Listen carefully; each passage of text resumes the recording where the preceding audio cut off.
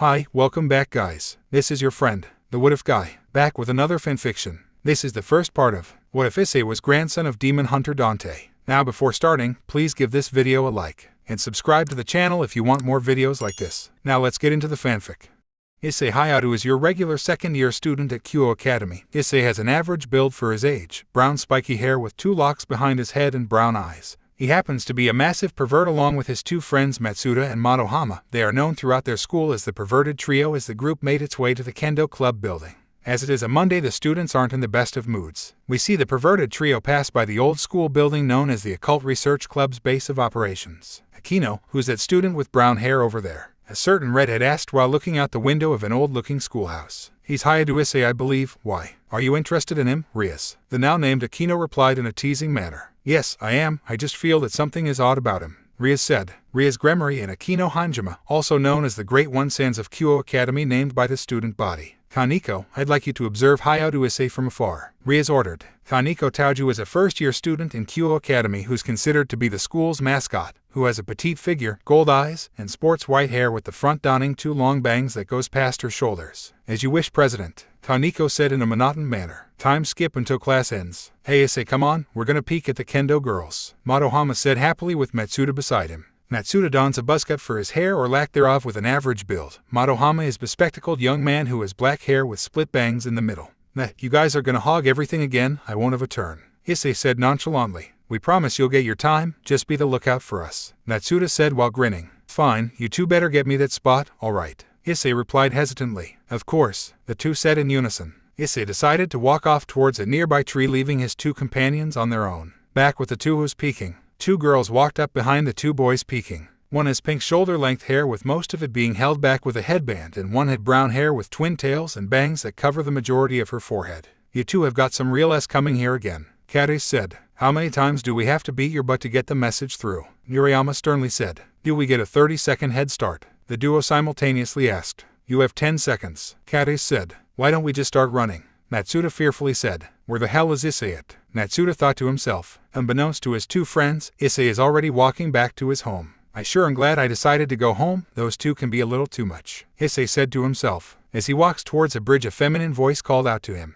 Excuse me, are you Issei Hyoudou by any chance? The girl asked. Issei looks in the direction of the voice and sees a beauty of a girl. Wow, she's hot, Issei thought. Yuma sported a very attractive figure, long silky black hair that goes down to her hips, purple eyes, and wore a school uniform that Issei doesn't recognize. Yes, I am, and you are, he replied. My name is Yuma Amano and I'd like to ask you something. She spoke. Go ahead, Issei replied. Would you like to go out with me? She finally said. Issei was shocked, to say the least, when he heard this sudden confession, but he saw this as his shot to finally get an advantage over his 2 friends. Sure, when would you like to go? He asked. The Sunday nearby the convenience store at noon sound good? Yuma asked. Sounds great, see you on Sunday, Issei said as he and Yuma exchanged contact info while dismissing himself. What the 2 didn't notice was a petite girl watching them at the far end of the bridge. Back at the Orc, the clubhouse is a 3-story structure with a clock tower on the 3rd floor. It's white with a black roof and vines crawling up to the 2nd story. Its interior had wood-paneled walls, Victorian-style furnishings, and a bath on one of its sides. Rias Gremory, while sitting on her chair in silence, waiting for Kaneko to arrive and give her findings. As if on cue, Kaneko entered the room. So, Kaneko, what do you have to report? She asked, breaking the silence. He's been asked out by a fallen angel. To Issei walking home. Issei made it to his home where he was greeted by his mother. I'm home, he announced. Welcome back, dear. How was school today? His mother asked. Issei's mother looked like she was in her late 20s, with long brown hair that reached her lower back and hazel eyes. It was fine for the most part until I was asked out by a girl today, he said happily. Issei's mother stood there surprised, mouth agape, and rushed over to her son, bear hugging him. I'm so happy for you. I never thought that this day would come, she said while squeezing the life out of the boy. Your father would be so proud of you, she softly said with a solemn expression on her. Yeah, he would be. He spoke in a happy tone slightly laced with sadness. Why don't we eat dinner to lighten the mood? His mother spoke. Dinner went on normally, but Issei's mother can't help but squeal in joy as his son finally has a girl that he can take out. I'll go up to my room now. I also washed the dishes, Issei said to his mother. All right, dear, thank you for helping with the dishes, she replied. Issei took a shower and went straight to his room, lying on his bed. Man, what day? I have a date on Sunday, and I've never seen Mom this happy before. Feels nice, he thought to himself as he dozed off to sleep. In Issei's dreamscape, Issei sees a blank space in white where it seems to have no end in sight. Partner, can you hear me? A gruff booming voice called out to him. Wait, who the hell are you? And what's with the partner thing? I don't even know you, he hesitantly asked. I am D-Drag, the Welsh dragon, and I will be your partner from now on. The voice answered regally. Suddenly a field materialized and a pillar of flame manifested in front of Issei. What Issei saw both amazed and horrified him. In front of him stood a 40-meter-long red western dragon with yellow horns, with 3 green jewels on its chest, one being a larger piece in middle with 2 smaller gems flanking its sides, one for each of its back hands and knees. You're really a dragon, but what are you doing inside my dreams? Issei asked. I was sealed in a sacred gear named the Boosted Gear, and that sacred gear has chosen you. D-Drag spoke regally. What's a sacred gear anyway? He asked. It seems I owe you an explanation, but first, let me ask you this. Do you believe in the supernatural? D-Drag said. No, Issei answered. To put it in simpler terms, every myth you've heard of and read are all real, from gods, angels, fallen angels, and devils, and as fate would see to it, a fallen angel has asked you out on a date. D-Drag explained. So, everything from the Greeks, Shinto, and biblical stuff is real? Issei asked. Yes, everything. D-Drag responded. Yuma-chan is a fallen angel? Issei asked in confusion. Yes, and she wants something from you, and we need you to be prepared for the worst. D-Drag answered in a weary tone. The worst? Like what? Issei wondered. Most likely she will try to kill you, but we can't be too sure. She may have other motives. D-Drag answered. That brings me back to my original question. What's a sacred gear? He wondered. They are tools given to the humans by the God of the Bible to defend themselves from the supernatural world. D-Drag replied. I see, so what powers does the Boosted Gear possess? The boy queried. The Boosted Gear is a Longinus-class sacred gear that doubles the power of the wielder every 10 seconds, hence the name. D-Drag explained. Longi what now? Issei asked in confusion. Longinus-class sacred gears are gears that can potentially kill gods. As of now there are only 13 known sacred gears of this caliber, and you are the wielder of one of them. The dragon explained. How do I use it? Issei asked. We will discuss your abilities tomorrow. As it stands, it's midnight in your world, and I need you at 100% capacity. D-Drag said. D-Drag then disappeared and Issei went to sleep. Morning. What a crazy night. I had a crazy dream with a dragon and the supernatural being real. Issei thought to himself. That was not a dream, partner. D-Drag's voice boomed in Issei's mind as a green glow appeared on the back of his left hand. What? Issei screamed, causing his mother to run up to his room. Issei dear, is everything all right? His mother asked. Yes mom, I stubbed my toe just now, nothing to worry about. Issei replied. All right, make sure to come down for breakfast, she added. Sure, Issei said. Good thinking, partner. I was shocked to say the least when thought of that lie. D-Drag spoke. Well, I had to come up with something right. Issei deadpanned. Right you are, now onto your abilities and something more. D-Drag said. What do you mean something more? The boy wondered. So, you really don't know? Know what? Tell if you know something, D-Drag. The boy pleaded. Partner, you're a devil, human, dragon hybrid, and I'm guessing your parents sealed your powers and changed your appearance to blend in more with the humans. The dragon explained. I have to ask Mom about this, Issei said with a tone of uncertainty. Issei goes downstairs to sit at the table with his mother to eat breakfast in silence. Mom, what am I? The boy asked his mother. What do you mean by that, dear? His mother responded. Am I human or not? The boy asked with a sullen tone.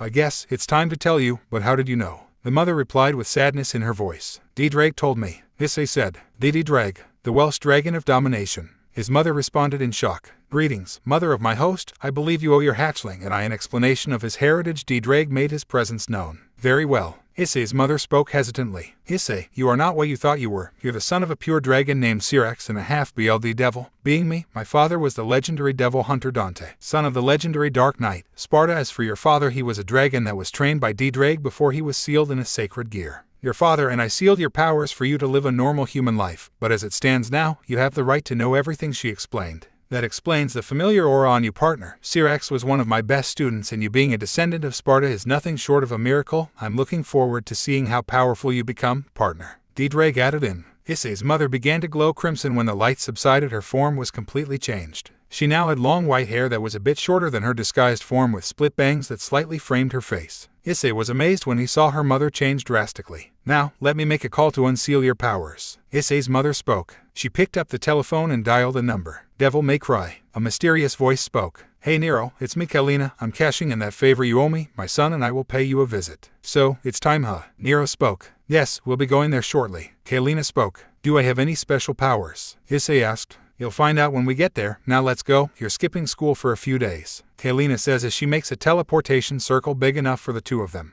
Somewhere in Redgrave City, Issei and his mother arrive outside of a two-story building mostly made from bricks with the most prominent feature being a neon sign that says, Devil May Cry. We're here now. Kalina was cut off by the sound of her son vomiting. Oh yeah, I forgot that teleporting for first-timers can be a little rough. Kalina thought to herself. Issei, after vomiting, regained his composure. Kalina opened the door with her son to see who was inside. "Ah, Kalina, is that your kid?" Nero asked as he pointed his finger towards Issei. Nero is a young man in his late 20s with short white hair and a faux hawk hairstyle and blue eyes. He wears a dark blue hooded jacket, a tattered dark crimson shirt, and black breathe with military-style combat boots. "Yes, he is Nero. Issei, introduce yourself," Kalina said. "Hello, my name is Issei Hyoudou. Pleasure to meet you." Issei did so in a groggy manner. "First time teleporting. Figures. Well, I'm Nero. You could say that I'm your first cousin." Nero replied. "Nero, about the favor, I need you to help him unlock his demonic powers. I can't unseal it since his father died. It takes 2 of us to unseal it. I figured you'd know since you know where the demonic swords are." Kalina explained. "I got an idea, but it's a gamble." Nero answered. "We need him to stab himself with the remains of rebellion while he absorbs the Yamato and Sparta's sword." Nero further explained. "You're kidding me, what if dies in the process?" Kalina said furiously. "Look, since he's Uncle's grandson, I figured he needs to do the same to unlock his true power as rebellion does. It fuses man and devil, but for his case, man, devil, and dragon." Nero calmly answered. "You have a point actually." Kalina calmly spoke in defeat. "Besides, those blades need a new wielder. Ever since our fathers fought to their own deaths, those 3 swords have been collecting dust in the old place, and I'm sensing that Issei here is the man for the job." Nero said confidently. "All right, fine. Issei, are you okay with this?" Kalina asked his son. "Yes, I really want to know what I truly am," Issei said in a determined tone. "That's the spirit, kid. Come on now, we're going to the old place." Nero said. "Old place?" Issei asked. "Sparta's home in the human world, where Dante and Virgil were born, and where everything started." Nero spoke in a solemn tone. "Sparta residence." The trio was looking at a 2-story Victorian-style mansion with red tile roofs and a gray exterior with vines growing around the lower area. "Wow," Issei thought. "Now, before we unlock your powers, let's meet the rest of the family," Nero said with a smirk. The trio made their way to the mansion's backyard where 5 memorials were planted with accompanying pictures. Sparta, a loving husband and father, a beacon of hope for humanity. Sparta is a handsome man in his early 30s with white SLC back hair and blue eyes. Eva, a loving wife and mother, the ray of light the twins followed.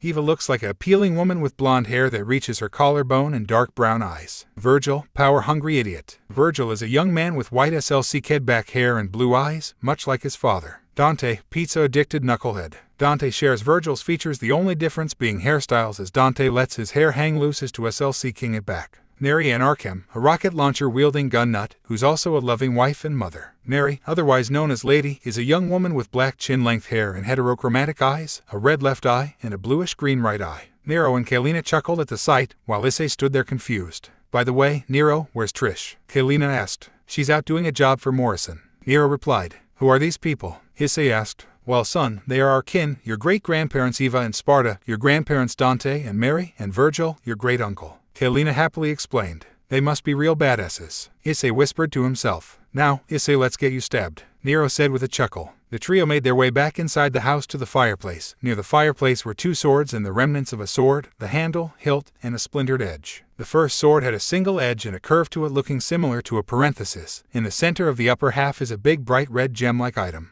On the other side, there are 2 much smaller jewels that shine orange and pink with organic flesh-like features. The spine of the blade also has 3 sets of bone-like protrusions. A bigger set can be found on the middle with 2 smaller sets flanking its sides. The second sword is a katana that is in a black sheath with dark blue sagio wrapped loosely. It has a dark blue tsuba with a golden outline, white wrappings on the handle, and a gold dragon ornament in between the wrapping and handle. Issei pulled the blade out and noted that it was more a piece of art rather than a weapon for killing. "Are you sure about this, Nero?" Issei asked hesitantly. "It's a gamble, but the odds are definitely in your favor," Nero said. Issei agreed and took the Yamato and strapped it to his hip. He then took Sparta and placed it on his back, and finally he took the remains of rebellion and took a deep breath. Stab. Issei stumbled back a few steps in pain as he noticed the remains of rebellion start to glow in a crimson hue. Sparta and Yamato also began to glow, then slowly disappearing as if Issei's body was SCK the 3 swords in. Issei screamed in pain. Kalina could only watch in horror as his son struggled to move due to the pain being inflicted on him. Nero, on the other hand, stood there on guard in case anything happens to the boy. The screaming simmered down until Issei flashed a blinding red light.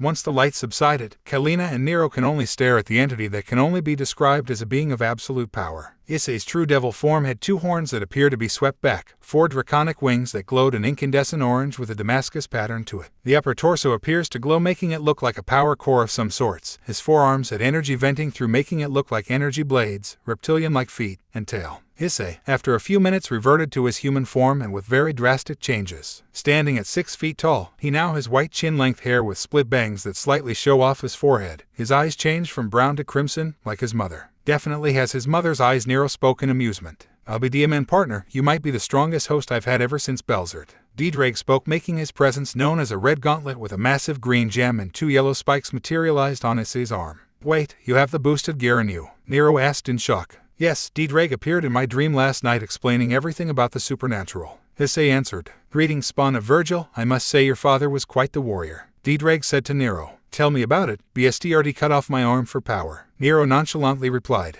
How come you still have your arm intact? Issei asked. Long story short, I awakened my power and for some reason, it grew my arm back. Nero answered as he deploys 2 angelic energy wings. Cool, Issei said in amazement. DMN right they are, Nero said with a smile. Issei, you better name that sword of yours, Kalina requested. How about Severance, since this the point where I leave my normal human life? Issei proudly stated as he materialized the sword out of thin air. The now named Severance is a double-edged sword that's a headshot of Issei's height when stabbed to the ground with a hilt decorated with 2 dragon skulls with red and green gems filling the eye sockets decorating both sides of the blade nearby the hilt. The hilt had 2 draconic claws that form a W shape. The handle is mostly metal with intricate engravings on it and the center of the blade had a visible split indicating that it was hiding something.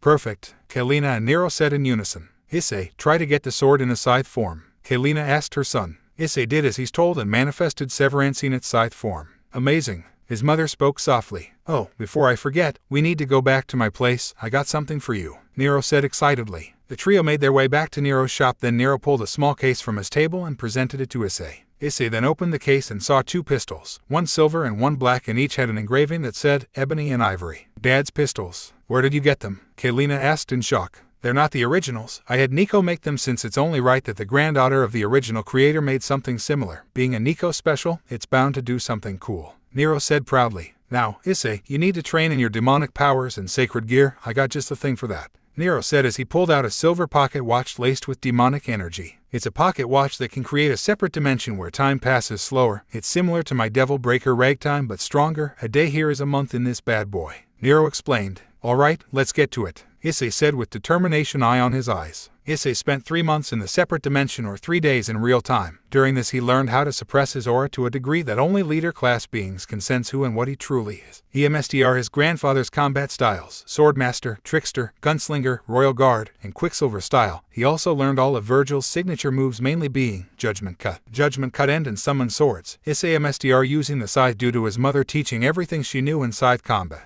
He also attained Balance Breaker on his first week of training, now being able to maintain it for an unlimited amount of time. Issei also attained Juggernaut Drive and doesn't cost his life force, instead substituting his vast pool of magic energy. Dabbing onto Issei's draconic side, Issei has unlocked his dragon form. His dragon form is a 30-meter-long dragon with black scales with a shade red on some parts, slit golden eyes, 2 horns that glow an incandescent orange, the same 4 wings on his true devil form only larger, and a barbed tail. Thank you, Nero, for helping and training my son. Kalina, don't think much of it, it's the least I can do for the both of you, Nero said with his signature smirk. This makes us even now. If you ever need anything, just call for us. Kalina spoke as she prepared a teleportation circle. Hey, Issei, Nero called for the boy as he reached in his pocket for a piece of paper. Yeah, he replied. Ever since Dante died, his devil arms also went missing. Here's a list of their last known locations. I'm sure they'll be glad to be wielded by their old MSDR's grandson, Nero said as he handed Issei the list. Issei looks at the list and saw powerful-looking devil arms. Agni and Rudra, twin swords that take the form of a wide scimitar with a serrated edge with one head on the end of the handles being Agni and Rudra themselves.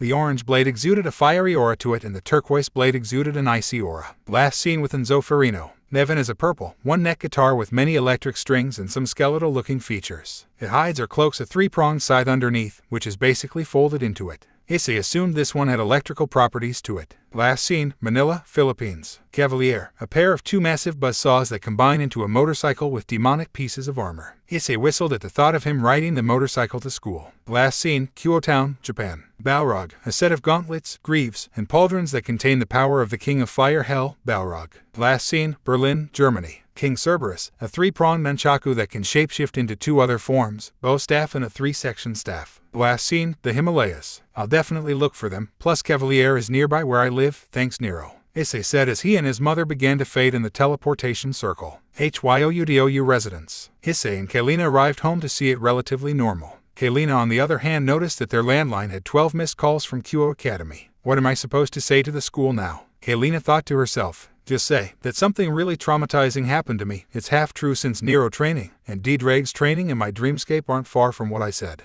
Issei spoke. Sounds good. Wait, how did you know I was thinking of that? Kailina asked in confusion. Your face says it all and my draconic senses also help. Issei replied with a big smile. Just take a shower and come back down. You're still attending school tomorrow since it's a Friday. I'm gonna make dinner now. His mother replied. Issei did as he was told and went back down to eat dinner in an awkward silence and immediately made his way up his room to sleep. Streets of Kuoh. Issei is seen walking towards his school and overheard comments from boys and girls alike. He's so hot, is he a transfer student? One girl said. Oh no, not another prince. A male student said in disappointment. I want to ask him out. Another girl squealed as her friends nodded in agreement. To say that Issei looked like a treat for the girls in Kyo Academy would be the understatement of the century. Looks like you're attracting a lot of potential mates, partner. D-Drag mentally spoke to his host. No, sit Sherlock, you did mention dragons having multiple mates, right? Issei mentally replied to the dragon. Yes, I assume you want a HRM for yourself since it's most of the thoughts I see and hear before your transformation. The dragon replied. Yeah, I may have changed physically, but my dream is still there. Issei replied. Sirex definitely rubbed off on you. D-Drag said with a chuckle as Issei cut off the link. Issei then made his way to his classroom and the moment he entered all eyes were on him. Who is he? One of the students pondered. Great, as if the school needed another Prince Charming. A male student sarcastically said. He's so handsome. A girl nearly fainting said. Another prince. No, a king is here. Another girl said. Excuse me, but are you a transfer student? A teacher asked as she was about to begin homeroom. No, I'm a returning student. I've only been absent for 3 days, sensei. Issei replied. Sisi, could you be Hyoudou-kun? The teacher said in complete shock. Yes, and I can explain myself later during homeroom, sensei. Issei humbly said with a small bow. EHHH. The entire class shouted in unison at this absurd revelation. Homeroom began and the teacher did as Issei suggested. Hyoudou-kun, would mind explaining to us what happened during your sudden disappearance and change in appearance? The teacher asked. Well, sensei, I just found out how my father truly died, with details I won't share, and when I found out the truth, I contracted Marie Antoinette syndrome, causing my hair to turn white. It took me a few days to recover, but here I am better as I can be. Issei explained with a smile as he made the story up in the moment. I'm truly sorry for asking that, Hyoudou-san. The teacher apologized with a bow. It's alright, sensei, and if anyone is wondering, please ask your questions now. Issei said to all his classmates. Immediately hands began to shoot up, majority being girls and 2 lonely hands belonging to the now named perverted duo. Are you single? A girl asked. Yes, but I'm not looking to date anyone right now. Issei answered as he completely forgot about his date with the fallen angel. Where have you been all this time? Matsuda and Madohama asked in unison. I was just at home, trying to recover from the shock, from finding out the truth. Issei answered with a solemn expression. That's quite enough, everyone. Give Hyoudou-kun the space he needs. We're starting class now. The teacher announced to the class. Class went on to finish until lunch break. Excuse me, is Hyoudou Issei-kun here? A mysterious voice asked. Kyoa, it's Kiba-sama. The girls in class squealed in unison. Kiba Hyoudou is a handsome teenager with an average build, blonde hair, and bluish-gray eyes with a mole underneath the left eye. Yes, that would be me, Issei said as he raised his hand to grab Kiba's attention. Ah, Hyoudou-kun, my name is Kiba Hyoudou, a pleasure to meet you. Kiba introduced himself as he reached out his hand to Issei. Issei Hyoudou, a pleasure to meet you as well, and what does the Prince of Kyo Academy want with me? Issei said with a smile as he reciprocated the handshake. Our club president at the Occult Research Club would like to invite you for lunch in our clubroom. Kiba said. Very well, lead the way. Issei replied as he grabbed his lunchbox. I sense Devil's partner, high class at that, be careful. D-Drag said in Issei's mind. Yeah, I know, I'm a devil myself, I just want to make some friends. Issei replied. Alright then, you're plenty strong enough to take care of yourself, and with that, I'm off to sleep again. D-Drag deadpanned as went to sleep. The walk to the Orc building was spent in silence, but they soon arrive. Issei and Kiba arrive in front of the main room of the Orc. Knock knock, enter, a feminine voice said. Kiba opened the door with Issei behind him. Hello Butchu, I've brought him. Kiba said as he presented Issei to the rest of the Orc. Issei saw 3 appealing girls. Who caught his attention the most was a girl with crimson hair that reaches her thighs, messy bangs, blue eyes, had a buxom figure, and a bountiful cest. Next was a girl that stood behind the redhead. She had a voluptuous figure and a bigger rack than redhead, raven black hair that was extremely long that was kept in a ponytail with a ribbon and purple eyes. Last was a petite girl with white hair and 2 long bangs that reached past her shoulders and loose bangs over her forehead. She had golden eyes and a cat ornament stuck to her hair. Welcome Hyoudou-kun to the Occult Research Club. The redhead said. My name is Riaz Gremory, it's a pleasure to finally meet you. Riaz introduced herself. Issei Hyoudou, a pleasure to meet you Riaz-senpai. Issei said, holding back a massive blush. Akino Hanjima, I hope you treat me well. Yufufufu Akino introduced herself with a smile. Kaneko Taoju, sup. Kaneko said in a monotone voice and neutral expression. Pleasure to meet all of you. Issei gracefully spoke. Please, take a seat, Ria said joyfully. Issei did as he's told and brought out his very large lunchbox. Hyoudou-kun, I believe you that you know about the supernatural. Ria's questioned. Yes, I do, and I know that you guys are devils and more, Issei said as he ate his lunch. Very well, that leaves me with but one question, would you like to join my peerage? Ria's asked. It would be an honor, Ria-senpai, but I have to decline. How come? Ria said with a slight frown. I have my reasons, but I'd be more than happy to help you out if you need it, Issei said as Ria's face brightened up when she heard it. He's not normal, Kaneko chimed in, causing Issei to slightly twitch. Can you tell us what you are? Ria's pride. Yes, but what I show stays in this room and take it as a sign of my trust to all of you, Issei said in a serious tone. Very well, Hyoudou-kun, Ria said. Issei decided to let some of his aura out and unfurled his 4 devil dragon wings and materialized his sword. Everyone in the room stared at Issei in both shock and amazement. Appealing, the 3 girls said in unison as their faces glowed with a blush. And powerful, Kaneko chimed in again. What are you, Hyoudou-kun? Ria's asked, breaking the silence. Well, I'm a son of a pure dragon and a half-breed devil, Issei nonchalantly replied. That doesn't explain your appearance and 4 wings. Why do they glow, and they look very far from regular dragon wings? Ria's asked in confusion. Ever heard of Sparta? As Issei said the name of his great-grandfather, all the devils gave Issei a disturbed look. And what of him? Ria's proceeded to ask. He's my great-grandfather, and my grandfather is the legendary devil hunter Dante, Issei said. Sparda, a legendary dark knight who single-handedly defeated an entire demon army and its leader, the Prince of Darkness, Mundus. The very same devil that sealed the underworld from the human world. Ria's asked in absolute shock. The one and only, Issei said. All the devils just stood in silence as they tried to absorb the absolute bombshell of a revelation into their minds. Now that's cleared off, I want you guys to drop the formalities. Just call me Issei or Eyes, whichever you prefer. I'm not one for formalities, Issei said with a smile, breaking the silence. Issei-kun, what's with that sword of yours? It doesn't feel like a regular demonic sword, Kiba asked with a hint of excitement in his voice. This here is Severance, my very own sword. It was made when I absorbed the 3 demon swords of Sparta, Issei explained. Can I give it a swing? Kiba asked with stars in his eyes. Sure, go for it, Issei said as he handed Severance over to Kiba. Kiba tried to lift the sword but was unable to. Kaneko-chan, mind giving me a hand? Kiba said as he struggled to lift the blade. Kaneko walked over to the struggling Kiba and tried to lift the sword with Kiba, but to everyone's surprise not even the combined strength of Kiba and Kaneko could lift Severance. Issei-kun, how can you even lift this sword with one hand? Kiba wondered as Issei walked over to the pair and take his blade. To put it bluntly, my first cousin explained to me that it only responds to me, Issei said. You have a cousin? The members of the orc asked in unison. Yes, he's Nero, Virgil's son, Issei casually said. Virgil, the Dark Slayer. Ria's again in shock as she finds out more about Issei and his lineage. Ara, to think the Issei-kun has powerful relatives. Akino chimed in while holding her cheek. Amazing, Kaneko said with a little bit of emotion. Issei materializes Severance in a spectacle of crimson magic particles as he retracted his wings and sat back down on one of the 2 couches in the clubroom.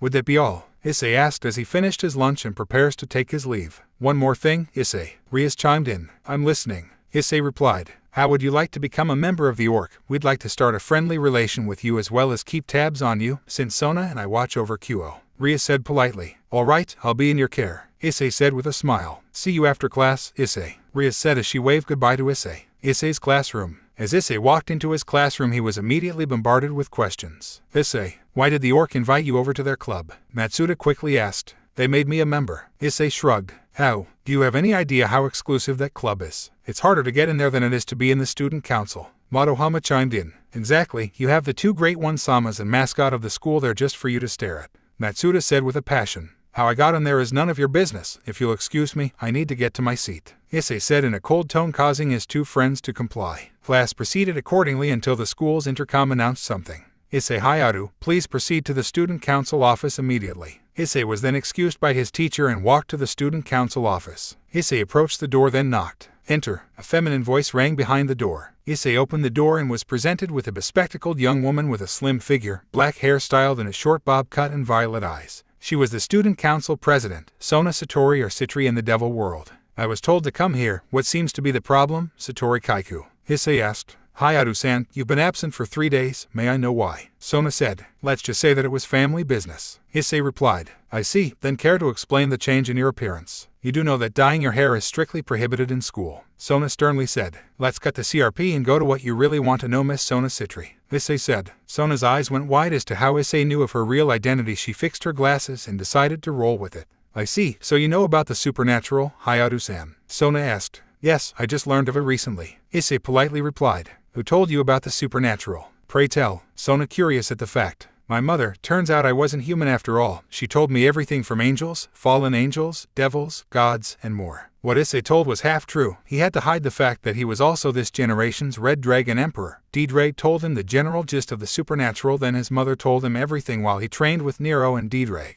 I see, then would you mind telling me why the sudden change in appearance? Sona asked. Well, when I say family business, it meant that everything that I am was revealed. Turns out, I'm not fully human. Issei said nonchalantly. Can you tell me about your heritage? Sona pried. I already told Rias, I might as well tell you. Issei said as he proceeds to unfurl his 4 wings and materializes his sword. Pretty, Sona said wide-eyed. Seriously, again, Issei thought to himself. First of all, I'm a descendant of the legendary Dark Knight Sparta. My grandfather Issei was cut off. Sparda. You mean to tell me that you're a descendant of the devil that slew an entire army and the Dark Prince, Mundus? Sona said, losing her composure. She had only heard of Sparta from legends and read about him in books. She thought that his bloodline would stop from his twin sons, yet here is Issei, checking most of the boxes to be a descendant of Sparta. Yes, he's my great-grandfather, his youngest son Dante being my grandfather, and I'm half-dragon. Issei explained. Sona, ready to faint, managed to compose herself. I see. Well, Hyoudou-san, humor me with one last question. Are you here on friendly terms with us? Sona sternly asked. Yes, I'm planning to have a massive debut in the supernatural world and side with the devils. Sona sighed in relief when she heard that Issei wants to be on good terms with the devils. All right then, you're free to go, Sona said with a small smile and a fading blush. He's attractive. I need to make a move soon since he already met Rias. I'll be taking my leave then. Please consider what I told you a sign of my trust. Until then, take care, Sona Kaichu.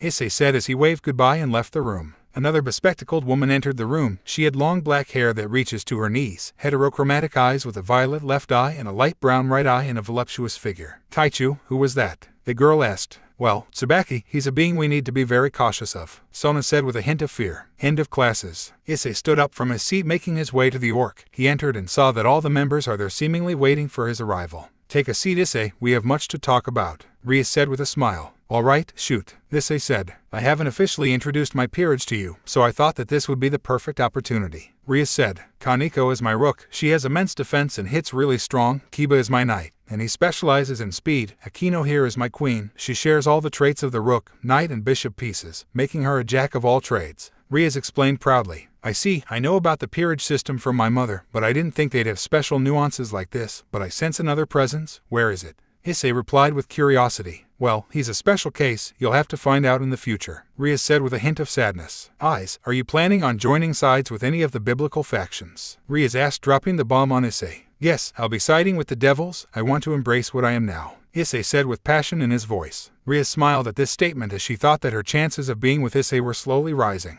Your mother seems to know a lot about the supernatural. Can you tell us why? Rias chimed in. I honestly don't know. While I was training, she would start lecturing me about the supernatural. I just listened, not questioning her sources, Issei said in a neutral voice. So, you know about most of the supernatural world? Rias asked. Pretty much, yeah, Issei shrugged. Issei-senpai, I have to tell you something. Kaneko suddenly spoke. What is it, Kaneko-chan? Issei asked. Do you remember the girl that asked you out on a date? She's a fallen angel. I see. Thank you for informing me, Kaneko-chan. Issei smiled as he patted Kaneko's head, earning a purr from the girl. I completely forgot about that, Issei thought to himself. Good thing the girl kept an eye on you. Didre spoke, surprising Issei. That's a plus, I guess, Issei said to his dragon. Eyes, here, take this, Rias said as he gave Issei a piece of paper with the Gremory magic circle on it. Thanks, what's this for? Issei asked. It's when you need help. It'll notify me when you activate it. It will summon us to you, Rias explained with a smile. All right then, I'll be taking my leave. See you all next Monday, Issei said as he left for his home. Hyoudou residence. I'm home, Issei announced as his mother came to greet him.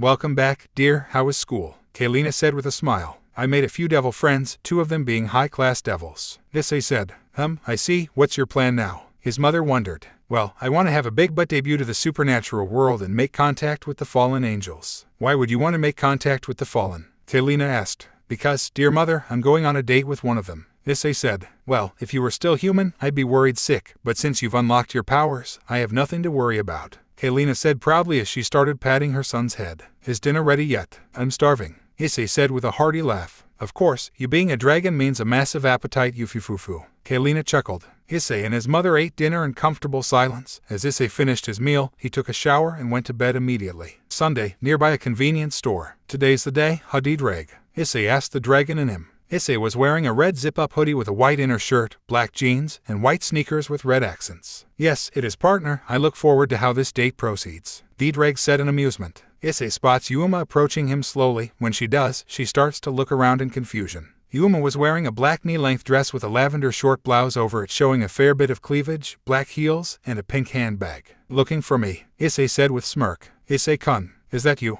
Yuma said in shock. Yes, it's me. Shall we go? Issei suggested. The date began with the couple going to the clothing store and picked out numerous pieces of clothing. Issei took a liking to a black shirt with a skull getting pierced by a star on its left eye socket. He bought Yuma a pink scrunchie and she happily wrapped it around her wrist. The couple then went to a cafe where they ate and chatted about various topics, learning about their interests and whatnot. The date was nearing its conclusion as it was sundown. The couple made their way to the park and walked towards a fountain. Issei-kun, can I ask you something? Yuma spoke. Sure, Issei said. Would you die for me? Yuma said. Could you repeat that? I didn't hear you right, Issei said with an awkward smile. Yuma walked up to Issei near his ear and repeated what she said. Would you die for me? Yuma's voice suddenly changed its tone to a more mature version of her voice. Yuma glowed purple and her outfit suddenly changed into a LTHRDMNTRX outfit that barely covered her ass and womanhood while deploying Hyoudou jet black wings. Yuma materialized a pinkish red light spear out of nowhere and stabbed Issei. Stab. Yuma expected Issei to die immediately, but she felt something grab her wrist. Tisk tisk, Yuma-chan, you can't just kill your boyfriend after going on a date with him. Issei mockingly. How dare you? Yuma asked in fury. Yuma created a multitude of light spears trying to hit Issei, but Issei dodged them all with ease. Issei then punched Yuma on the gut and she immediately lost consciousness. Issei carried Yuma's unconscious body and sat it up at one of the benches. An hour went by and Yuma stirred awake. Yo, Yuma-chan, Issei said as he looked at the fallen angel. What did you do to me? Yuma demanded. Nothing, I just knocked you unconscious. Yuma materialized a light spear but was immediately shut down as Issei flared his aura. What are you? Yuma said in a voice full of fear. Yuma was towered over by Issei, his crimson eyes glowing. In the fallen's eyes, she was staring at the incarnation of death itself. I'm someone who you don't want to PSS off, Issei said with a mix of his demonic voice. Tell me, Yuma-chan, who are you really? Issei asked in a demanding tone. My real name is Rainier and I work for the Grigori, Yuma said, shaking as she had no choice or thought she'd die if she said the wrong thing. Who's your leader? Issei pressed on. Our leader is Azazel-sama, he's also my father. Rainier answered again in fear. That was easy, Issei thought to himself. Now, Rainier, I want you to bring me to him, Issei said, now softening his tone. As you wish, Rainier replied in fear again. Rainier led Issei to a 5-story apartment and walked over to one of the rooms and opened the door to reveal a normal-looking interior with a lot of game consoles nearby the TV set. Dad, someone's here to see you, Rainier said with her tone returning to normal. Oh, and who might that be? A voice asked as a figure got out of the bathroom. Who emerged from the bathroom was a tall man with an average build, black hair, golden bangs, and a black goatee wearing a gray kimono along with a gray haori. Issei Hyoudou, the boy you asked me to monitor, Rainier formally said. Wait, he told you to monitor me. Why the hell did you try to kill me? Issei asked in an agitated tone. Rainier stood in silence. Partner, be on guard, you're with the leader of the fallen angels. D-Drag chimed in. I know, Issei replied warily. Apologies for what my daughter did to you. As for introductions, I'm Azazel, leader of the fallen angels, Azazel said while putting his chin between his index finger and thumb. Issei Hyoudou, pleasure to meet you, Azazel-san, Issei said with a smile. What brings you here, Issei? Azazel asked as he reached for 2 glasses and a bottle of whiskey and gestured Issei to sit at one of the couches. I recently found out that the supernatural was real and here I am trying to make a few friends, Issei said. Want a drink? Azazel as he pointed towards the bottle of whiskey. No alcohol please, water will do, Issei said politely. Have you associated yourself with any of the 3 biblical factions? Azazel asked as he poured himself a drink and gave Issei a glass of water. I'm planning on joining the devils, since I'm a devil myself, and I'm pretty sure you know what I am since only beings of your caliber can sense me, Issei said. I do, and I'm curious how strong you really are. I know you're not just a devil, I also sense dragon in you, but your devil side is something I never thought I'd see again, Azazel said skeptically. Tell me, kid, are you a descendant of Sparta? Azazel finally dropped the bomb. Rainier overheard the conversation and immediately began to rethink her decisions in trying to kill the boy. Yes, he's my great-grandfather, his son Dante is my grandfather, Issei, Kami said. I see, I thought his bloodline vanished ever since his 2 sons fought themselves to death. Azazel shrugged. Hey, it's a sibling thing, Issei said with a chuckle. One more question, kid. Are you the Red Dragon Emperor? Azazel dropped an even bigger bomb. You're as smart as I've heard. Issei smirked as Azazel immediately figured out who he is. Living for thousands of years has its perks, and that aura of yours is unmistakably laced with the Welsh Dragon's signature aura of domination.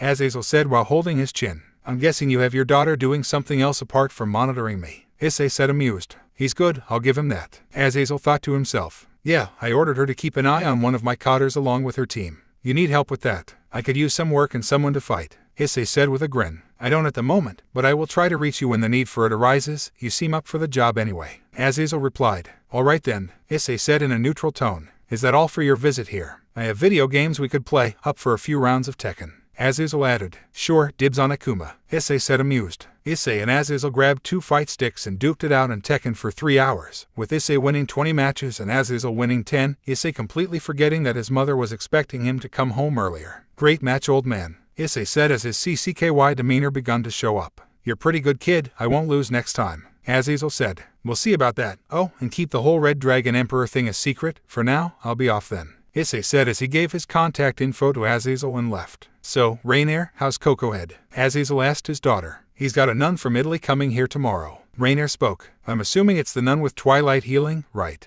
Azazel wondered. Yep, it's her, and I have a bad feeling about it. Rainier said in a worried tone. Hyoudou residence. Where have you been all this time? Kaylina scolded her son as he arrived late at night. Relax, I finished my date with no problems at all, Issei said as his left hand slightly twitched. Kaylina, seeing this, knew right away that her son was lying. Really? I know that's not everything, Kaylina said sternly while glaring at Issei. Fine, you got me. I got the fallen angel to bring me to her leader, and surprise, surprise, she's his daughter, Issei said in defeat. Let me get this straight. You went on a date with a fallen angel, then you got her to bring you to her leader, father, Kaylina said while trying to compose herself. Pretty much. Azazel was pretty chill. We played some Tekken and I offered him my help if he ever needs it. Issei shrugged. You're definitely gonna end up like your grandfather. He takes on the most bizarre jobs while being casual about it most of the time, Kaylina said in annoyance. Runs in the family, huh? Issei shrugged. Heh, you bet your butt it does, Kaylina said with a chuckle. Anyway, it's late. Do we have any leftovers? Issei asked. Yeah, you'll find some on the table, Kaylina said, returning to her normal mood. Issei ate dinner, took a shower, and finally went to bed after a very interesting day. Hey, D-Dreg. Issei called for his dragon. Yes, partner. D-Dreg's voice now heard in Issei's room. Do you think it was a smart thing to do to reveal myself to Azazel? Issei pondered. Yes, I do think so. Azazel seems to favor peace more than conflict. At least that's what my memory serves me, and making a connection with him will earn you some favors. D-Dreg replied to his host. I see. With that, I'll go to sleep. Good night, D-Dreg. Issei said. Good night, partner, D-Dreg said as he too dozed off to sleep. Next day, Issei was walking to school until he came across the park he always passes by in his school walks. He saw a nun carrying a suitcase with blonde hair outfit and approached the girl. Excuse me, are you lost? Issei asked the nun. I'm sorry, the nun replied in Italian. She's Italian, huh? The good thing about being a devil is knowing all languages, Issei thought to himself. I asked if you were lost. Issei replied with a smile. Why yes, I am. I'm looking for the nearest church here. The nun replied. I see, I can take you to your destination. I know this area quite well. Issei sheepishly spoke. Thank you very much. I don't know much Japanese. God must have sent you my way as a sign of his goodwill, the nun said as she clasped both her hands together. May I know your name? I'm Issei Hyoudou,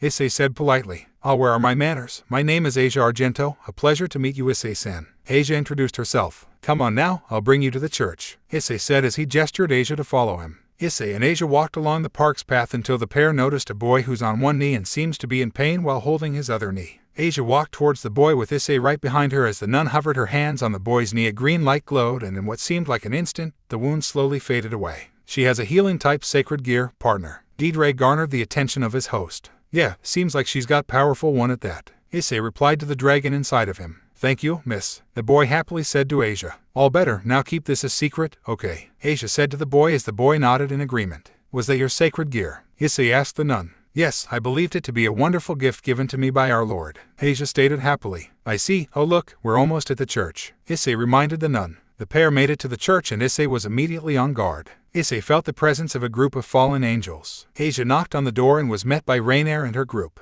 Issei, what the hell are you doing here? Rainier asked in shock. I met Asia here while I was walking to school, Issei said in a serious tone. Issei-san, why don't stay for tea? I'll be making some right now, Asia said happily. I'll have to pass for now, Asia-chan, I'm running late for school, Issei said hesitantly. That's too bad. I'll be seeing you soon then, Issei-san. I will see her, right, Issei said to Rainier in a serious tone as he left for school. Rainier, who was that boy? Caluana asked. Caluana is a tall and buxom woman with brown eyes and long, navy blue hair that obscured her right eye. She wore a maroon trench coat-like top with a wide collar that showed a lot of cleavage, a matching mini skirt, and black heels. That kid felt like nothing, I couldn't sense him at all. Donasik added. Donasik is a middle-aged looking man with short black hair and dark blue eyes. He wore a gray trench coat over a white dress shirt with a matching ascot, black breathe and shoes, a pair of black gloves, and a black fedora. Easy pickings if you ask me, Middelt said confidently. Middelt is a girl with a petite stature, blonde hair styled into twin tails and blue eyes. Her outfit consisted of a gothic Lolita attire, which consisted of a black dress with white frills, white thigh-high socks, black shoes, and large bow on top of her head. Someone who we don't want to be on the wrong side of, Rainier answered cryptically. KUOH Academy. Issei made it to his class 10 minutes late. As he opened the door to enter, his classmates stared directly at him. His female classmates immediately swooned over his sudden appearance. "Ah, I thought the king wouldn't make it to class," a girl said. "He looks as handsome as ever," another girl said.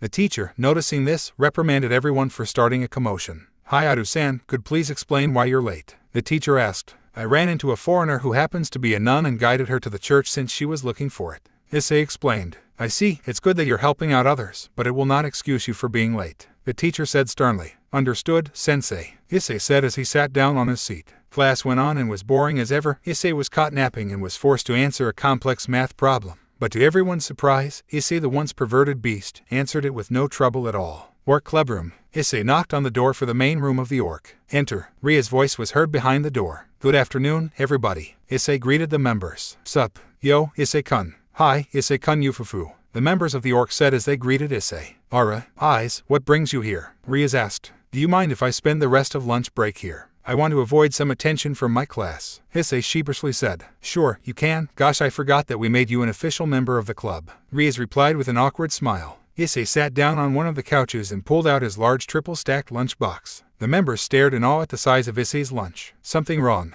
Issei asked as he began eating his food. "Nothing, we're just surprised at the amount of food you brought. It could feed all of us in here," Rias replied with a chuckle. "I don't mind sharing. Most of this is just extra if I'm feeling really hungry. Dragon's appetite, you know," Issei said. Faniko stared aimlessly at Issei's lunchbox as she spotted a bar of chocolate. Issei, noticing this, decided to ask the girl. "You want some?" Issei asked as he reached out the bar of chocolate towards Kaneko. "Yes," Kaneko replied in a neutral tone as she began eating the chocolate bar. Issei finished eating his lunch and immediately reported to Rias. "Ria." Issei was cut off by Rias. "Eyes, since you're now a member of the orc, I want you to call me Butchu or Prees, whichever you prefer." "Fine. Butchu, I have something to report. This concerns your territory," Issei suddenly said in a serious tone. "All right, what is it, Eyes?" Rias asked with concern. "A group of fallen angels has gathered at the old church," Issei said. "I had a feeling that they'd be here. I didn't think it would be this early." Rias sighed. "They also have a nun with a sacred gear with them. I came across her on my way to school earlier," Issei added. Ria's eyes went wide as she heard of the news from Issei. "I see, thank you, Eyes," Rias said with audible worry. "Not a problem, I'll be off then, and thank you for letting me stay in the clubroom," Issei said as he stood up. "You're more than welcome to come here anytime. Since you're a member already, club activities will exempt you in some of your classes," Rias explained. "I see, thanks again, Ria Butchu," Issei said as he left the room. Skip to the end of classes. Issei is packing up his things until he remembered about the list of devil's arms Nero had given him. "Should I start looking for them, D-Drag?" Issei asked the dragon. "I think starting off with Cavalier should be smart since it's in your area," the dragon replied. Issei agreed and went home to tell his mother about his task of retrieving Cavalier. Hyoudou residence. "And home," Issei announced. "Welcome back, dear," Kalina said as she greeted her son. "Hey, Mom, do you mind if I go outside for a bit? I want to get Cavalier," Issei asked his mother. Kalina sighed. "All right, but be careful. You may be strong, but you never know who you'll encounter," she warned her son. "I will see you in a bit," Issei said as he left. Streets of KUOH. It was nighttime as Issei wandered throughout looking for a sign to find his first devil arm. Issei, sensing that something was off in one of the houses, decided to go there. Issei was startled when he heard screaming from the house and brought out ebony and ivory. He composed himself as he approached the open door of the house. Once he entered, he was immediately hit with the smell of BLD and a freshly killed body. He followed the trail and was led to the living room of the house where he saw a dead man's body and a white-haired figure dressed in priest clothing and an overcoat who's pinning Asia against a wall. Issei increasingly became PSS at the sight. The innocent Asia was about to be violated by this brain-damaged priest. "What the hell are you doing to her?" Issei said in fury, making his presence known. "Issei-san." Asia shocked to see the boy who helped her get to her destination. "Shut up, witch, who the hell are you?" the figure asked in a maniacal tone. "Someone who you don't need to know," Issei said in a voice laced with venom. Fried Selzen, at your service, and probably the last thing you're gonna see and meet, Fried said, still in his maniacal tone as he pulled out a light sword. Fried instantly charged at Issei with his light sword and swung his sword overhead. Issei easily dodged the attack and pulled out Severance, and blocked Fried's follow-up attack. Issei then pushed the priest back and pulled out ebony and ivory and began to shoot the priest with non-lethal magic bullets. You're strong, I'll give you that, but I need to go and kill you some other day, Fried said as he grabbed Asia and began to teleport away. Issei-san, I'll see you again, Asia says with a teary smile as she faded away. Issei bellowed in despair. Partner, get a hold of yourself, Diedrag screamed into Issei, who slowly composed himself. Thank you, Diedrag, I needed that. Issei thanked the dragon. You're welcome, and I sense Cavalier nearby. Go to the abandoned warehouse, Diedrag informed his partner. All right, let's go, I swear I'll get you back, Asia, Issei said to himself with determination. Abandoned warehouse. Issei was approaching the abandoned warehouse and felt 6 energy signatures, 4 being the orc members, 1 of them being Cavalier, and the last one was an unknown. But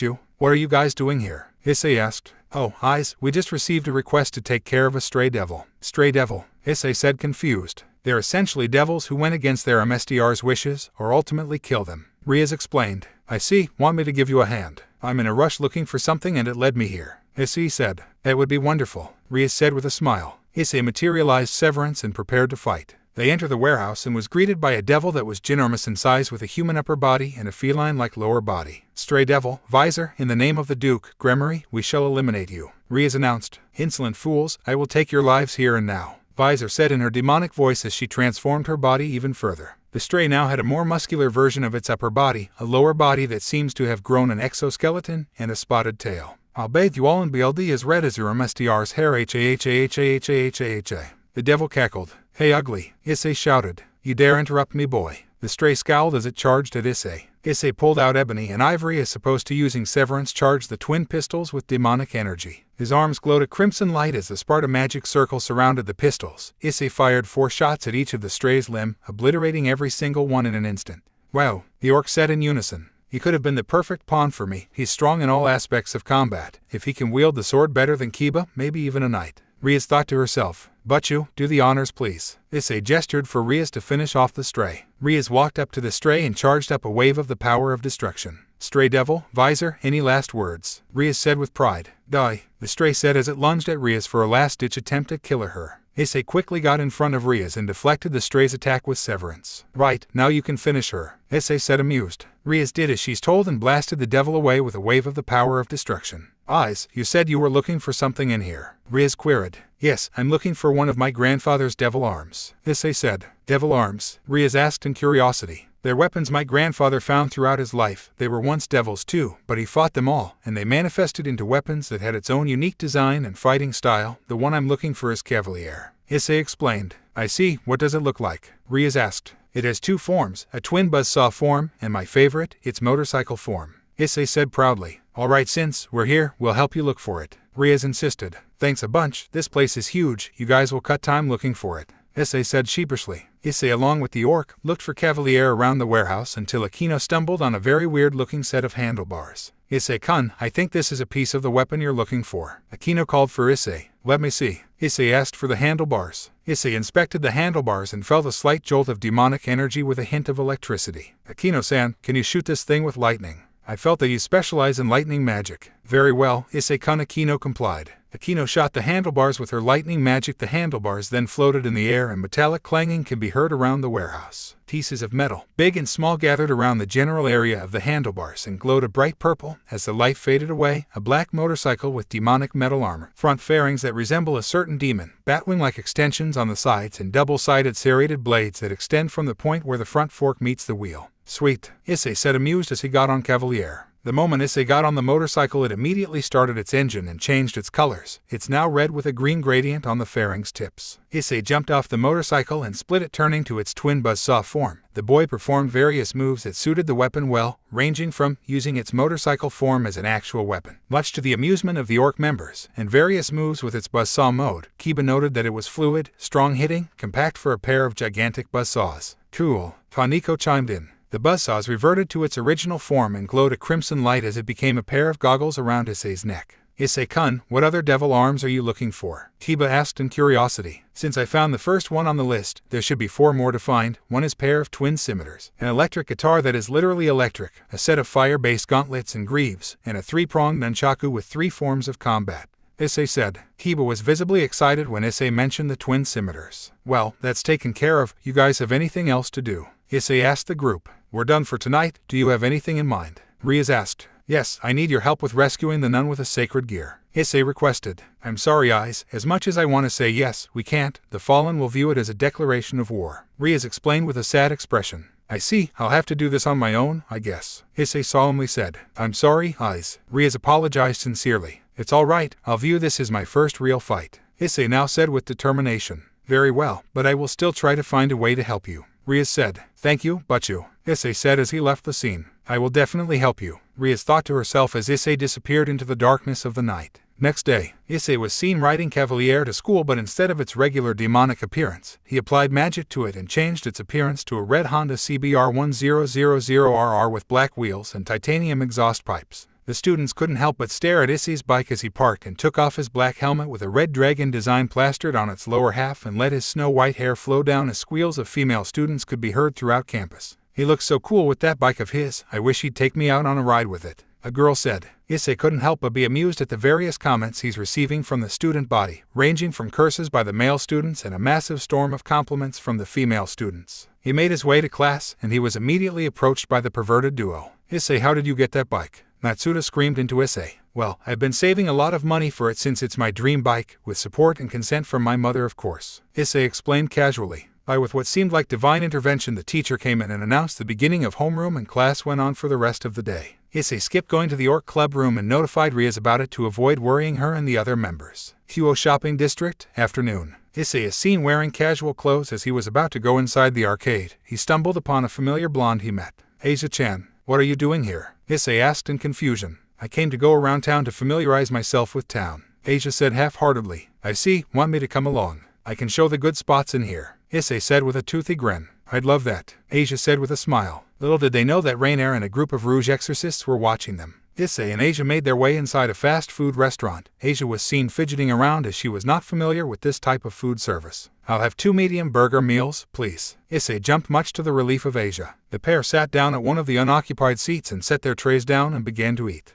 Asia was confused as she didn't know how to eat a burger. Issei, seeing this, decides to teach Asia. You unwrap it like this, and take bites out of it, and the fries, you can just eat by hand. Issei instructed as Asia took a bite. It's delicious, Issei-san. I didn't know food like this exists. Asia exclaimed happily. Issei was happy to see that Asia was taking a liking to Kyoto and its numerous places to go to. Asia-chan, why did you go to Kyoto in the first place? Please answer me honestly, Issei asked in a serious tone. I was told that they need my powers to further help the church. Asia said teary-eyed. How would they go about that? Issei asked. I have no clue. All I know is that they will extract my healing powers for the church. Asia said. D-Drag, what happens to a sacred gear wielder when their sacred gear gets taken away? Issei asked the dragon in him. I'm afraid to tell you this, partner, but she will die from having that much energy extracted from her. D-Drag solemnly said. Issei's aura flared out in anger, managing to suppress it to not scare Asia. Asia, do you trust me when I do this to you? Issei said as he prepared to cast a spell on Asia. Yes, Issei-san, you're the only person who has shown me kindness and compassion that I can't find from anyone else. Issei nodded and casted the spell on Asia. What does this do? Issei-san, Asia asked curiously. You'll find out soon enough, Issei said cryptically. The pair went outside to sit on a bench with Asia smiling happily with a stuffed animal that Issei won for her in the arcade. Asia-chan, how did you get your healing powers? Issei asked curiously. I was born with them, but I was abandoned by my parents and was raised by the church. I was named the Holy Maiden because of my healing powers. Asia said with a sad smile. I'm sorry, Asia-chan, I shouldn't have asked. Issei said with a frown. It's all right, Issei-san, please let me continue. Asia said as Issei nodded in compliance. On one fateful night I saw a man collapsed from his injuries. I of course healed him, but once he stood up, he sprouted a pair of bat-like wings and was revealed to be a devil. There were witnesses from that incident. Then I was called a witch for having the power to heal a devil, leading to me being labeled a heretic by the church. Asia explained in a solemn tone. When you had nowhere to go, you went with the fallen angels then, Issei said as he connected the dots. Yes, but it's all right. I believe that this is a trial from God, and when I overcome this trial, my dream will be a reality, and that is to have friends that I'll have a chat with, read books, and grow up with to be good people. Asia said. Aren't I already your friend, Asia-chan? Issei sincerely spoke. You mean it, Issei-san? Asia said as her face brightened up. Yes, what we did earlier is what friends do all the time, Issei said with smile. Suddenly, Issei felt an illusion barrier being cast and Rainer and a group of rogue exorcists appeared, surrounding the pair. Issei, we need her back with us, Rainer demandingly spoke. All right, but humor me with, but one question, what are you going to do with her? Issei asked with venom in his voice. I'm not allowed to say, Rainer said. Issei reluctantly let Asia go with Rainer to avoid revealing the supernatural to the humans. As they cast an illusion spell and teleported away, Asia spoke and said her last goodbye to Issei. Goodbye, Issei-san, thank you for being a true friend to me, Asia said with a teary smile as she was teleported away. The nun knows what's going to happen when her sacred gear gets taken away from her, Dietrich said in Issei's mind. Yeah, the spell I cast on her will teleport me to her when she gets in trouble and it's something that's guaranteed to happen. Issei replied to his dragon. Hyoudou residence, nighttime. Issei was seen laying on his bed waiting for the spell to trigger, but to his disappointment, an hour passed by and nothing seemed to happen. FCK it, I'm going there now, Issei said to himself. Finally, it's about time we get some action, partner, Dietrich said excitedly. Yeah, it's been way too long, it should have activated by now, Issei said concerned. Issei hopped on Cavalier and zoomed through the street straight to the church entrance. Issei crashed through the double doors of the church entrance and was met Middle, Kalawana, Donasik, and a lot of rogue exorcists. Rainer nowhere to be seen. Where is the nun? Issei spoke with a cold tone mixed with his demonic voice as he wielded Cavalier in its buzzsaw form. The fallen angels couldn't help but wince in fear as Issei flared out a fraction of his power. They knew that they would die if they fought him even if there were 3 of them. The 3 fallen angels tried to stop the rogue exorcists from attacking the boy, but they were too late. Issei was already charging at them with the twin buzzsaws. Issei made quick work of the rogue exorcists with a flurry of wild swings using Cavalier, and mixing it up by sweeping them away in its motorcycle form. I'll ask again, where is the nun? Issei now spoke in a cold yet demanding tone. She's in an underground cave, the entrance is behind the altar. Kalawana spoke in fear. Is this why Rainer was so fearful of this boy? I can tell he's holding back by a massive amount. He could have easily killed all of us, but why didn't he? Kalawana thought to herself. Issei made his way down the cave and was met with over 100 rogue exorcists and looked towards an altar with a giant cross and an unconscious Asia tied up to it. Issei was now really PSS at the sight and was even more enraged when he saw the crazed priest, Fried Selzen, with a sit-eating grin plastered across his face. You're too late, city devil. She's gonna die and I have her healing powers. I'm gonna be invincible. The crazed priest shouted with pride. This is where you perish, Issei said without a hint of emotion. Issei then decimated the entire army of exorcists with Cavalier in his hands. He then materialized Severance and charged at the crazy priest, slashing and hacking his entire body that not even Twilight Healing can keep up. Issei stood over the lifeless body of the crazed priest and took the set of rings that contained Twilight Healing. Issei carried the unconscious body of Asia and laid her down on one of the benches in the church. Asia-chan, wake up,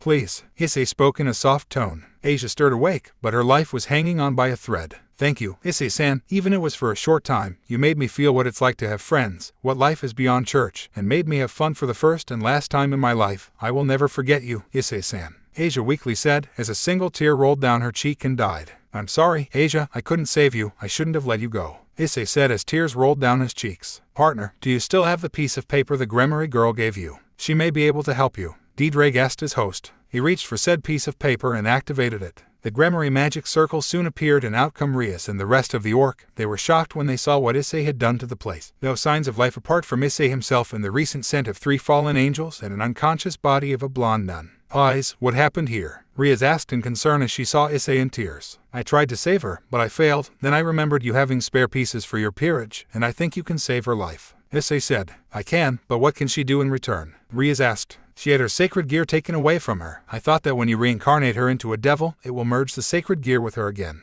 Issei explained. All right, I'll try, Rias stated as she pulled out a bishop piece. In the name of Rias Gremory, I command thee, Asia Argento, for your soul to return to this world, and rejoice in your new life as my bishop. Rias finished the incantation as the bishop piece slowly gets absorbed by Asia. But you, is she all right? Issei asked in concern. Yes, give her some time, she'll wake up soon, Rias said. Asia begins to stir awake much to the relief of Issei and the others. Issei-san, what happened to me? Asia asked curiously. Asia, you're now a reincarnated devil, Issei said as he dropped a bomb on Asia. I see, I was given a second chance at life. I will see this as an opportunity to fulfill my dream, Asia said sadly at first, then turned her mood around. Rias then took Asia with her to stay in her apartment for the time being. Orc clubroom, afternoon. Enter, Rias said as the door opens revealing Issei. Hello, but you called me here. Where are the others? Issei asked in confusion. Yes, I called you here and the others are out doing their devil duties, Rias answered. All right then, what's this about? Issei asked. I want you to take Asia in before she's transferred to our school, Rias explained.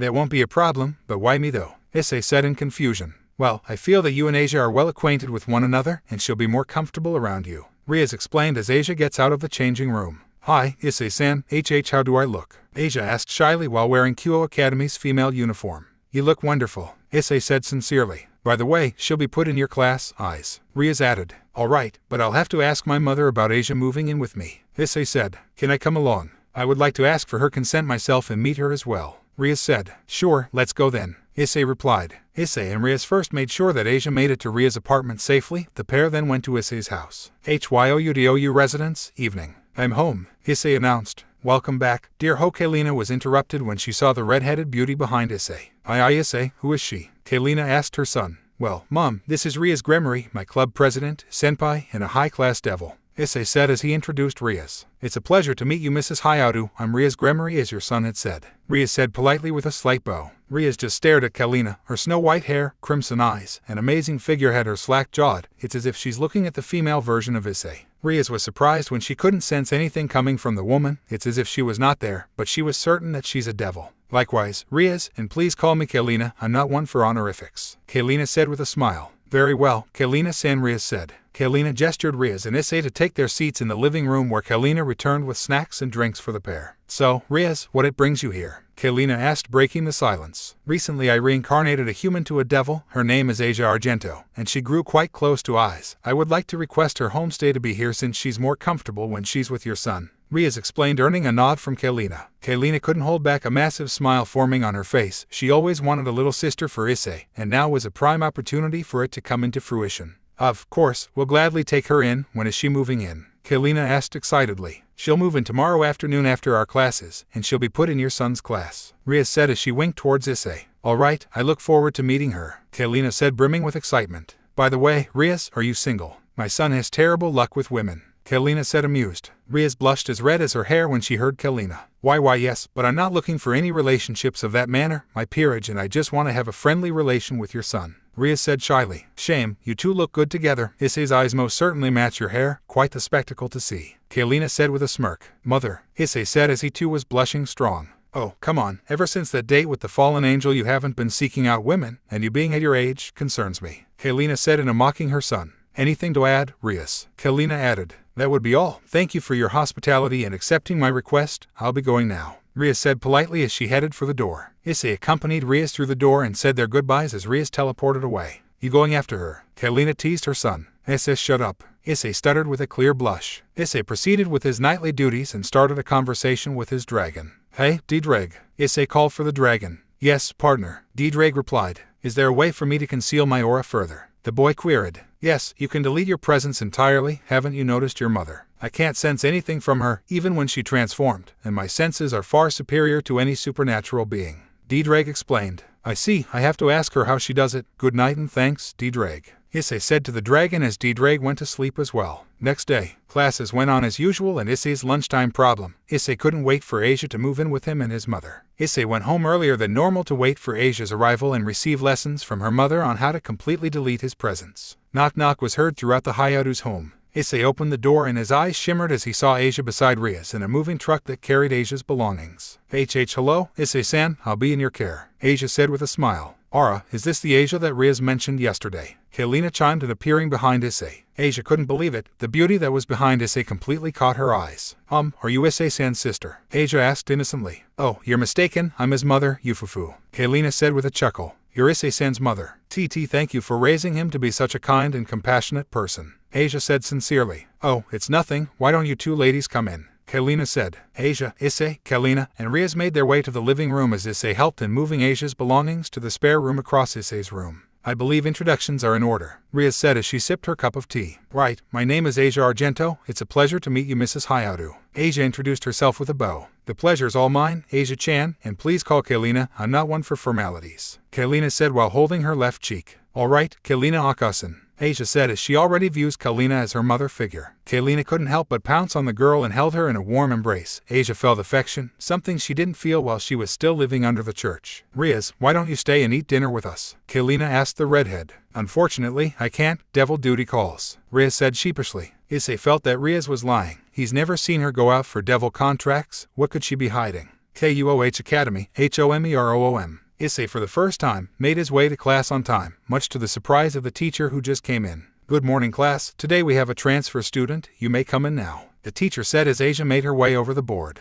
Hello everyone. My name is Asia Argento. I transferred here from Italy. I hope we get along well. Asia introduced herself with a smile. Both boys and girls cheered in joy as Asia was cut off from her introduction. The teacher managed to control the commotion and allow Asia to continue. I'm currently living with Issei-san as of yesterday, Asia said innocently. The males in Issei's class immediately gave him death glares. Issei, why the hell is she living with you? Matsuda bellowed at Issei. How are you this lucky? Madohama said in jealousy. She was lost? Okay. I only did what a normal person would do when someone is lost and has nowhere to go, and I see her as a little sister, Issei said calmly. Class went on until the afternoon as Issei and Asia made their way towards the Orc Club room. Welcome you two, Rias greeted the pair. Yep, we're here, Issei replied. Take a seat. The both of you were just about to discuss getting Asia a familiar, Rias said as she summoned a bat. Familiar, Issei pondered. They're small monsters bound by a contract to its MSDR, Rias explained as she summoned a bat. Here's mine, Akino spoke as she summoned a small green oni. Mine's here, Kaneko said as she pats a white cat that somehow looks a bit like her. Mine also, Kiba chimed in as he summoned a small falcon that perched on his shoulder. A knock was heard from door. The door opened and revealed Sona Citri with her peerage behind her. Sona, what brings you here? Rias asked her rival. I came here to introduce my latest peerage piece and go to the familiar forest, Sona said as she fixed her glasses. What a coincidence, I'm also going there to get my new bishop of familiar. We can settle that later, introductions are in order, Sona said with a slight smile. Rias-senpai, who's that? A blonde teenager asked pointing at Issei. I'm a member here, and who are you again?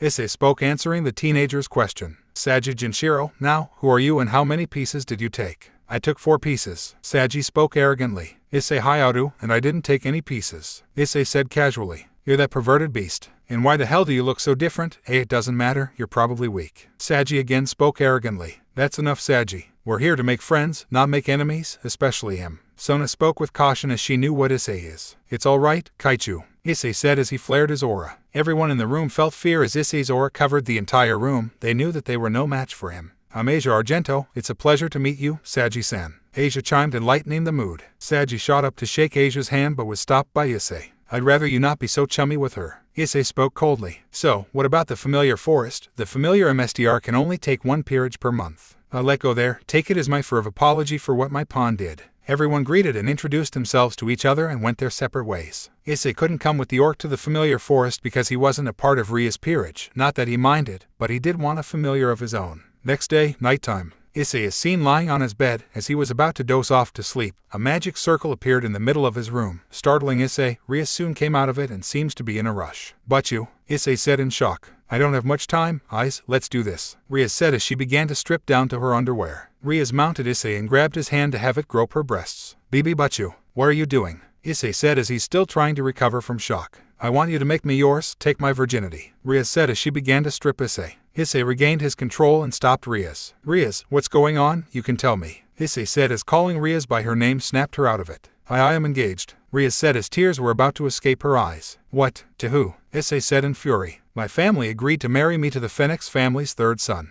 Rias said weakly. So, an arranged marriage she doesn't agree to, Issei thought to himself. And you thought me taking your virginity will drive the guy off, Issei said calmly. Yes, Rias replied. I have a plan, but I'll only do it if you agree to it as well, Issei said as an imaginary light bulb appeared above his head. Anything, Rias said in a desperate tone. As Issei was explaining the plan to Rias, suddenly a silver version of the Gremory magic circle appeared in Issei's room. Out came a silver-haired woman with 2 front braids, red lipstick, and was wearing a blue and white French maid outfit. With this lowlife, your father and Sayarina will be disappointed, the woman in question said as the magic circle dispersed. Sayarina, Issei wondered. My older sister, Rias answered Issei's question. You have an older sister, Issei followed up but was ignored. My purity belongs to me, how is it wrong to give it to someone I willingly want to? Rias spoke sternly. Even if you're my sister's queen, I won't allow you to speak lightly of Eyes, Rias added because she partly knows how strong Issei is. However way you see this, you are still the heiress of Gremory clan. Have some common sense. The maid spoke. My name is Grafia. I am in the service of the Gremory clan under my king, Sayarina. Pleased to make your acquaintance. The now named Grafia introduced herself with a slight bow. I'm sorry, Eyes, I wasn't thinking straight. Your plan, however, is something I can execute, Rias said seductively. Grafia found it suspicious as the pair disappeared from the magic circle. What was that all about? Kailina barged into her son's room as she heard everything that conspired. Let's just say that my debut to the supernatural world is nearly there, Issei said with a grin. The members of the Orc gathered in the main room, but to everyone's surprise, both Issei and Rias are nowhere to be seen.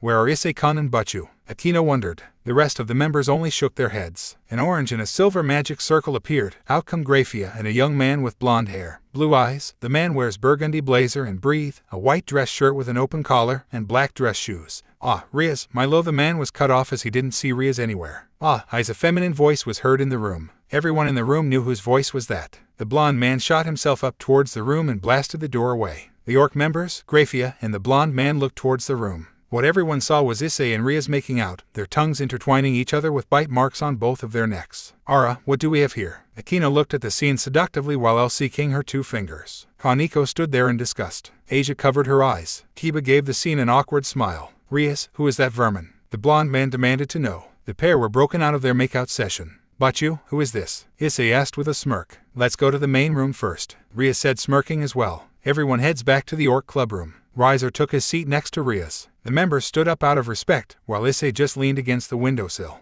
To everyone who doesn't know, this is Lord Riser Phoenix, a pure-blooded high-class devil, the 3rd son of the Phoenix family, and the fiancé of the next head of the Gremory clan. In other words, Rias Gremory's betrothed. Grafia explained to everyone in the room. This guy sure looks like he could use a beating. Issei thought to himself. Issei's scheme was going as planned. He wanted to taunt the devil by doing some funny business with Rias, which Rias agreed to because both share a mutual attraction towards each other. When Riser sees this, Issei predicted that he'll challenge him to a fight. I must say, your queen's tea is exquisite, Rias, Riser said with a hint of anger as he grabbed Rias' thigh. Thank you for the compliment, Akino said with a fake smile. Would you mind explaining why you were lip-locking with this lowlife? Riser said, pointing at Issei. I grew quite fond of him, Rias said with a smile, further angering Riser. You're going to marry Riser, Rias. This is for the future of the devils, Riser said. How many times do I have to tell you? I don't want to marry anyone until I graduate from college, and I definitely won't be marrying you, Rias said in anger. If burning your entire peerage and that lowlife is gonna do the trick, then so be it, Riser said as he prepared a fire pointed towards Issei. Riser Phenex, don't you dare get him involved in this, Rias shouted, trying to protect Issei. You there? Tell me your name, Riser demanded. Someone who you shouldn't know? What's your deal? Issei arrogantly said to the devil. Riser challenges you to a duel, Riser announced, much to the surprise of everyone.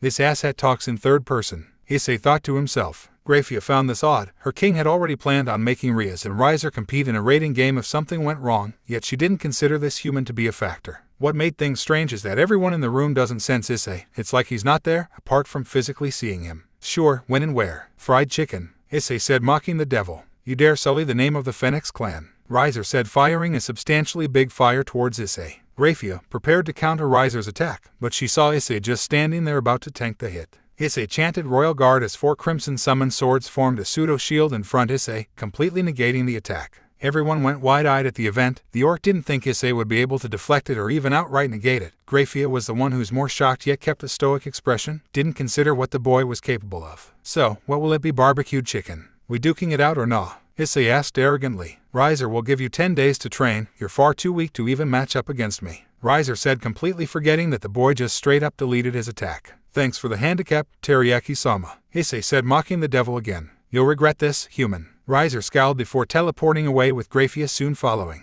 So, you're going to train for 10 days? Rias asked the boy. No, we'll use those 10 days to train you in your peerage. You never know when something like this is going to happen, Issei explained. Rias agreed and suggested going to her family's villa deep in the mountains to train. Issei made sure to give everyone training that will push their bodies to the limit.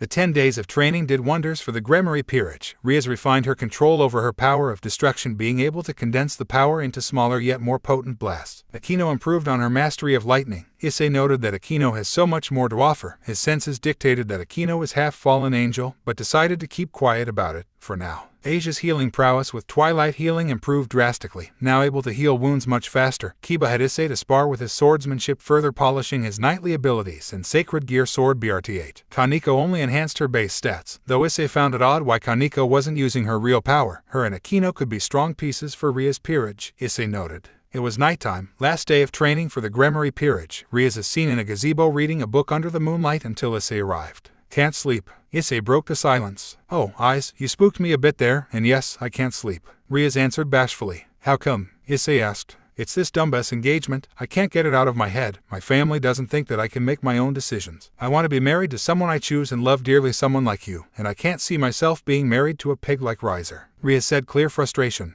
I can't do much apart from fighting the Yakitori, but I'm pretty sure something good will happen, even if it's just a little. Issei said sincerely. By the way, why did you agree to my plan? Issei added. I like you, simple as that, and you're a good kisser. Ria said, earning a blush from the boy. The feeling is mutual, Rias. Issei called her by her name to emphasize that he truly meant it. Care to prove it? Rias said, walking up to the boy. Yes, Issei answered as he pulled Rias in for a more passionate embrace. Orc clubroom, afternoon. The orc members and Issei are seen lounging about waiting for Grafia to pick up Issei for his battle with Riser Phoenix. As if on cue, a silver Gremory magic circle appeared in the middle of the room. Greetings, I am here to pick up Issei Hyoudou for his battle, Grafia said with a bow. About time. Issei shrugged, walking over to Grafia. Grafia, can we watch the battle too? Rias asked as the rest of the orc nodded in agreement. Yes, the battle will be broadcasted around the underworld. Grafia answered. I see, be careful eyes, I know you can win. Rias said in a cheering manner. Hey, thanks for your support, Issei said with a slight blush. Issei and Grafia teleported to the underworld with the orc following them.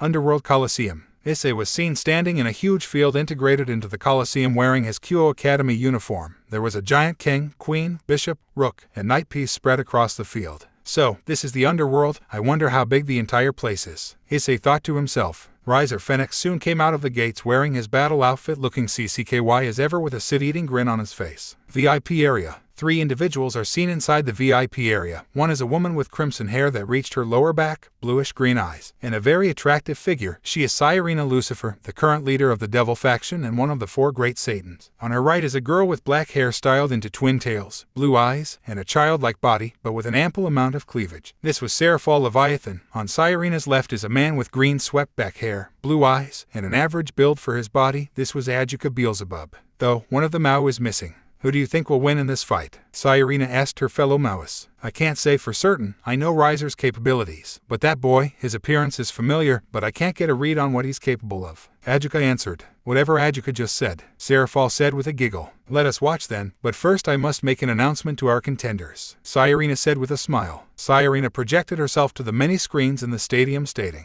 You, who's going to fight Riser Phoenix, state your name and purpose. Sairina announced. Issei Hyoudou, I'm fighting this fried chicken for Ria's Gremory. Issei said. Very well, the 3 Mao present in this fight will grant you 1 favor each if you somehow come out on top. You can state them now or have an audience with us later on. Sairina said with a bit of shock at the mention of her younger sister. My lord, you can't possibly award this lowlife. He doesn't stand a chance against Riser. Riser spoke. He came all this way to fight, we might as well see what he's capable of, and if he makes it far enough, a reward is what he deserves. Sairina spoke in a regal tone. If that is your wish, my lord. Riser spoke with a hint of annoyance. Another room in the VIP area. Rias, the orc members, Sona, and her peerage were put in one room discussing the outcome of the battle. Sona, what do you think is going to happen in this battle? Rias asked her friend. I think Hyoudou-kun can win if he's aware of the Phoenix family's powers. Sona answered. He knows about the power, it's only a matter of how long he can keep up and how strong he can hit. Rias said, surprising Sona as to how analytical Rias was. We can only watch from here, Sona said. Coliseum Battlegrounds. A projection of Grafia manifested in the middle of the arena. Greetings to all who is watching. I am Grafia, Queen of Sairina Lucifer. I will be the mediator for this battle, in which the conditions are as follows. If Issei Hyoudou wins, he will earn 3 favors from the 3 Maoists present, and if Riser Phoenix wins, he will immediately be married to Ria's Gremory. And with that, begin.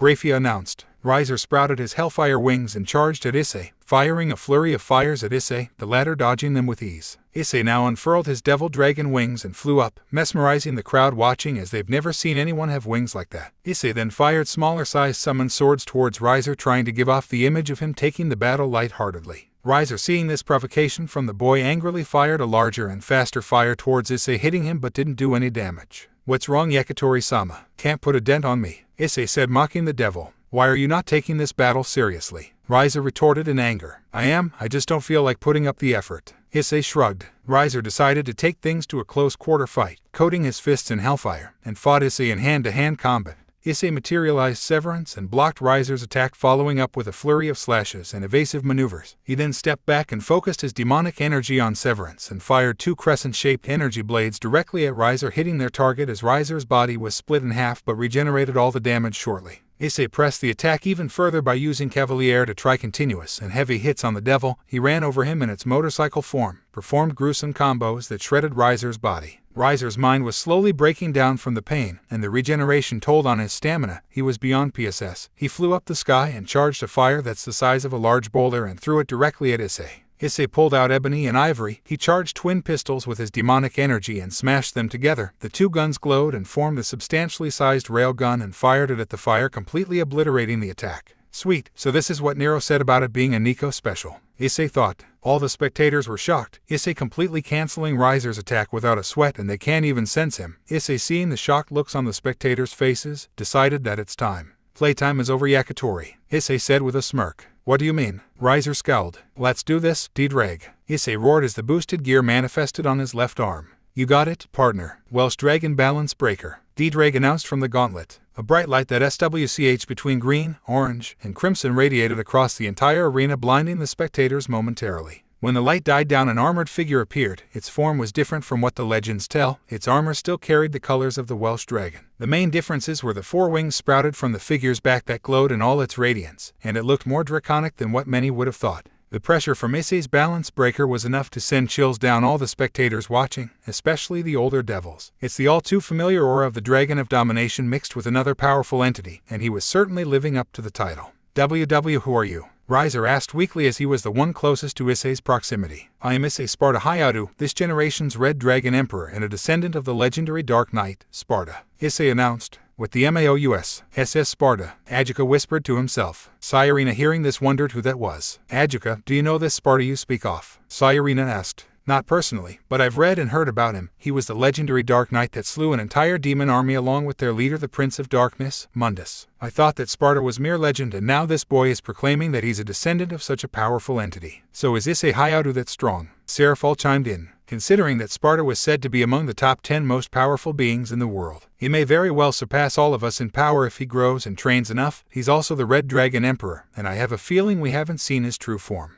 Ajuka said, widening the eyes of his fellow Mao. Riaz and the others. Riaz, did you expect this? Sona asked her friend, rival, while losing her composure. I didn't. I expected him to be at middle class when he first showed us his power, and I didn't know that he was the Red Dragon Emperor, Riaz answered in complete shock. If you managed to convince him to join your peerage, you would have been a rating game champion already, Sona said. Riaz could only nod in agreement. And you, Saji, you tried to size this monster up when you first met him, Sona scolded her pawn. Saji looked aimlessly, contemplating his life choices. Azaz's apartment. So, the kid decided to show himself now? Perfect timing, hee. Azazel said, amused. Who showed up? A feminine voice answered. Your eternal rival, Valeria, Azazel answered. Valeria Lucifer is a young woman in her teens. She had long silver hair, sapphire blue eyes, and a buxom figure. She is also this generation's White Dragon Empress, wielding the sacred gear Divine, dividing the boosted gear's rival sacred gear. Albion spoke as a pair of blue mechanical energy wings unfurled behind Vali's back. Oh, Albion, you and your host are in for a very big surprise, Azazel answered cryptically. Can't wait to meet this sucker, Vali said as she made her two fists collide.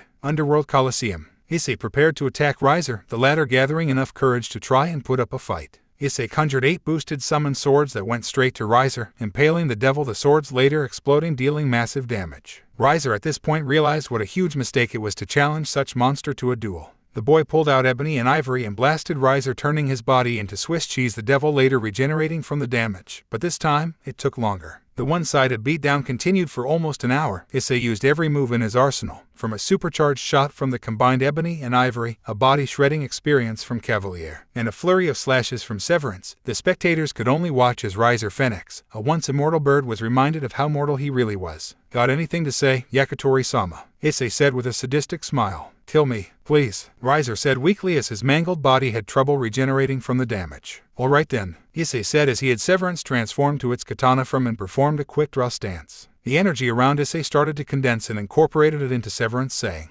You shall die. Issei was about to draw the sword. He noticed a magic circle appearing in front of Riser. A female devil appeared trying to shield Riser. That's enough, he surrenders, the girl said teary-eyed. Issei stopped the attack and reverted to his base form. He saw a girl with blonde hair styled into drills, blue eyes, a petite figure with a bust size that shouldn't be allowed for someone her size, and was wearing a dark lavender dress. This was Riser Phoenix's little sister, Ravel Phoenix. Fine, Issei said, surprising Ravel as she blushes at the sight of Issei's base form. Graphia teleports in the middle of the arena. The battle is over, Issei Hyoudou wins, Graphia announced. I'd like to have an audience with the Mao, Issei said, Graphia only nodding as the 4 figures teleported away. Graphia teleported herself and Issei to the VIP area where the Mao were seated. We shall take this conversation to my office, Sayarina said with a smile. Sirena's office. The group arrived at Sirena's office. Issei expected her office to be a bougie-looking office, but was surprised to see a regular-looking office. It had dark blue walls with dark gold trimmings, a good-sized table, and a snazzy-looking chair. The office looked complete with the modern-looking furnishing that went well with her office's aesthetic. Sirena gestured Issei to sit along with the other two Mau. Grafia stood behind Sirena as she is her queen.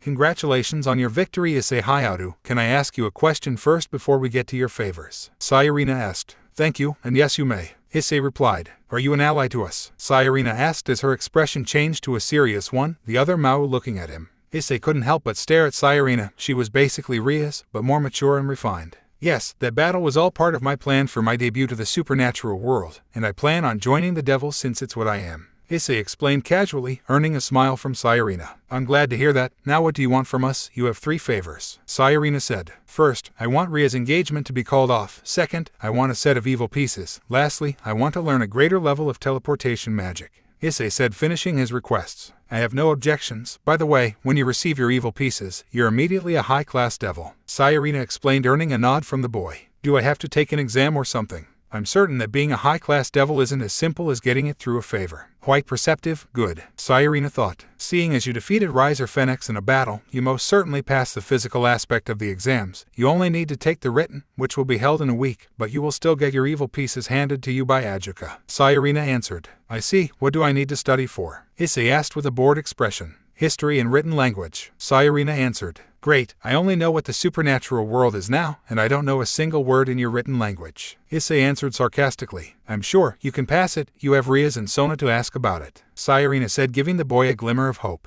Ajuka, Serafal, anything to say? Sirena asked her fellow Mau. None. I can give Issei Hyoudou his evil pieces right now actually. Ajuka said with a smile. Sam, I can teach him greater teleportation magic. Serafal said happily. All right, I agree on having Ria's engagement be called off. Sirena said in visible relief. Issei Hyoudou, are you really Sparta's descendant? Ajuka chimed in, wanting confirmation from the boy. Yes, he's my great-grandfather, my grandfather being his younger son Dante. I'm the son of his daughter, Kalina. Issei explained, earning a nod from Ajuka. Quite curious indeed, but what about the draconic aura we sense from you? Ajuka asked, earning nods from the other two Mau. I got this one, partner. Ddraig, making his presence known as the gauntlet, materialized on the boy's arm. It's an honor to meet the Welsh dragon, Ajuka said. Likewise, the same goes for the rest of the great Satans present. Back to my host's aura. He was born from a pure BLD dragon. His father, Syrax, was one of my best students. He had potential to be the 3rd heavenly dragon if he was still alive and continued to hone his skills. And if he did, he and Crom Cruach may very well have a rivalry like mine and Albion. The cause of his death is unknown. My host's mother won't disclose the details. Ddraig explained, earning nods from the Maois. I see. I would like to see how the evil pieces react to you and your power. Ajuka said, grabbing his chin.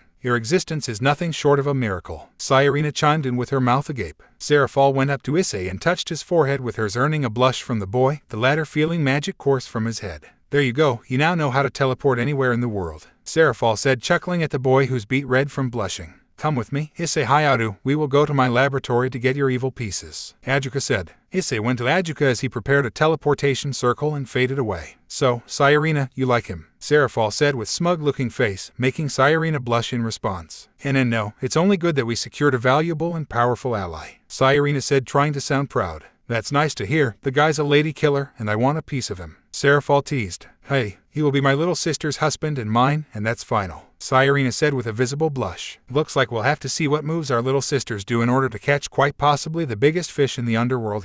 Serafal said with a giggle. Indeed we shall. Sirena said as sparks could be seen in between the two Maois. Grafia only smiled at the scene. She knows how her king works and feels, and she's not doing a good job of hiding it. AJUKAS laboratory. Ajuka and Issei were seen entering the laboratory's lounge. The pair was greeted by a very attractive woman. Ah, Leisha, what brings you here? Ajuka asked. Leisha Astaroth is an appealing girl with blonde hair with blue tips, almond eyes, a voluptuous figure that's similar to Ria's, wears a red noble-looking dress with black fur that covers the sides of her neck and nape. I had planned to catch up with you, but it seems you're busy. Leisha spoke. You can say that. By the way, this is Issei Hyoudou, a descendant of Sparta. Ajuka introduced Issei as Leisha's eyes went wide from shock. My, it's a pleasure to meet a descendant of such a legendary figure, Leisha said. Likewise, MS, Issei said, not knowing who the woman is apart from her first name. Leisha Astaroth, niece of Ajuka Beelzebub. Leisha said with a smile. Follow me, Issei Hyoudou, your evil pieces await. Ajuka said, gesturing for Issei to follow. Can you drop the Hyoudou part? Issei, your eyes is fine, I'm not one for formalities. Very well, Issei-kun. Ajuka said while Issei gave a whatever look towards Ajuka. Can I come too? Leisha asked. Of course, we can use the time to do what you originally planned,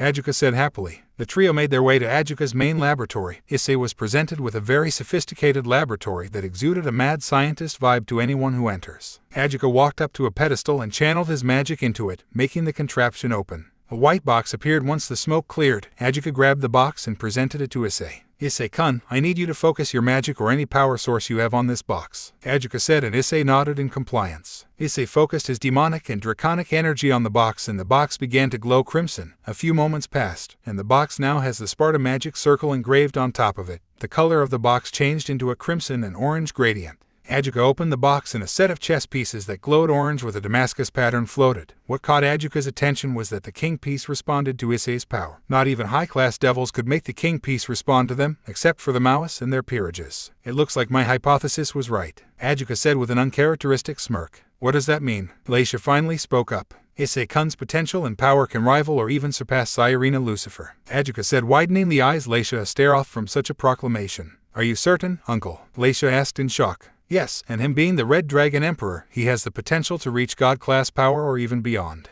Ajuka answered. Leisha was about to faint until Issei caught her bridal style. You all right, Ms. Asteroth? Issei asked the devil. Why yes, thank you for catching me, and Leisha is fine, Leisha answered with a visible blush. Very well, Leisha, Issei answered, and teasing the devil. Maybe I can play matchmaker for these two, Ajuka thought. Anyway, Issei-kun, here, absorb the king piece into you, Ajuka said, earning a nod from the boy. Issei grabs the floating king piece, and it slowly gets absorbed by Issei's body. Wow, the boy said in awe. How do you feel? Ajuka asked curiously. I feel as if I'm stronger by 100-fold, Issei answered. Ajuka was visibly surprised by this. He wasn't sure if he was joking or being serious. Very interesting indeed. Here are the remaining pieces. Whoever you want to reincarnate as your servants are up to you, Ajuka explained as he gave the box to Issei. Which brings me to my first servant, Issei said as he formed a pocket dimension to store his evil pieces. Who might this be? Pray tell, Ajuka asked. Do you know Tiamat? Issei said casually. The mention of Tiamat immediately made Ajuka and Leisha sweat drop. How can someone talk about a dragon king so casually? The strongest one no less. Yes, she secretly oversees all raiding games for me. Don't tell me you want to make her your servant, Ajuka said nervously. Is he insane? Ajuka thought. That's the plan, Issei said with the widest grin he can muster. Oh my, I can't say no to this, can I? Ajuka said as he facepalmed. Nope, Issei deadpanned. Very well, I'll take you to her. Leisha, you're coming as well. This should be interesting, Ajuka said as he prepared a teleportation circle. Familiar forest. The trio were teleported to the familiar forest. They only saw an endless number of trees and a never-ending pathway. What brings the Mao Beelzebub Sama here? A voice spoke. Familiar MSTR Zadauji, we're here for some business, Ajuka said. The familiar MSTR Zadauji is a middle-aged man with a lanky build. He has neck-length hair tied to a ponytail and brown eyes. He wears a white singlet, black cargo shorts with a blue sweater wrapped around his waist, red sneakers, black fingerless gloves, a dark blue cap, and carries a yellow backpack. What would that business be? Zadauji asked in curiosity. Before that, an introduction is due. This is Issei Hyoudou, a descendant of the legendary Dark Knight Sparta, and this generation's Red Dragon Emperor. Ajuka introduced Issei, making Zadauji jitter at what the boy is. It's a pleasure to meet you, Zadauji-san, Issei said, politely surprising Leisha and Ajuka by his humility. We're here to see Tiamat. Issei-kun here wants to make her his first servant, Ajuka said, making Zadauji spit his orange juice drink. Now this I want to see. Zadauji regained his composure. Ajuka, Issei, Leisha, and Zadauji made their way towards the far end of the forest where a large cave is seen, and not a moment later, a deafening roar was heard. D-Drag, what are you and your host doing here? A loud feminine voice was heard. A huge mass flew out of the cave, spraying dust all over the place. Once the dust had cleared, a 30-meter light blue western dragon with dark blue horns and gold outlines was seen hovering above the four. Tiamat, calm down, we're here on peaceful terms. Ajuka reluctantly spoke, knowing that peace was never an option. How can I be calm when this idiot comes here along with his host, knowing that he still owes me? Tiamat screamed. What does he owe you anyway? Issei asked. He still hasn't returned my treasure and he promised me hatchlings. Tiamat again screamed. The statement had the four surprised. Oh, I completely forgot about that, D-Drag said as a green light glowed on Issei's left hand. This further angered Tiamat. How can you forget something so important, you dumbass? Tiamat said. Look, Tiamat, I accidentally destroyed your treasure when I fought Albion. As for our hatchlings, my host might suffice. He's half dragon after all. D-Drag spoke, trying for a peaceful approach. Hey, I'm not a bargaining chip for your problem. Issei spoke to D-Drag. Technically you are. My problems are yours too, since you're my current host. D-Drag said, amused. There's only one way to settle this then. We fight, Tiamat said. You've got to be kidding me, another fight. Issei said, frustrated. Well, you need to prove yourself first to become my mate, Tiamat said sternly. Fine, let's do this, Issei said excitedly. Welsh Dragon Balance Breaker, D-Drag announced through the gauntlet. Impressive, your wings are appealing, and your power is beyond what I expected. This should be fun, Tiamat said as she prepared to fight. Issei instantly darted to Tiamat with Severance in hand, choosing to do an overhead slash. Tiamat dodged this with ease, retaliating with a slash from her claws, the attack doing little to no damage on Issei. Is that all you've got? Issei taunted the Dragon King. Don't underestimate me, boy, Tiamat retorted angrily. Remember, partner, when it comes to emotions, especially rage, dragons are extremely vulnerable, D-Drag said. I know, we'll use this to get her to make mistakes then strike. She's got more battle experience than me, Issei replied. Try me, Tiamat challenged the boy. All right, Issei said with a smirk. Issei transformed Severance to its katana form and performed 10 judgment cuts, 6 of them hitting the dragon, doing decent damage, but not enough to break through the scales. The minute, not strong enough, Issei said in frustration. You know, partner, you can try that move you used to almost kill the Phoenix Brat, D-Drag said, giving the boy the green light. All right, I'll do it when we have the opening. It takes time to charge it, Issei replied to his dragon. Issei summoned Cavalier and dashed towards Tiamat in its motorcycle form, quickly reconfiguring to its buzzsaw form. He performed a 5-hit combo that dealt a lot more damage. He sent barrage of summoned swords towards the dragon, nearly piercing its scales, much to the surprise of Issei. He thought that the summoned swords wouldn't do much. He's keeping up well. Looks like D-Drag's a lucky one for having a host this strong, Tiamat thought as she regained her bearings from Issei's onslaught. Tiamat charged at Issei, successfully landing a flurry of claw swipes and tail bashes, nearly breaking the balance breaker's armor. She's strong, but the experience gap is way too big. Anything we can do, D-Drag? Issei asked his dragon in frustration as his armor gets repaired. I got nothing, partner. I'm just a brute force type of dragon with no plans, D-Drag said with a chuckle. Why didn't I think of that? Issei said. Think of what? D-Drag wondered. Brute force, we just have to boost our way through, Issei said with a smirk. All right, partner, let's show her true domination, D-Drag replied in high spirits. Let's go, Issei roared in excitement. Boost, boost, boost, boost, boost, boost, boost, boost, boost, boost, boost, boost, boost, boost, boost, boost, boost, boost, boost, boost. Issei dashed towards Tiamat in blinding speeds, connecting an axe kick to the dragon's head, shooting her whole body down to the ground. The boy pulled out Ebony and Ivor, charging the twin pistols with his demonic and energy, quickly forming a railgun shooting the downed dragon, with a huge crater forming below. Ajuka, Leisha, and Zadaoji can only watch in awe as they've never seen someone fight the Chaos Karma Dragon with such ease and finesse after taking so much damage earlier. Not bad, now take this, Chaos Breath, Tiamat roared as a blue beam of energy shot out from the crater, directly hitting Issei. The damage done by the attack broke all of the armor, revealing a somewhat vulnerable Issei. DMN, that hurt like hell. Let's take this up a notch, Issei said, strained, immediately recasting his armor.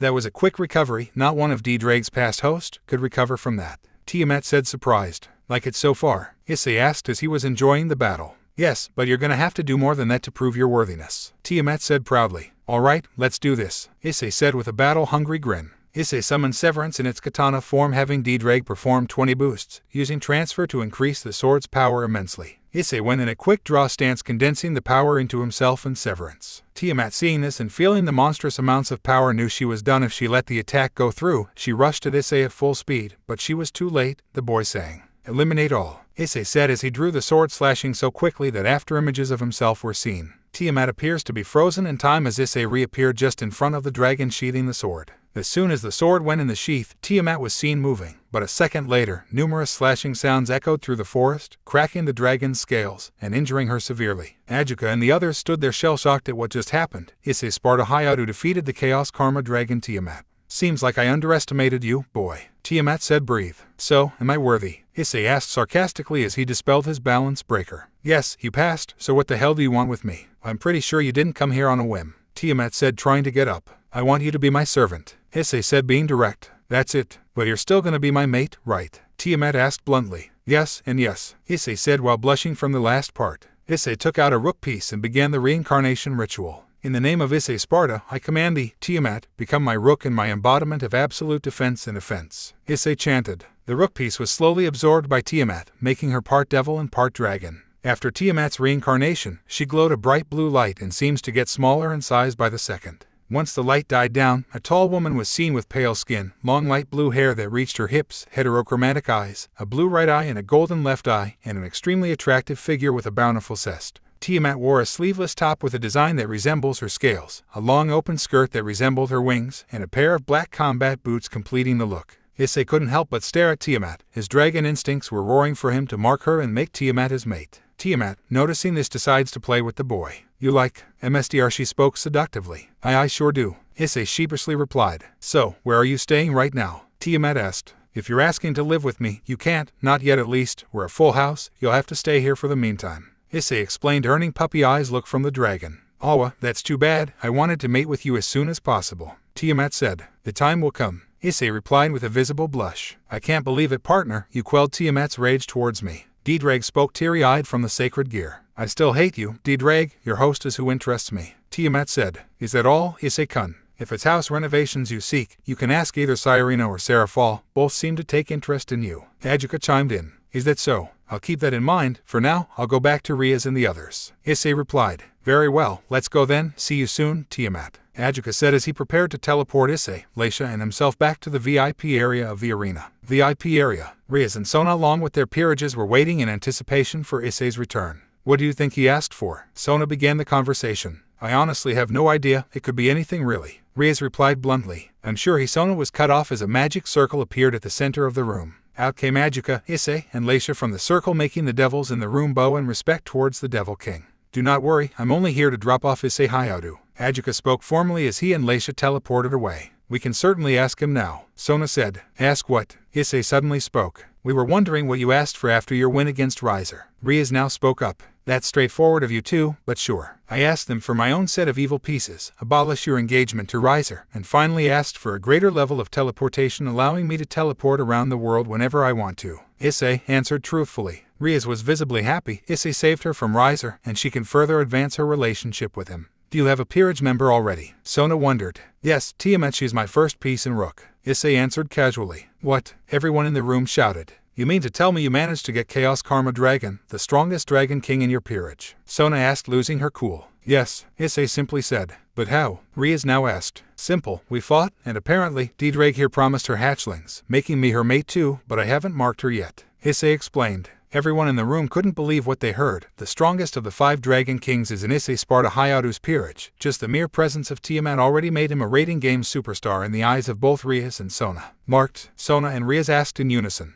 Basically, a dragon's way of making someone their lifelong mate, hence marking. If the male chooses to, he can have multiple mates, but the first one marked is the alpha of the pack, or in other words the HRM. Didrag suddenly spoke as a green light appeared on Issei's left hand, surprising everyone in the room. That's pretty much it. Issei spoke as the dragon spoke what he was about to explain. To think that you're half dragon, a descendant of one of the strongest devils in history, and the Red Dragon Emperor, you must be strongest of the Welsh dragons, many hosts past, present, and future, Sona said amazed. I can confirm that he is indeed the strongest host I've had. Not one of my hosts has been able to bend the boosted gear this much to their will. Didrag spoke, catching everyone off guard again. If that's all, I'll be on my way home, Issei said as he walked up to Riaz, giving her an embrace on the lips much to her surprise. Riaz blushed as red as her hair. Sona too was blushing and was mad jealous as her crush just embraced her friend, rival right in front of her. Issei, seeing this, decides to ramp up his antics. You want as well, Sona? Issei asked Sona, looking at her in the eyes. Why yes, Sona said softly, not to be heard by anyone, but only Issei heard it. Issei then grabbed Sona's chin and pulled her in for embrace as well. Issei snuck his tongue in, dominating the embrace, exploring the insides of her mouth. Sona could only melt deeper in as she never felt something like this before. Akino watched the scene as he imagined Issei doing the same to her. Haniko was disgusted at first but wanted to experience it as well. Asia looked on innocently as she was oblivious to love. Kiba gave the scene his signature awkward smile. The female members of Sona's peerage could only blush and watch, except for Saji, who mentally cursed Issei for making out with his crush. After a minute of making out in front of everyone, the pair finally broke off with a trail of saliva connecting their lips.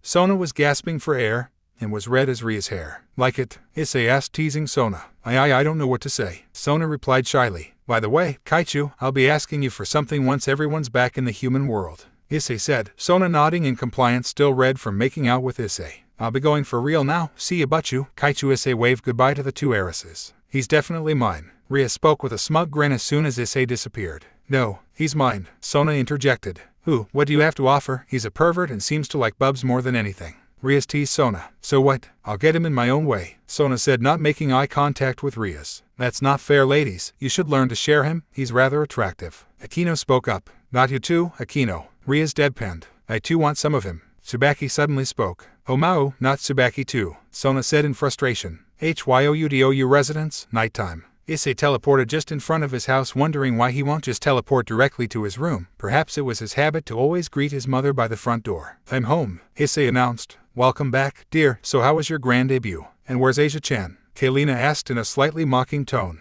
"Went well. Got my set of evil pieces. Abolished Ria's engagement to that prick Riser. Learned a greater level of teleportation. And got Tiamat as my first rook in peace. And Asia is with Ria's and the others. I'm sure she'll SCRT her here or teleport in my room or something." Issei explained. "Tiamat, but how? I know you're strong, but you haven't reached that level of strength yet," Kalina said in shock at what her son just said. "Well, you remember the evil pieces. Apparently, I was one of the rare cases of getting the king piece to merge with me and my power, making me a lot stronger than before," Issei explained, earning a nod from his mother. "Let's continue this conversation over at dinner. You must be hungry from all the fighting you did," Kalina said with a smile. Issei and Kalina made their way to the table where Kalina had the food already served and ate in comfortable silence. "So, about Ria's, why did you abolish her engagement to this Riser?" Kalina asked, breaking the silence. "I like her. Even before I unlocked my powers, I already had a massive crush on her, and you're right, I am going after her and someone else," Issei said with a smirk. Who might be this other one?" Kalina said, amused. "Sona Citri, heiress to the Citri class in the underworld," Issei said casually. What? You're not satisfied with one wife? Your father only had me," Kalina replied as she spat a little of her drink out. "Well, I always wanted to have a HRM, and Tiamat is my soon-to-be mate when I mark her since D-Drake promised her hatchlings. Plus she's quite hot in her human form," Issei said. "I swear you're definitely gonna get in trouble if this goes on." Kalina spoke in defeat. "Yeah, we'll see," Issei said with a smirk. A knock was suddenly heard. "I'll get it," Kalina said, walking over to the door. Kalina opened the door as saw Rias and Asia. "Oh, welcome back, Asia-chan, and good evening to you, Rias," Kalina said with a smile. "Good evening to you as well, Kalina-san. I'm just here to drop off Asia." Rias spoke politely. "Why don't you join us for dinner? Issei and I just started eating," Kalina said. "I'd love to," Rias said as she and Asia went inside. Dinner went on for a bit and all the food Kalina prepared was now finished. "Rias, when am I gonna have grandkids?" Kalina asked bluntly, making Issei and Rias blush in embarrassment. In Asia's presence, really? Issei suddenly spoke. "I don't mind seeing Issei-san with kids. I will be the best auntie to them," Asia said. "She really is too pure for us." Kalina, Rias, and Issei thought simultaneously. Why not? You two make a great pair, the Crimson Princess and the Red Dragon Emperor. Quite the match if I do say so myself. Plus that Citri chick, I'm sure she's a hottie as well. Kalina said. "What? You want Sona? You're mine and mine alone." Rias spoke. Realizing her mistake, she suddenly blushed up even more. She indirectly confessed her feelings to Issei and was completely played by Kalina. "So, you do have feelings for my son? My gut is always right." Kalina spoke proudly. Issei could only watch the scene as he too was as red as Ria's hair. "I'm sure most of you are aware of the supernatural allowing polygamy, and I support partners. Dream of having a HRM. It's the only thing he was thinking of before he awakened his powers. D-Drake makes his presence known. I'll have to think about that then," Kalina said, amused. "What's an HRM?" Asia asked. "Asia dear, it's when a guy has multiple wives," Kalina answered. "Really? How is that possible?" Asia wondered. "Well, it's the supernatural, anything can be possible," Kalina answered bluntly. Dinner went on for another half hour. Kalina did most of the talking, mainly embarrassing Issei more in front of Rias and Asia since she's never had the opportunity to speak about her son like this. Rias soon left with Issei SCRT her outside his home, Rias later teleporting to her home. Asia went ahead and did her nightly duties and went to bed, leaving Kalina and Issei alone in the kitchen cleaning up the table. "Mom," Issei broke the silence. "Yes, dear," Kalina replied. "How did Dad really die?" Issei asked solemnly. "Guess I have to come clean at some point, huh?" Kalina sighed. Hyoudou residence, nighttime. Issei and Kalina are left alone in the kitchen as Issei asked an absolute bombshell of a question. "How did Dad really die?" Issei asked solemnly. "Yes, I too would like to know the full story." D-Drake chimed in. "Guess I have to come clean at some point, huh? Before that, I'll tell you everything, from how I met your father and the moment you were born. It's only right that both you and D-Drake know since he was D-Drake's student," Kalina said with a sigh. Issei only nodded with a neutral expression as Kalina used magic to project her memories. Kalina POV, FLASHBSCK. "It all started when I was still actively working as a devil hunter, much like your grandfather. Unlike being all rowdy and flashy, I specialized in stealth missions, hence my ability to completely delete my presence. It was a usual job, clear out a bunch of demons. Got a call in the shop. Nero decided that it was my turn to take a job, so I agreed to take it. I went to the destination in the underworld. I ended up setting camp in the mountains where I sensed a powerful entity. Being the curious cat I am, I decided to investigate and conceal my presence. I arrived at the location of the power signature. It was in a nearby river. I was terrified at what I saw. It was a massive dark red dragon, maybe 30 meters in length, had even darker colored horns, amber eyes, and a huge wingspan. What made it more terrifying was the fact it knew I was there. I completely deleted my presence, yet it could sense me. It didn't attack. It just stared at me with its amber draconic eyes. I was frozen in fear. I heard of rumors that D-Drag had a student, and me seeing it definitely checked the boxes of being the dragon that was trained by the Welsh dragon. A dragon who could reach the two heavenly dragons in power and have a rivalry with the strongest evil dragon, Crom Cruach. And I was staring at it eye to eye. But the more I look at its eyes, the more I noticed that it had a sad look. Then it decided to speak. "What brings you here?" The dragon spoke. I could only stare at him as he had a male voice, but I soon gathered the courage to answer. "I am here on a mission to clear out some demons." I answered truthfully. I didn't want to anger a dragon. Strange, most devils, angels, and fallen angels faint or outright flee when they're near me, yet you're here, speaking to me. Tell me, devil, who are you? The dragon explained, then asked. "I am Kalina, descendant of Sparta." I answered. "Who, a descendant of Sparta, you say?" "MSDR once told me about the Sparta bloodline and their power. Quite the feisty bunch, you and your family." The dragon spoke amused. "May I know who you are, since you already know my name?" I gathered the courage to ask a question. "I go by many names, but you may call me Syrax, the lone student of the Welsh dragon." Syrax introduced himself. "So, the rumors were true, you are a student of D-Drag." I spoke. Yes, he had many other disciples, yet I was the only one who made it through his hellish training, the training to attain heavenly dragon levels of power. Syrax spoke. "Why are you like this though? Aren't dragons supposed to be beings of pride and, battle maniacs?" I asked. "Yes, those are all what you should see in me, but in truth, it's the reality of losing someone important is what's causing these emotions to stir and change me in a way." Syrax said solemnly. "Was it family or a friend?" I replied. "Both." Syrax spoke sadly. "What do you mean by both?" I asked. D-Drag was my MSDR, yes, but he was also the only family I had. Ever since I was a Drake, I lost both my parents from the constant battles in the Great War. D-Drag found me, then trained me to be his greatest pupil. In time we grew close together. He saw me as the son he never had, and I saw him as the family I yearned for. But as fate would have it, him and Albion fought their last battle, and both ended up dying and sealed in sacred gears. I held no grudge against Albion, nor felt angered, because I knew that it was inevitable, but I was lost, depressed, had nowhere to go, and had no purpose. Syrax opened up to me. "Why are you telling me all of this?" I replied. "I'm just as confused as you are. Normally I would keep this to myself, yet speaking to you brings me comfort." Syrax said with a grin. I couldn't hold back a blush. "A dragon just said that to me. Out of all things it had to be a dragon. I can relate to you in a way. I lost my father due to his rivalry with his brother. After saving the human world from a demonic invasion, him and his brother fought to their last breath and eventually died." I spoke sadly. "By brothers you mean Dante and Virgil, the twin sons of Sparta?" Syrax asked. "Yes," I answered. "The human world, huh? I always wanted to go there. Not many dragons have been there." Syrax said. "Would you like to? I can take you there," I boldly declared.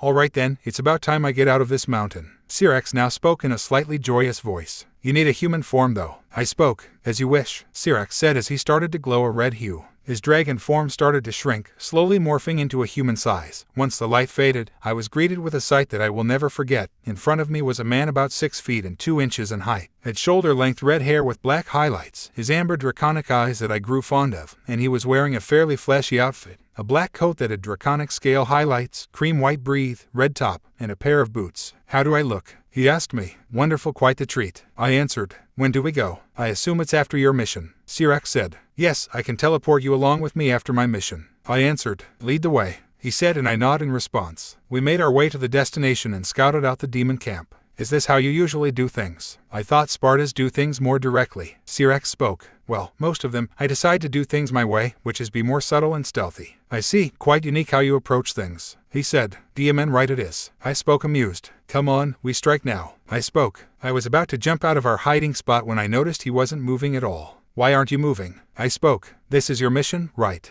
I'll only be watching you," he said amused. "Got a point there, whatever." I deadpanned and jumped right in. I took out my scythe Mercy and went straight for the ringleader, being a stray devil with 6 wings, meaning this'll take longer than anticipated. I darted towards the target, making quick work of it to down the underlings' morale. I followed up by taking out the main forces, then the perimeter guards, completely wiping the entire camp. I went back to Syrax, who's sporting a raised eyebrow. "What gives?" I asked. "Oh, nothing. I was impressed by your combat style, quite fluent and quick." Syrax spoke. "Thanks, I guess," I said, lightly scratching my right cheek. "So, are we going to the human world or not?" He added. "Yeah, we are. Come, grab onto my shoulder," I answered while I prepared a teleportation circle. He did as he's told, but when his hand touched my shoulder, it felt warm. I couldn't explain it, but maybe it's dragons having higher than normal body temperature. It was a warmth I knew I couldn't get enough of. We teleported back to the human world, directly teleporting to Nero's shop. "You're back early, was it?" Nero was cut off as he saw Syrax behind me. "Who the hell is that?" he said, now on guard. "This is Syrax, a dragon I met while on the mission. He wanted to explore the human world, so I brought him here, and he's the lone student of the Welsh dragon,"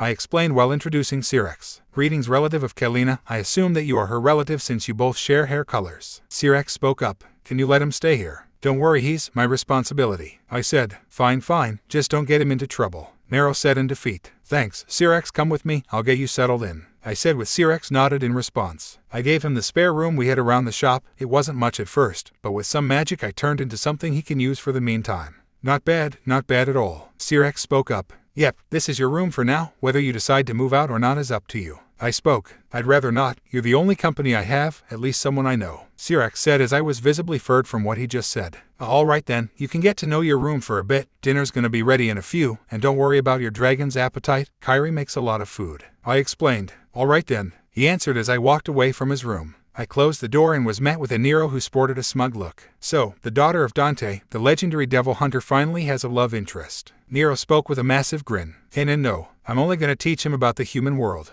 I answered with a blush as red as my eyes. "Your face and tone don't do a good job at hiding it. Kalina's in love, everybody," Nero announced to everyone downstairs. "What? With who?" Nico asked with excitement. "The dragon she brought home. Gotta admit, the guy's a looker," he said, amused. "That's nice for you, Kalina. You finally found someone. You really inherited Dante's luck with finding women, but in your case, men." Kyrie spoke with a giggle. "Dante's gonna grind you for this, haha." Trish now spoke. "Yeah, I bet he would. God, I miss the guy," I said with a sad smile. "We do too," Trish responded. "Oh, dinner's ready. Call your boyfriend down here, hee." Kyrie spoke. I went to Syrax's room and called him down. "Yo, dinner's ready, come eat with us," I spoke. "All right, I'll be there with you," he said as he stood up from his bed. We went down the stairs to the dining table where everyone stared at us. Wow, Nero wasn't kidding when he said the guy was good looking, Nico said in shock. "Yeah, no joke," Trish added. "Greetings everyone, my name is Syrax. I am a dragon and friend of Kalina here. I hope to make your acquaintances." Syrax spoke regally. "Hey there, name's Nico." Trish, "I'm Kyrie. Pleasure to meet you, Mr. Syrax." "Nero, I guess you could call me Kalina's cousin." "It's a pleasure to meet all of you, and please drop the formalities. I'm not one for them," he answered with a smile. "What are you two waiting for? Sit down and eat. Food's getting cold." Kyrie spoke. We sat down next to each other and ate in comfortable silence until Nero decided to be a DCK. "Syrax, how did you even meet Kalina?" he asked. "Well, it was her who saw me first. I sensed her presence nearing while I was in the mountains. We talked for a bit, watched her fight an entire camp of demons, and then lead to here." Syrax answered. "I see, you must be strong if you can sense her. She can hide her presence well. Did you know she's in love with you?"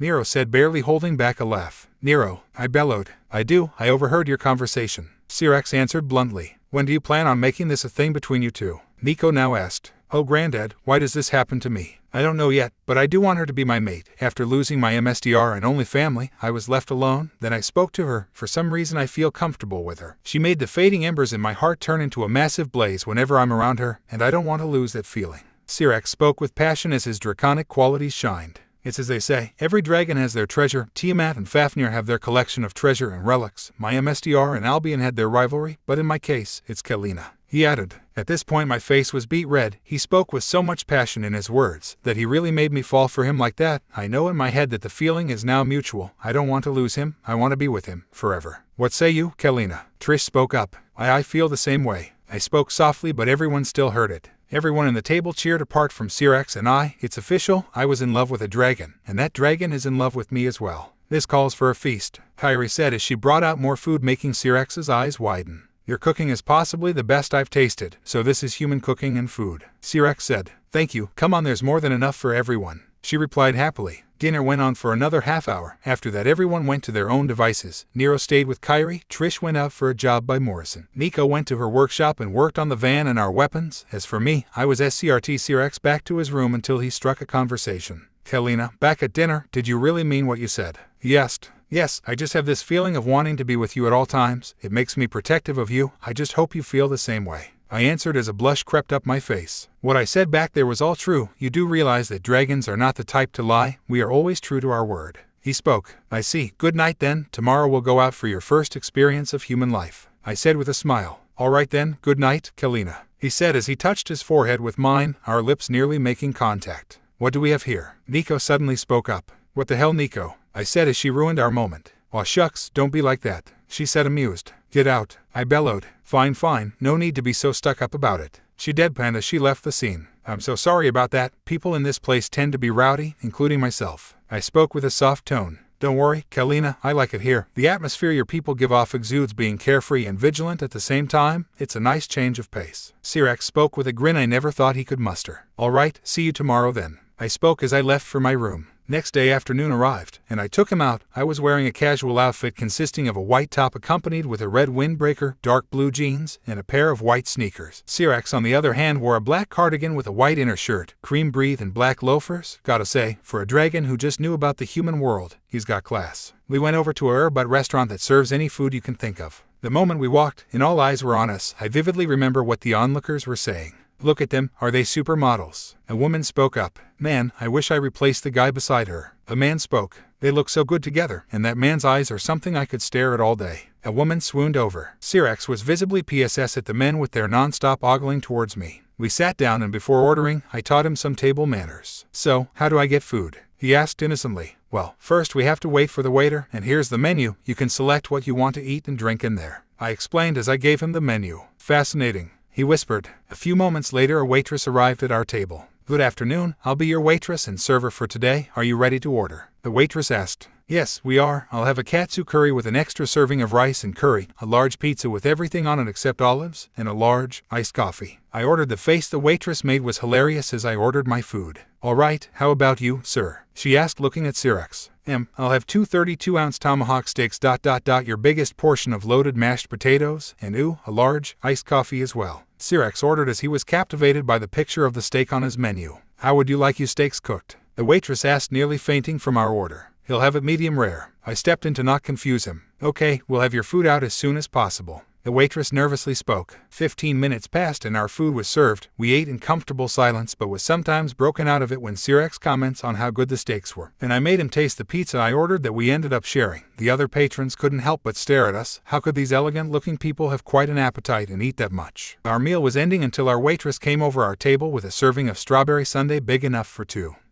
We didn't order this. I spoke. Oh, it's on the house. The place is packed ever since you 2 came in. Our manager decided to give you this as our form of gratitude. The waitress spoke with a smile. A light then, thank you. I spoke. You should try this, Cyrax. Ice cream is amazing. I added as he nodded in response. He did as he was told and took a spoonful and ate it. His eyes suddenly went wide and his mouth went agape. Wow, I never thought such a cold treat could be this delicious. The iced coffee was amazing already, but this is heavenly. He spoke in surprise. I couldn't help but smile at the sight. He was like a child trying out food he hasn't tasted yet. There's a lot of other flavors too. Our bowl came with a strawberry flavor. I spoke. We must hurry, Kalina. We need to find more flavors of this ice cream. Cyrax spoke with determination. All right, let me pay the bill first. I spoke. Bill? Cyrax asked. In the human world, you exchange money to get items you want, and you can earn money by having a job. I explained. I see, Cyrax said as he grabbed his chin. I waved the waitress over and requested our bill and paid. We left to go to the ice cream shop and have him taste various flavors of ice cream. He favored strawberry. Funny enough, he and Dad have similar tastes.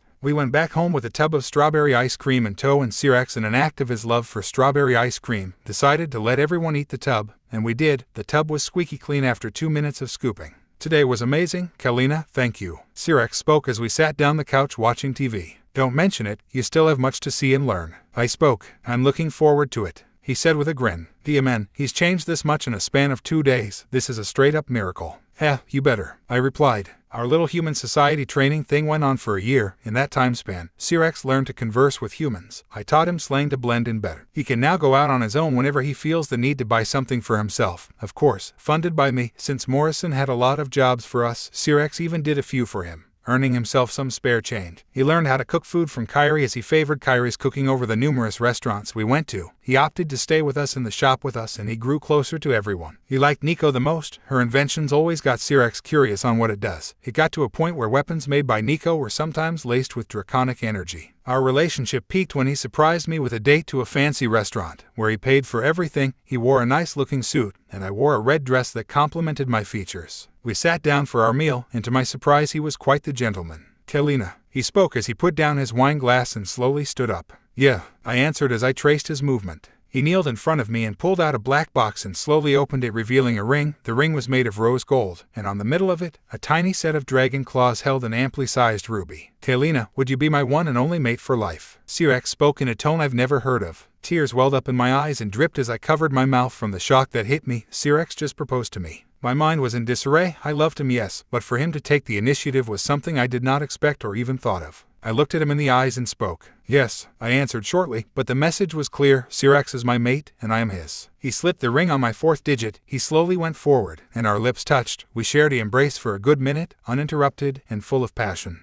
The moment we returned home, both our faces were plastered with visible happiness, the others asking what just happened. "You two look chipper. Something good happened?" Nero asked. "Yes, Cyrex and I are engaged," I happily said while showing the ring. "Finally, looks like I was right, Kairi, ha." Nero spoke proudly as Kairi came out of the kitchen. "You two are official. When are you two getting married?" Kairi asked. "Yes, we are, and we're going to take our time in terms of marriage," I answered. "Oh, this is just exciting to hear." Kairi squealed in delight. "So, you took a bet on this, Nero?" I asked. "No money was involved. It was just a little fun we had while waiting for the two of you to arrive," he answered. "Anyway, yeah, we're official, end of story, and please don't be a DCK about it," I begged Nero. Cyrex and I went to our own rooms and slept the best sleep we've had in a good while. TIMESKIP. A year and a half passed. Cyrex adopted the surname Hyoudou and we got married and went to our honeymoon in France. We moved out of Redgrave City to Kyoto in Japan. We made it, and after 9 months of PRG and NCY, I gave BRTH to you, Issei. He's appealing. Cyrex spoke softly. "Yes, he is. What should we name him?" I replied. "Issei, I want him to grow up and be an honest and pure-hearted man." Cyrex answered proudly. "Do you feel it?" I asked Cyrex ominously. "Yeah, he's bound to be a powerful being," he answered fearfully. "Cyrex and I decided to seal your powers and change how you looked, but at the sealing ritual, your power was so immense that it took all of your father's power to seal it. It was complete, but your father was very weakened. A week passed after the sealing ritual. Cyrex suddenly lost consciousness. I stayed by his side until he stirred awake. Little did I know that it would be the last time I'd see him awake. Kailina, raise our son and make him live a human life. It may be selfish of me to request this of you, but please, let him live a normal life. I don't want his life to be endangered, because of us, and please make him read this once he's grown enough." Cyrex spoke weakly as he gave me a black envelope with a red wax seal. "I will, and I will protect him with all of me," I answered as tears welled up in my eyes. Cyrex reached out his hand and patted your head. "Issei, I may not be around anymore by the time you grow up, but I know that you blossom into a great man. I may not be able to hear you call me father, see you take your first steps, or study as a student, but knowing that you exist is enough for me. Goodbye, my dear sweet child." Cyrex spoke his last words and his life faded away. Nero and the others soon came to me, and we mourned your father's death, and for the first 2 years of your life, Kairi lived with me, and we raised you, and 16 years to now, here you are, knowing the full story. Flashback end.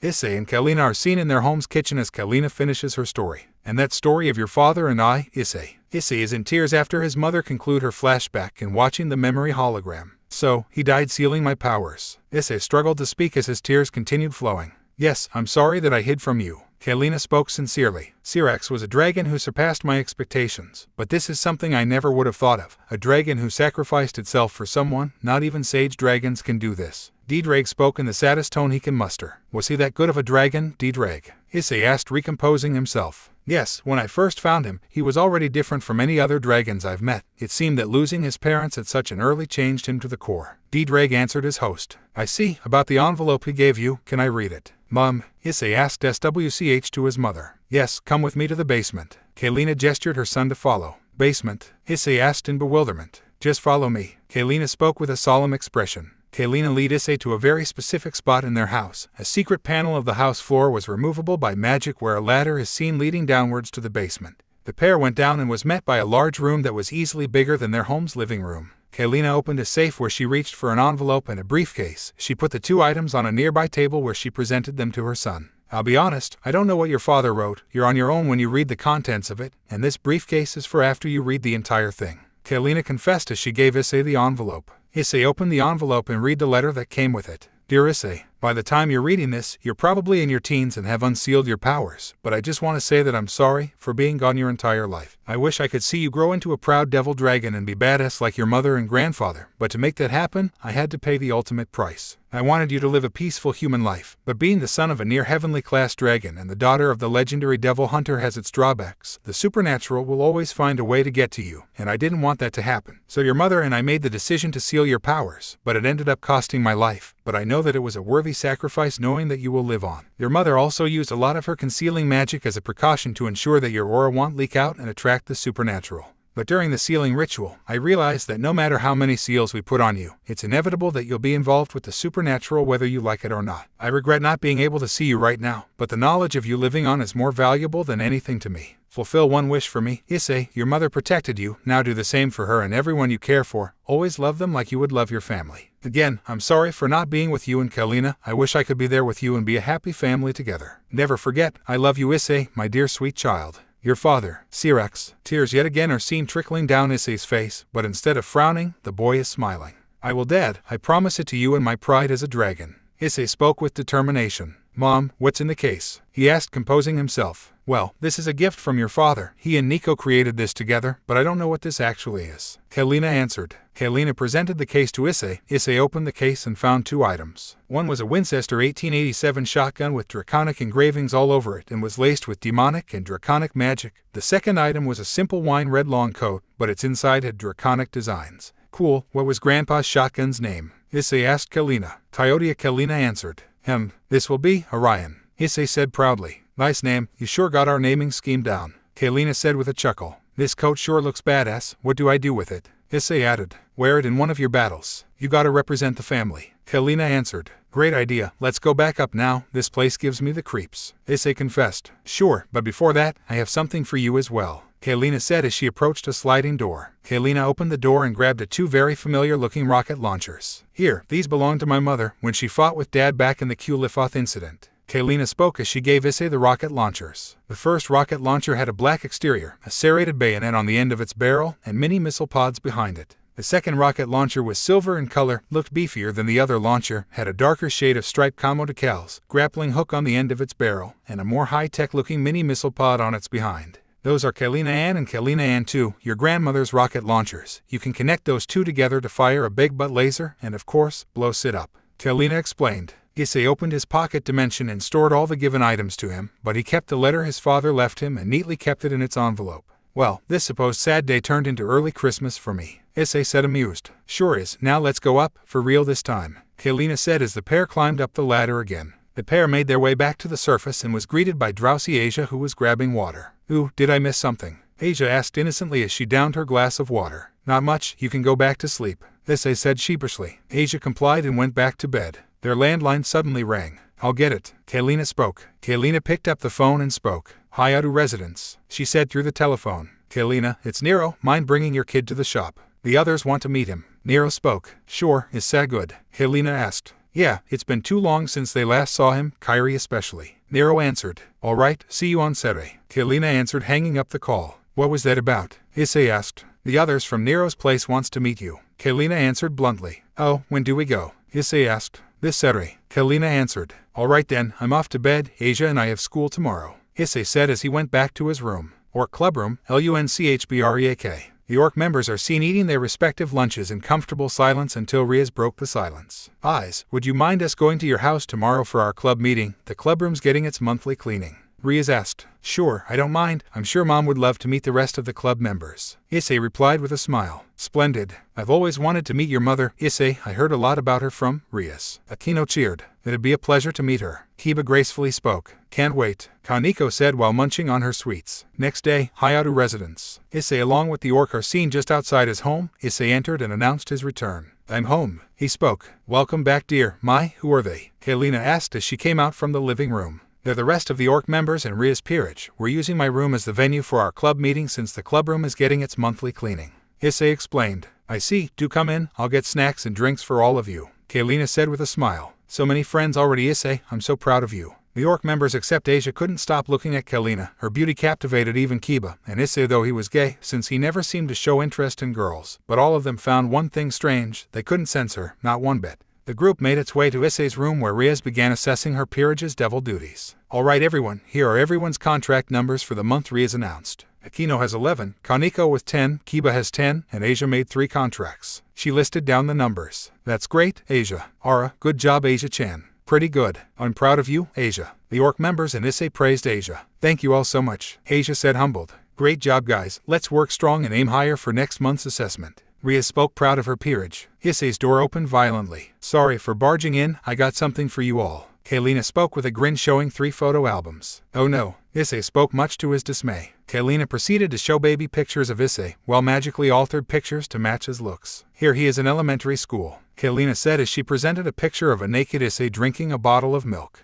Ara, he's stark naked, so small and cute. Akino spoke. So, this is the bare naked truth of Issei-senpai's past. Kaneko deadpanned, intently staring into the album. Just great, Issei sarcastically commented. Though in Issei's mind he was happy for his mother, he's never seen her so talkative before. Granted, the material used is embarrassing for him, but he's happy nonetheless. Little Issei, Ria spoke excitedly. I completely understand you, President. Asia answered. You see the appeal too, right Asia? Ria said gleefully. Man, you didn't have to bring that up here, Mom. Issei spoke. Come on, it's not every day I get to show your baby pictures. Kailina answered as she left the room. She seems like a great mother, Kiba said with a smile. After everything I just discovered, I dare say that she may be the greatest. Issei answered proudly. Must be nice having a family. Kiba spoke in a solemn tone. Oh yeah, how about your family? Issei was cut off when he noticed Kiba's change in demeanor. Issei-kun, about this photo. Kiba spoke with uncertainty as he looked at a picture of Issei and his childhood friend. Oh, that kid lived in the same neighborhood, we used to play a lot. Him and his family had to move overseas because of his parents' work. Issei answered, not noticing the sword in the background.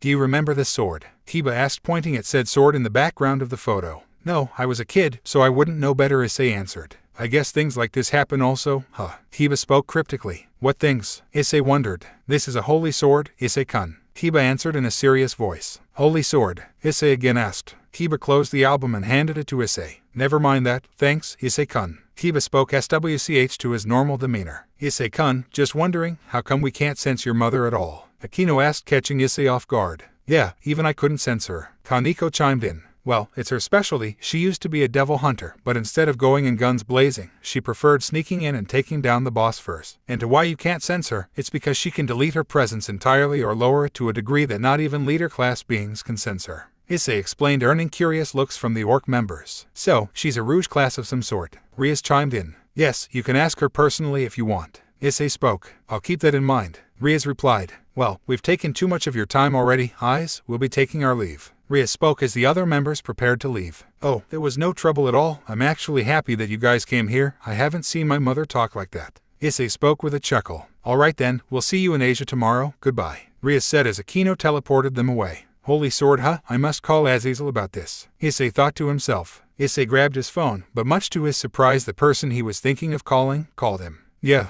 Issei answered. Issei, come over to my place. I have something to discuss with you. It's your first job from me. Azazel spoke through the line. Alright, I'll be there in a bit. Issei spoke, hanging up. Mom, I'll be out a while. I'm meeting with Azazel. Issei spoke to Kailina. Okay, sure, be safe out there. Kailina answered as she focused on completing a Rubik's Cube. Wait, did he say Azazel? Kailina thought. D a minute. Kailina cursed from her mistake. Azal's apartment. Issei is seen in front of Azazel's door. He knocked. The door opens and reveals a Rainier who's wearing a black spaghetti top and shorts. What the hell are you doing here? Rainier asked the boy. Oh, Rainier, where's your dad? He called me over for some business. Nice outfit, by the way. Issei answered with a smirk. Issei, just in time, I'll take it from here, Rainier. Azazel spoke as he came out of his mini bar. The pair are now seated on Azazel's couch. Issei struck a conversation. I have something to ask of you, but I'm assuming you have to, so go first. Issei spoke. Alright, you know the coder that Rainier's team are watching for me. Well, he's coming in QO soon, and I need a helping hand when things go south. Not an if but a when. This guy is a warmonger down to the teeth. Azazel explained, earning nods from the boy. I see, so you need a hired gun. I can do that, but why can't you do it yourself? Issei asked. I'm a leader, and if I interfere with business in devil territory, the devils will see it as a declaration of war, and war is at the very bottom of the things I need right now. Azazel spoke with a sigh. Alright, I'll do it. Now for my question. Issei answered. Go ahead. Azazel replied. Where are the holy swords? The orc went to my place earlier, but something was odd about Gremory's night. His demeanor immediately changed when he saw the sword in the photo. Issei explained. I can only give you the main ones, because there have been reports of holy swords being stolen, specifically Excalibur fragments. Fragments? Issei asked in confusion. Basically, the original Excalibur was broken into 7 fragments: Destruction, Mimic, Rapidly, Nightmare, Transparency, Blessing, and Ruler. Destruction can unleash pure destructive power. Mimic can take the form of any weapon, rapidly grants a speed boost and creates afterimages of its wielder. Nightmare can cast illusions. Transparency can turn itself or the wielder invisible. Blessing can grant powers, but it depends on the wielder's beliefs. And finally, Ruler, the strongest of the fragments. It can manipulate any living being, granted you made contact with your target. Azazel explained, earning nods from the boy. They all sound powerful. I assume they're effective against us devils. Issei asked. Yes, anything holy can severely injure a devil. Azazel answered. Which leads me to the main point of your job for me, because I just get intel from Rainier that 3 fragments were stolen by Cockabille, the cotter I told you about, and he's working with rogue members of the church, and one of them caught my attention, Valper Galilei. Azazel trailed off in his thoughts. This made a light bulb occur on in Azazel's mind.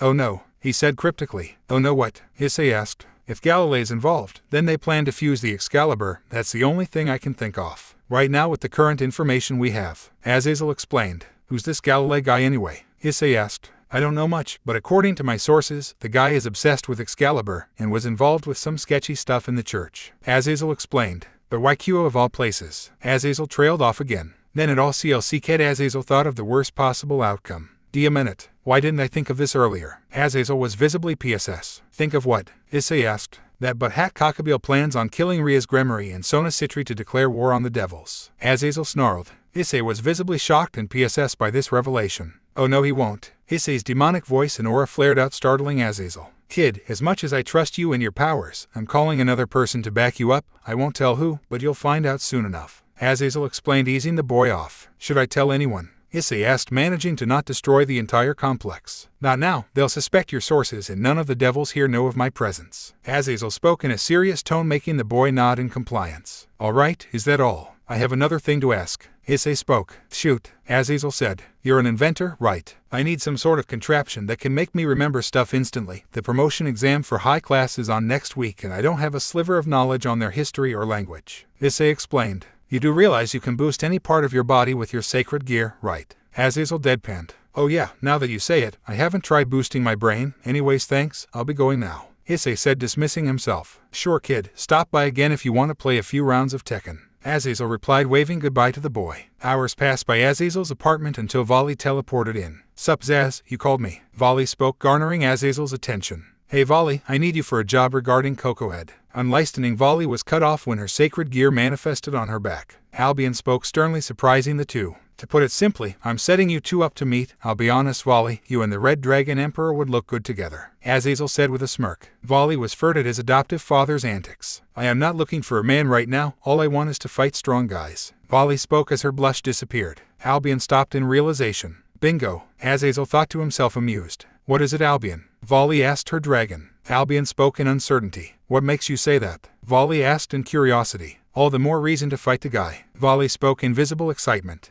But you won't be fighting him, it's Cockabille who you two will be fighting. Azazel explained. You've got to be kidding me, are you playing matchmaker right now? Vali deadpanned. You bet your butt I am, he. Azazel replied while downing his drink. Albion spoke in an irritated tone. Fine, don't blame me if he beats both your butt. Guy's a powerhouse and he hasn't reached his prime yet. Word has it that he got Tiamat to submit to him, making her his rook in his peerage, and that feat itself speaks volumes to how strong he is. Azazel spoke in an ominous tone. Albion spoke in a serious tone. I have to at least fight him once. Opponents like him are strong to come by. Vali spoke in excitement. Hey, it's your funeral, Azazel said, amused. Streets of Kuo. Nighttime. Issei is seen walking home as opposed to teleporting or using Cavalier. He sensed 6 energy signatures, 5 belonging to the orc and 1 he doesn't know. He tracked down the signatures and led him to the abandoned factory. He went to the entrance and saw the orc members preparing for a fight. Oh, Eyes, what are doing you here? Riaz spoke. Just passing by, I was walking home, but then I sensed your energy signatures, and I figured why not check it out. Issei answered, I see, we were just about to fight a stray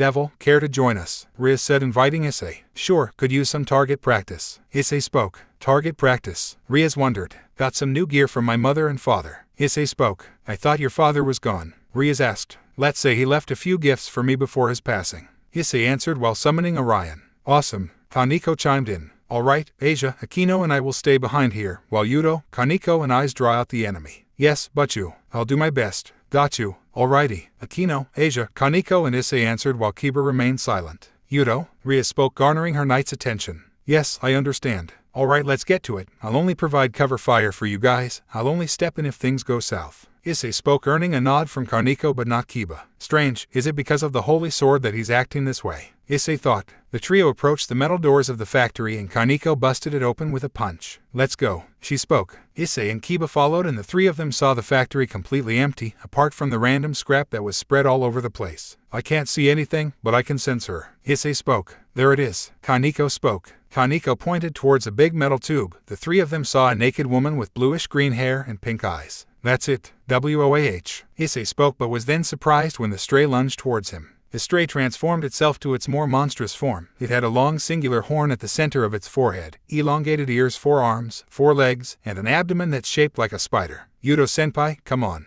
Kaneko spoke. Hyoudou-senpai. Kaneko again spoke in a louder tone, finally getting the knight's attention. The stray crawled up the ceiling, aiming its abdomen towards Kaneko and shot a thick liquid of some sort. The shot made contact and melted part of Kaneko's outfit.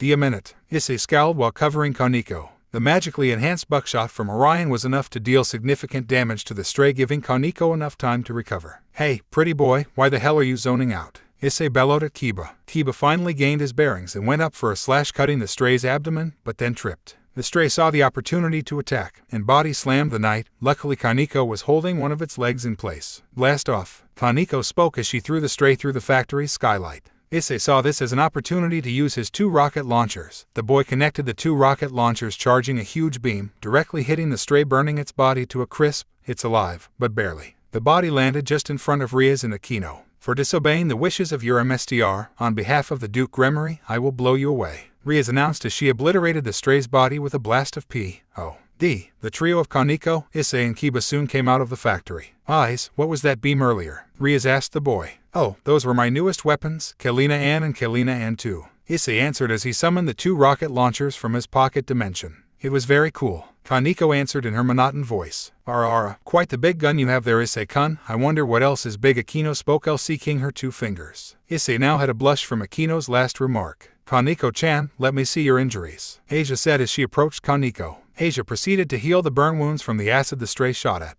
The girl, sorry and thanks, Kaneko replied. Slap. The rest were drawn to the source of the noise, being Rias slapping Kiba on the face. Have you gotten your senses back? With one mistake you could have put someone else in danger. Rias sternly spoke towards Kiba. I'm sorry, but you. Kiba answered. What's the matter? This isn't like you. Rias asked her knight. I'm just having an off day. I'll excuse myself for today, Kiba said as he bowed. Kiba started walking off until Issei grabbed his shoulder. What's wrong with you, Kiba? It's not normal of you to speak that way, Issei asked the knight. It's got nothing to do with you. Kiba spoke as his hair covered his eyes. I'm worried. You gotta tell me something, Issei pleaded. Worried? Why are you worried for me? Devils are creatures of selfish longing after all. Kiba spoke. What are you on about? Issei asked. I do think that I was on the wrong today. I'll see you later, Kiba spoke as he walked away. Hold up. If there's something you're worried about, at least tell me, swordsman to swordsman. Issei spoke. Issei-kun, you're quite the passionate individual for a devil at least, but I remembered something basic. Basic? Issei said in confusion. My reason for living, that is, the reason I'm fighting,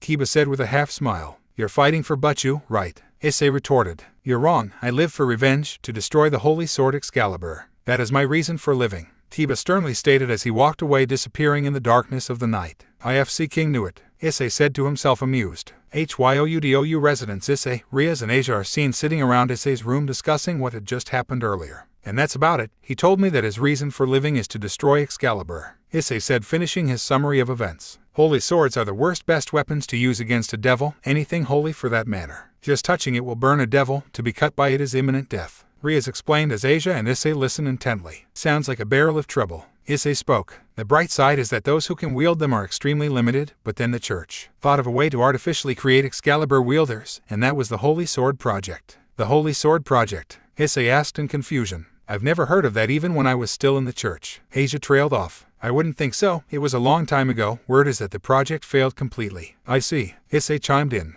Hyoudou is one of the survivors, Rias spoke in an ominous tone. Hold on a minute, Issei spoke as he reached for one of his photo albums. No doubt about it, this is a holy sword, but not as strong as the actual Excalibur, Rias spoke while inspecting the photo. Kiba looked at the photo and said that it was a holy sword. I'm pretty sure that he started acting weird after he saw that picture, Issei explained. For a holy sword to be this close to Issei-san, Asia spoke in disbelief. I remember now, this kid and his family would invite us to go to church with them. Mom always declined, but we stayed tight with them until they went overseas, Issei explained. I see, I now understand why the predecessor here is gone now. But I thought, Ria spoke but was cut short. But you, Issei spoke trying to get Ria's attention. Oh, my bad, look at the time, I'll be going home now. Ria's excused herself. Are you walking home or teleporting? Issei asked. Well, if you SCRT me to my apartment then I won't mind walking. Ria's teased the boy. Let's go then, Issei said with a smirk. No fair but you, Asia suddenly spoke. How come? You live with him, I'd like to get some time with him as well. Ria's replied. Alright fine, just teleport home but you,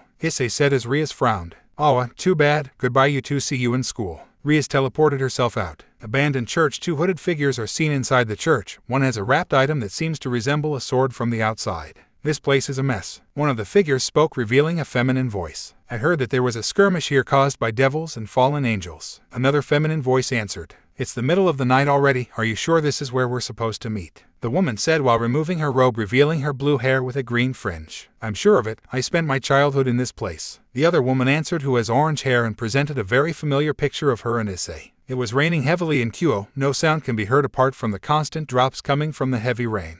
Kiba is seen walking aimlessly on the poorly lit sidewalk, lost in his own thoughts. If there's something you're worried about, at least tell me, swordsman to swordsman. The voice of Issei reverberated in Kiba's mind. I'm sorry, Issei-kun, I'm not someone who you should be worried for, I don't deserve that kind of treatment, Kiba said to himself. Suddenly a man in what seems to be church clothing came running out of the alley in a hysterical panic. Help me Arg, the man said as he slipped and fell. A priest, Kiba spoke in a surprisingly sad tone. Hey, look at what I found, a city devil, And alive, Fried Selzen spoke while waving a sword. Fried Selzen, how are you alive? I thought Issei-kun killed you. Kiba spoke in a very shocked manner. How I made it out alive is none of your business, all I see is a free kill. Fried spoke in a maniacal tone. So, you managed to survive him and hid in town. Kiba spoke in an angered tone. Ah, such a heartwarming reunion, it brings a tear to my eye. Kekek. Fried cackled. Too bad for you, I'm in a real city mood today. Kiba spoke as he summoned a demonic sword. That's perfect, killing these priests was getting boring. Fried spoke while continuously waving his sword around, creating an ominous aura. That light and aura, it can't be.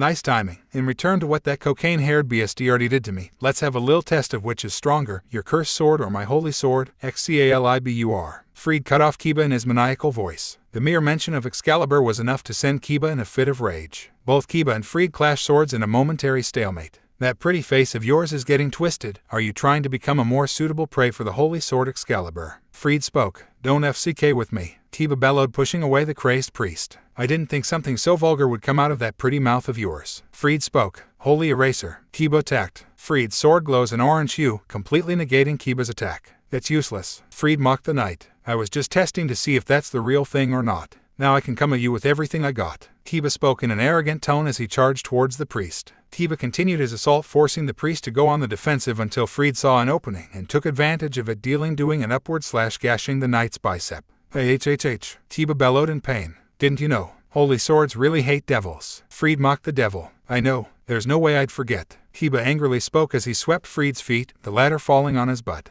That's cheating, Fried retorted. Isn't that what devils do? Kiba answered, jumping forward for a slash. Fried narrowly dodged the attack. I see now, wait what? Fried asked in confusion as a communications circle appeared beside his ear. Oh, someone's calling me, and so, goodbye city devil, Fried said as he threw flashbang, exiting the scene. Hyoudou residence. Morning. Issei is seen lying on his bed as his anime waifu alarm clock rang to wake him up. It's not I care about you, just because I woke you up doesn't mean I like you, idiot. The alarm clock rang. Fuwook, I feel heavy. Issei spoke as he opened his eyes. Issei stirred awake, but he felt two arms around his neck and a red bunch of hair laying on his collarbone. Is this Rias? Issei screamed in his head. His suspicions were proven right when he saw a buck-naked Rias peacefully sleeping and softly breathing on his lower neck, the latter getting turned on. On his left was a familiar head of blonde hair. A naked Asia is seen clinging to his chest. But you, Asia, what the hell are you two doing here? Issei startled the two awake. Oh, good morning, eyes. Rias greeted, embraced Issei on the cheek, the boy blushing in return. Good morning, Issei-sen. Asia softly spoke. First of all, why are you two naked? You both dodged my question earlier. Issei asked.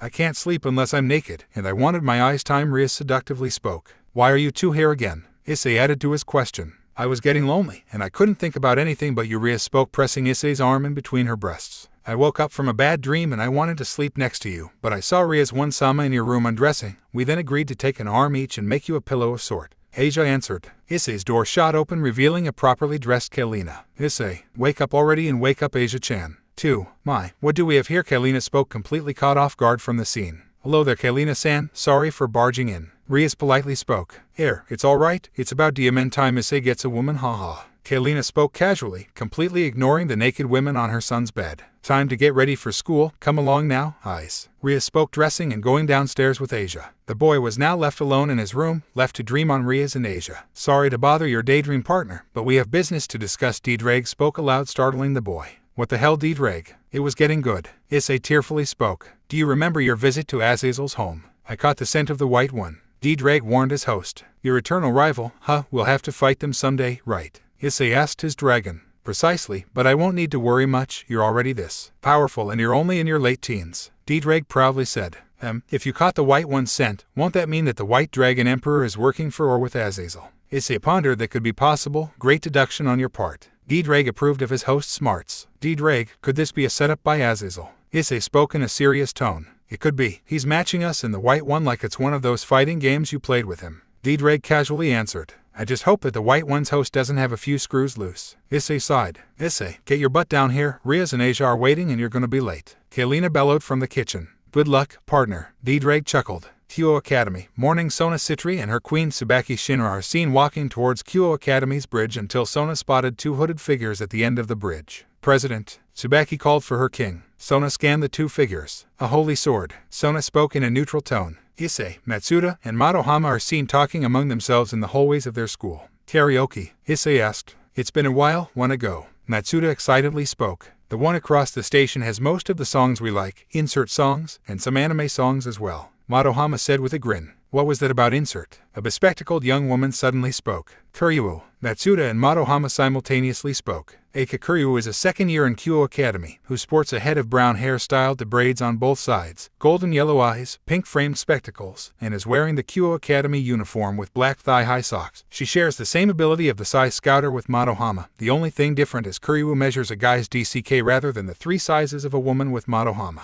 Gosh, you 3 are talking about RTC sit this early in the morning. Eika spoke in a mocking tone. No, we were talking about going to a karaoke bar. Issei answered. Karaoke. Sounds fun, maybe I'll tag along too, wanna come with me? Asia. Eika asked the nun. Yes, I'd love to go. Asia happily replied. Screw it, I'm going. Gotta make sure these numbskulls don't try anything with Asia. Issei thought. Old schoolhouse. Issei and Asia are seen walking through the newly cleaned halls of the old schoolhouse on their way to the main clubroom. Wow, it's so shiny. Asia spoke, amazed by the waxed wood flooring. It does, I can even see my reflection on it, haha. Issei chuckled. Both Asia and Issei turned a corner and noticed a suspicious-looking set of double doors. The doors are sealed by a myriad of yellow tape that says, keep out. Was that room always in there? Asia asked. I have no idea, but let's not stick around here, we gotta meet Butchu. Issei spoke with Asia nodding in compliance. Issei used his draconic senses and tried to gauge who or what's inside the room. Partner, it's a sacred gear user in there. Diedrag spoke in Issei's mind. Yeah, a powerful one too, wonder what else Rias keeps inside.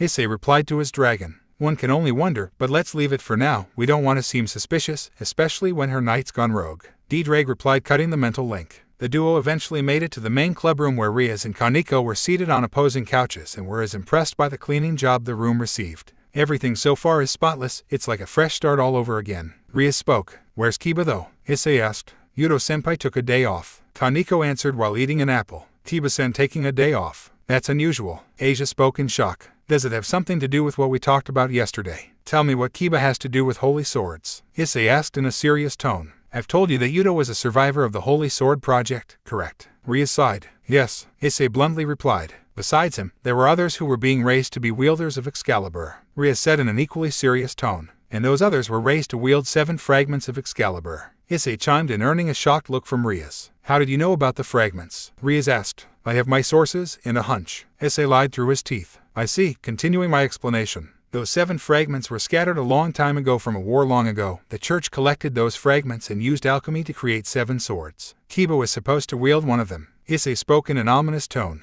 Yes, but none of those who were trained were able to adapt to Excalibur. The project ended in complete failure. Then those who were in charge of the entire thing decided to dispose of him and the other test subjects. Rias spoke in a solemn tone. Dispose of as in killing them. Issei snarled. Yes, all of them were on the verge of death, but one of them was able to run away alone while knocking on death's door and swore vengeance. I wanted him to use his conviction in a meaningful way as a devil. So, that's why you turned Kiba into a devil. When he saw that photo of me and the kid, it reminded him of his past and true ideals. Issei spoke sadly. Yes, all we can do is wait and see what happens. Rias spoke with a half smile. The door shot open, revealing Akino. Ara, everyone's here already. Akino spoke while approaching the group. You're quite late, Akino. Rias spoke. It's because I brought some guests. Akino replied to Rias while gesturing Sona and Tsubaki to enter. Excuse our sudden visit. Sona respectfully spoke. Kaichu and Fuku Kaichu. Issei spoke with confusion and shock. How have you been, Hyoudou-kun? Sona greeted the boy with an uncharacteristic smile. All good, Issei replied, winking at Sona, the latter getting furred.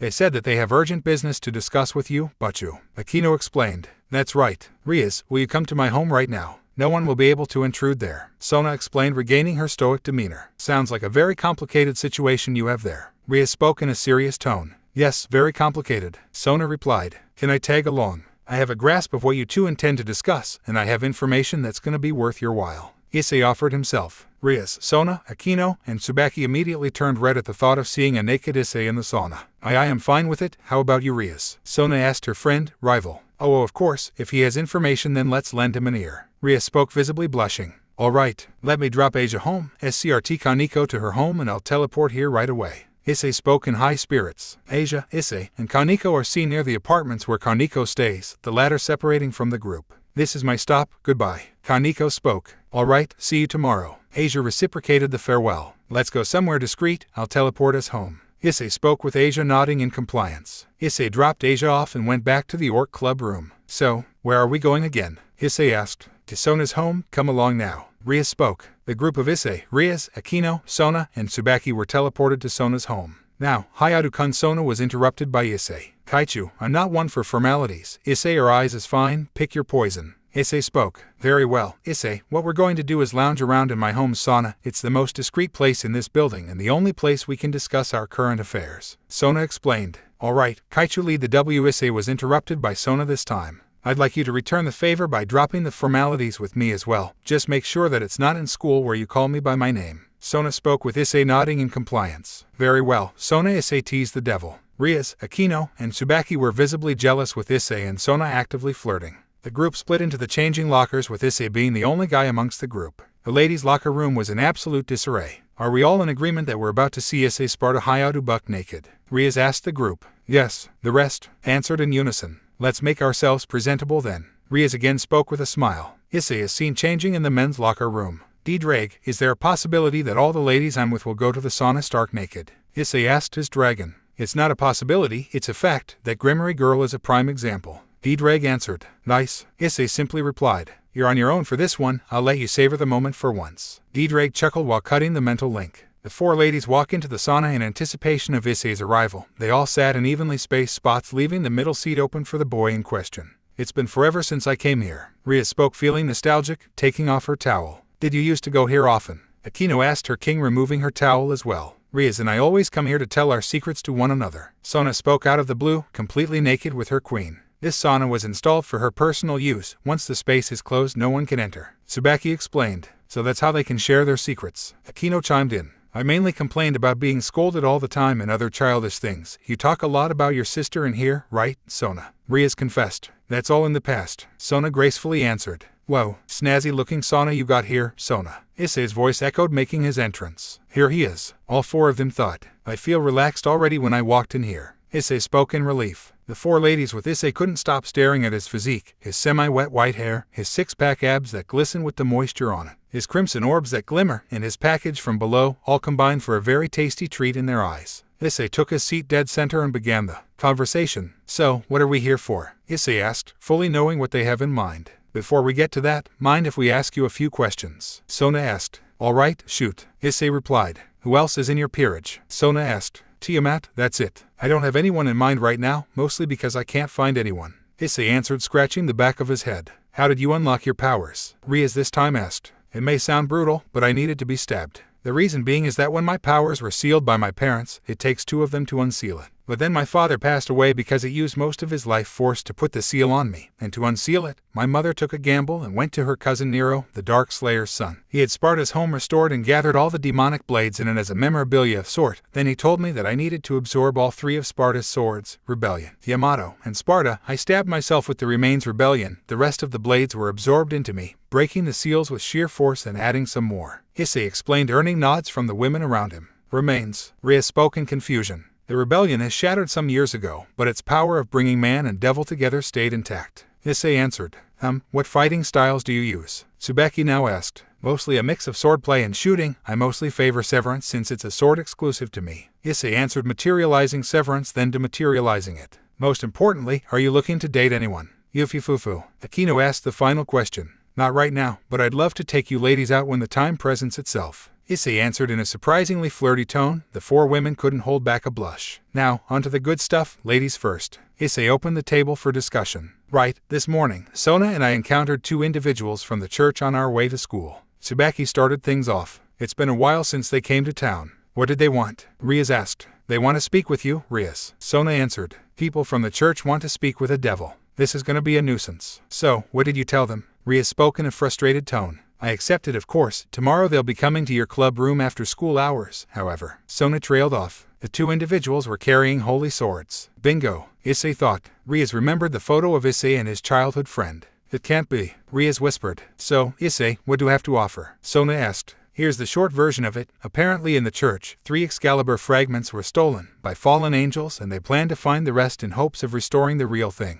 Issei explained, both lying and answering truthfully while leaving out details that would put the devils on high alert. I see, that is big, thank you Issei. Sona thanked the boy. Suddenly, Issei felt a disturbance and he had a feeling that it was in his home. Rias, let's go, this concerns Asia, we have to go to my place now. Issei spoke in urgency. All right, Rias replied with a serious face. The two got dressed and teleported using Issei's advanced teleportation magic. Back at the sauna, Akino, Sona, and Tsubaki are left to their devices. So, ladies, are you willing to share him? Akino asked. I won't mind, it's Rias that I'm concerned with. She can be a bit possessive at times, especially when Issei saved her from Riser. I'm sure that she's grown possessive of him. Sona confessed. I'm willing to share him. It's normal for a dragon to have multiple mates, but I wonder who he's going to mark first. Tsubaki answered. Hyoudou residence. Evening. Issei and Rias are seen entering the home when they notice that all the lights were turned off. Issei in a panic rushed inside and called out for his mother. Mom, where are you and Asia? He bellowed. The two noticed the faint light that came from the living room and went there. Rias, go to my room and check on Asia. I sense her upstairs. Don't worry about being noticed. I casted a spell that seals your presence prior to us going here. Issei explained with Rias nodding in compliance. Mom, Issei called out with a worried face. Issei saw her mother and two women wearing white church robes. One had orange hair styled into twin tails and purple eyes. The other had chin-length blue hair with a green fringe and brown eyes. Oh, Issei, welcome home. What's wrong? What's with the long face? Kailina pointed out. So, this is where the bad feeling I had came from. Issei thought. It's been too long, hasn't it, Issei-kun? The girl with twin tails spoke. You don't remember me. It's me. The girl pointed to herself. Here, dumbass, it's Irina. Kailina berated her son while presenting a photo. What? Issei shouted in shock. She looked boyish back then, but now she looks like a proper woman. I couldn't even tell that it was her. Kailina spoke. What the hell? I legit thought she was a boy. Issei spoke in disbelief. That's no way to speak to a woman. Kailina interjected. I wouldn't blame you. I acted pretty boyish back then. Irina spoke up. Well, I can only say that I'm sorry. Issei apologized with a slight bow. A lot's happened to both of us. You even look different. Really different. You never know what's gonna happen when you see a friend after a long time. Irina spoke with a blush. Issei glanced at the blunette beside Irina with extreme suspicion. Irina noticed this, introduced her companion to Issei. Issei-kun, this is my partner, Zenobia Quarta. Irina spoke. Pleased to meet you, Issei Hyoudou. Zenobia spoke in a neutral tone. Likewise, Zenobia, by the way, are you two exorcists, and is that a holy sword with you? Issei asked. Irina and Zenobia gave the boy disturbed looks. Yes, we're exorcists, but how did you know? Zenobia asked. I know it when I sense it. Issei answered. Issei-kun, what really happened to you and Kailina-san? Both your appearances look way different from before. Irina asked in a demanding tone. Kailina sighed and decided to step up. Look, Irina-chan, all this time we know what the supernatural is and we're part of it. Issei and I are part devil, and his father was a pure dragon. Kailina confessed. Is this true? Issei-kun. Irina looked at her childhood friend. Yes, for me I discovered it just recently. Issei answered. Irina at this point was in tears. Why, did you hide it from my family and I? Irina asked again in a desperate tone. It was my husband and I's fault. We sealed away Issei's power and changed his appearance, in the hopes of letting him live a normal life, but we both knew that the supernatural would still find its way to get its hands on our son. It was going great for a while until a fateful day changed all that and forced me to unseal all of his powers, and I'm sure that your father Taoji knew what we were all along. Kailina spoke in a sad tone. I see. But by powers, what powers were unsealed in Issei? Irina followed up. To put it simply, Issei and I are descendants of Sparta. Irina and Zenobia sported looks of fear at the mention of Sparta. The legendary Dark Knight. Zenobia spoke in shock. The devil who slaughtered an entire army and sealed Mundus. Irina now asked. Kalina can only nod with closed eyes. I can't believe it, to have been that close to descendants of Sparta. Irina trailed off. I'm sorry, Irina-chan, all we wanted for Issei was to be safe, but it was inevitable that he's going to be a part of all this. Kalina spoke. Irina could only nod. Irina, I'm sorry too, even I was surprised by all of this when I first found out. Issei now spoke. It's all right, Kalina-san, Issei-kun, I still see you as my friend. Irina spoke with a smile while wiping her tears. Thank you, Irina-chan. Kalina spoke with tears. Kalina got up and hugged Irina. That's all the time we have, we'll be taking our leave, Kalina-san. Irina spoke as she separated from the hug. All right, goodbye and stay safe out there, Irina. Kalina spoke with a smile. The two members of the church got out and left the scene. That hug earlier stung a little, maybe she had a cross on her or something. Kalina lightly scratched her chest. Probably yeah, and those holy swords they carry are a big deal. Issei spoke. Issei, do you think Irina really does see you as her friend? Kalina asked her son. No, not yet at least. It's gonna take her some time to process and accept what we just told her. Issei answered in a solemn tone. I see, all we can do is wait then. Kalina spoke. Issei went upstairs to his room and was presented with Rias holding Asia in a tight embrace. How are you two holding up? Issei asked the two devils. I'm fine, Ice, those holy swords really gave me the chills. Rias spoke in a slightly frustrated tone. I could say the same thing. When the two of them entered the house, I immediately felt that something was wrong, like there was a disturbance. Asia answered. Tell me about it. I sensed it all the way from Sona's home. Issei spoke while ripping out some of his hero posters. What are you doing? Rias asked. Well, these look disgusting to me now. I'm still a pervert, yes, but seeing a woman's naked body in the flesh turned a new leaf on me. Issei chuckled. Rias moved and checked under Issei's bed. Oh Mao, look at all this. Rias spoke in surprise when she uncovered a boatload of PRN magazines and DVDs. Wow, you found my stash. I could sell them for a good chunk of change. Issei said, amused. Asia could only stare at the scene. Asia, don't mind these, I'm gonna get rid of them. Issei spoke. Little did they know that Asia hid one of the magazines in her uniform. All right, Asia bluntly replied. Now that I think about it, I know someone who I can sell these to. Issei pondered. Is that so? I hope that your sale goes well. Rias chuckled. I'll be going home now. Asia, eyes, stay safe. Rias spoke before teleporting out of Issei's room. You go back to your room, Asia. I'll be going out for a bit to sell these. Issei spoke. All right, be careful out there. Asia spoke as she left for her room. Right, pretty sure Azazel would buy these. Issei said to himself. Azazel's apartment. Issei knocked on Azazel's door while holding all the PRN he wants to sell and waited for an answer. How can I help you? You again. Rainier scowled. Sup, Ray-chan, where's your dad? Issei asked his ex. He's here, and what's with the nickname? We aren't friends. Pops, that Issei kid is here again. Rainier called out. Oh, let him in. Azazel answered. Issei now sat on one of Azazel's couches and waited for the fallen. So, Issei, what do you have for me? Azazel asked the boy. Well, I figured you might want to buy all of my PRN here, and I have some news for you. Issei answered while presenting the box of PRN to Azazel. News later, show me the good stuff first. Azazel spoke in visible excitement. Azazel browsed through the whole thing and was thoroughly impressed by the boy's collection. It's the Holy Grail. You are a true PRN enthusiast, my boy. Azazel spoke in admiration. Former PRN enthusiast, seeing an actual woman's body made me a new man. Issei spoke proudly. That's very sad to hear. You have God's eyes when it comes to this. So, what's the news you want to tell me? Azazel grabbed his chin. Well, the church sent out 2 exorcists both wielding holy swords, and I'm certain that they're Excalibur fragments. Issei spoke in a serious tone. That is news, but for what's going to come, those 2 are severely outclassed and outnumbered. Yeah, what's worse is that my childhood friend is one of them. Issei snarled. Now that's a bigger problem. I can't help you on this, kid. You're on your own. Azazel answered, but was a bit ashamed. He grew fond of the boy, not for his sacred gear or power, but for who he is. I know, but it gets my BLD boiling. Why the hell would they only 2 exorcists when they fully know that where they're going to send them is full-on devil territory? Issei spoke in anger. Maybe they didn't want the devils to think that they were sending an attack. They want to solve things with as little conflict as possible. Azazel answered. Makes sense. By the way, are you buying these? Issei asked, pointing at the stash. Hell yeah, I am. I've never seen PRN in this quality. Azazel answered. All right then, how much can you pay? Issei asked. Take that painting over there. It's worth well over 10 million yen. Azazel pointed at the painting in question. 10 million yen, are you serious? Issei bellowed. Yeah, take it. It's just gathering dust there, and I'm sure you'll get the 10 million at auction or sell it to a collector. Azazel answered while downing his drink. Holy shit, my degeneracy just made me 10 million. Issei spoke in disbelief. I'm sure with that amount of money, you're set for the next 5 years or so. Azazel spoke amused. Yeah, anyways, thanks for the painting and enjoy. Issei spoke as he took the painting and wrapped it carefully. No problem, kid. See you around. Azazel waved goodbye to Issei as he teleported back home. You're right, he really does have the holy grail of PRN. Rainer spoke as she looked at the stash. Hey, no touching, I'm gonna enjoy these tonight. Azazel spoke with a smile. Next day, Orc Club Room, afternoon. Issei and Riaz are seated across the two exorcists. Riaz peerage minus Kiba on the other hand stood behind her and Issei. Thank you for agreeing to speak with us. My name is Zenobia. Zenobia spoke in a neutral tone. And I'm Irina Shido. Irina introduced herself. Why would followers of God want to speak with a devil? Riaz asked the duo. Out of the 6 swords with their known locations, the church still has 3 of them, but 3 of them were stolen by fallen angels. Irina spoke, surprising everyone except Issei. The ones we have are the ones that are left, the Holy Sword of Destruction, Excalibur Destruction. Zenobia spoke while presenting her sword wrapped in cloth. I have the Holy Sword of Mimicry, Excalibur Mimic. Irina spoke as she presented a white paracord neatly wrapped around her left arm.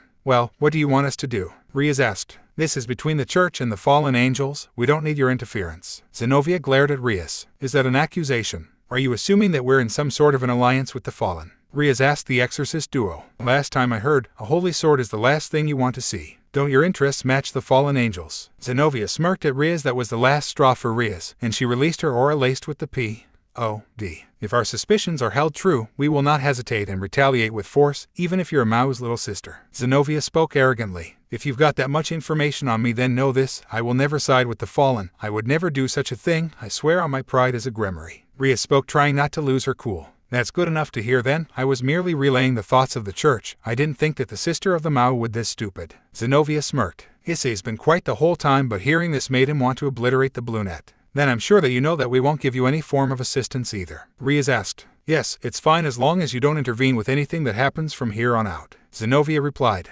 Understood, would you like some tea? Riaz offered. No thanks, I'm not here to make friends with devils, and we've taken up too much of your time. We'll be going now. Zenobia stood up. Zenobia glanced over to Asia. I thought it was possible when we visited Issei Hyoudu's home last night. Are you Asia Argento? Zenobia asked the blonde. Ooh, yes, I am. Asia answered, who was caught off guard. I didn't think I'd see a witch in a place like this. Zenobia spoke with venom in her voice. Hearing this, Asia was on the verge of tears. Oh, you're the former saint who was excommunicated for being witch. I heard that you were banished, because you could heal fallen angels and devils, but I didn't know you'd become a devil. Irina asked, not knowing Asia's circumstances. Asia was left speechless. But for someone who had been called a saint to become a devil. No point on crying over spilled milk. Zenobia scowled at Asia. Issei's eyes were shadowed by his hair, but his crimson orbs glowed. Riaz, seeing this, began to feel concern not for Issei, but the 2 exorcists. Enough, Issei whispered. Zenobia, she's a devil now. Irina spoke. I know, but there's the case of someone who remains pious, even after their betrayal. She seems like one of them. Zenobia proclaimed. Hey Asia-san, do you still believe in God, even after becoming a devil? Irina asked. I just can't give up on my faith. I had always believed in God, Asia answered with tears rolling down her cheeks. Enough. Issei spoke louder but was outright ignored. Then you should let yourself be executed by us right now. Even if you are sinful, our God will reach his hand in forgiveness. At least let yourself be convicted by my hand, under God. Zenobia announced. Do you mind stopping there, if you're going to look down on my servants like that? Riaz spoke sternly. I wasn't looking down on her. As a follower, it's natural to feel pity. Zenobia spoke while Issei and Riaz sent death glares towards her. I said that's enough. Issei spoke, startling everyone in the room except Zenobia. Issei darted in front of Asia, protecting her. You dare call her a witch? Issei questioned the blunette. Yes, after what she did, she should be called a witch. Zenobia arrogantly spoke. Stop FC-ing around. You're the very same people who put her on a pedestal as a saint. Asia was always alone, and hearing you people call her a witch might be the joke of the century. Issei spoke with conviction. A saint could live with God's love alone. If she wanted to love and friendship, then she didn't have what it takes to be a saint. Zenobia replied. What the hell is faith in God? If you can't understand Asia's kindness, then you're a demon idiot, Issei countered. What is Asia Argento to you? Zenobia asked. I'm her family, a friend, and if you raise a hand against her, then I won't hesitate to take on heaven itself. Issei declared as a spectral version of his sin devil trigger briefly flared around him. Riaz and the others were startled at the sight of the spectral devil. Asia, on the other hand, didn't know how to react. No one has ever stood up for her. Seeing Issei do this had her at a loss for words. Is that a challenge to the whole church? You talk big for a devil. Zenobia spoke, not remembering what Issei and his mother told them last night. That's perfect. I'll take you on. A familiar voice spoke. Who are you? Zenobia glanced towards the voice, revealing Kiba. Your senior. Kiba spoke. Hyoudou. Riaz spoke in uncertain. Everyone in the room left to go outside and prepared for the fight. Kiba and Issei stood across the exorcist duo, who removed their robes, revealing their battle suits, which was skin-tight and a little revealing for a church-issued outfit. Let us begin. Zenobia spoke. Is this allowed? Fighting people from the church without permission? Aquino asked. This is just an informal fight. Riaz answered. If the higher-ups found out about this, we'd be in deep trouble. Irina spoke as her Excalibur mimic took the shape of a katana. At least make it interesting without killing each other. Zenobia arrogantly spoke as her Excalibur Destruction's wrappings came of revealing her holy sword. Kiba chuckled at the sight. You're laughing. Have you lost your mind? Zenobia asked the knight. Yeah, I am, because the one thing I wanted to destroy presented itself in front of me. Kiba answered arrogantly while summoning several demonic swords from Sword BRTH. Sword BRTH, huh? I remember now. You were the one who escaped being disposed of in the Holy Sword Project. Zenobia spoke, angering the knight. Issei Hyoudou, I can't believe that the boy from my past was a devil all this time. What a cruel fate. Irina spoke with sparkles in her eyes. I thought I would learn to use a holy sword, move far away, and become helpful. This is a trial from God. But if I overcome this, I will be a step closer to true faith. Irina added while squirming. So, she's obsessed with the Bible and its teaching, huh? Issei thought to himself. Now, Issei-kun, I will judge your sins with my Excalibur. Amen. Irina spoke as tears welled up in the corner of her eye. Screw it, let's go. Issei spoke while summoning Severance. Amen. Irina shouted, jumping up and slashing down on Issei, the latter blocking the attack easily. So much for not killing each other. Issei remarked sarcastically. Issei-kun, what is that? Hiran asked, pointing at Severance. This is my demonic sword. It's the amalgamation of Rebellion, Yamato, and Sparta, making one unique sword. Issei announced, surprising the exorcist duo. That won't matter now. The thought of killing my old friend in my hometown. What a cruel fate. Irina spoke. If that's the case then. Boosty Drag announced as the gauntlet materialized from Issei's left arm. The Welsh Dragon's Gauntlet. Zenobia questioned. Asia Argento's Twilight Healing and your sword BRTH, you've got a lot of firepower in this town. Zenobia added, my power comes from the resentment of my fallen comrades. The ones who died full of regret in their final moments. Kiba spoke as he drew one of the demonic swords he summoned. Kiba lunged forward and clashed swords with Zenobia momentarily. This is the same power that I'll use to destroy the Excaliburs along with their wielders. Kiba declared. The two continued to clash swords, Kiba adopting a defensive style of battle, knowing fully that a single cut of the Excalibur can be fatal to any devil. They are at a disadvantage. Aquino remarked. Yeah, just being touched by the sword can burn a devil, let alone being injured by one. I know Hyoudou can manage with his speed, but Issei seems to be holding back. A lot. Ria spoke, earning confused looks from Aquino, Asia, and Kaneko. Holding back? Asia asked in confusion.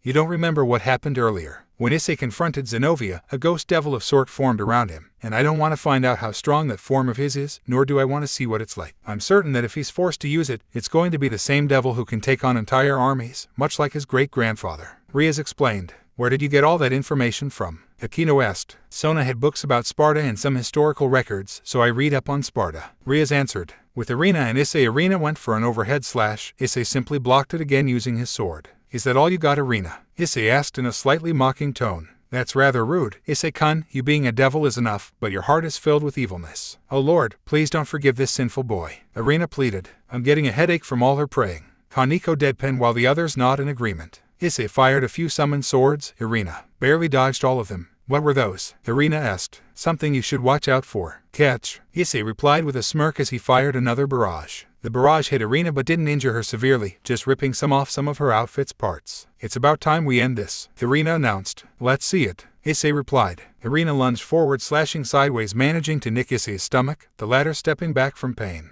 Diamen, that hurt. Issei recovered from the damage immediately. How was he not screaming in pain? It seemed like a good cut, Riaz asked, concerned for the boy. Issei stepped back and played a zone-type fighting style. He constantly zones out Irina with his constant summoned swords barrage, preventing Irina from going near him. Ugh, this is getting annoying. Irina groaned. Can't close the gap. Issei mocked the girl. Issei saw the opening and transformed Severance to its katana form, readying for judgment cuts. Issei fired 6 JCs towards Irina, hitting the girl, ripping her clothes apart, but not injuring her. Taya! Irina screamed. I surrender. Irina covered her breasts. Nice rack, Irina, hee. Issei spoke. With Kiba and Zenobia, Kiba backed down for a bit, recovering from his assault. He then summoned 2 short swords that have the element of ice and fire. Kiba rushed towards Zenobia, flailing his twin swords in fury. Weak. Zenobia spoke, doing a single swing of her blade, completely destroying Kiba's demon swords. Zenobia stabbed the ground with Excalibur Destruction, creating a massive crater big enough to separate her and Kiba. The Holy Sword, Excalibur Destruction's name, isn't just for show. Even after being split into 7, it still has this much busting power. Then there's going to be a lot of chaos to destroy all 7. Kiba's sweat dropped, then smirked. Kiba summoned a larger demon sword, sacrificing his speed for more power. Let's see which one has more destructive powers, that holy sword or my demon sword.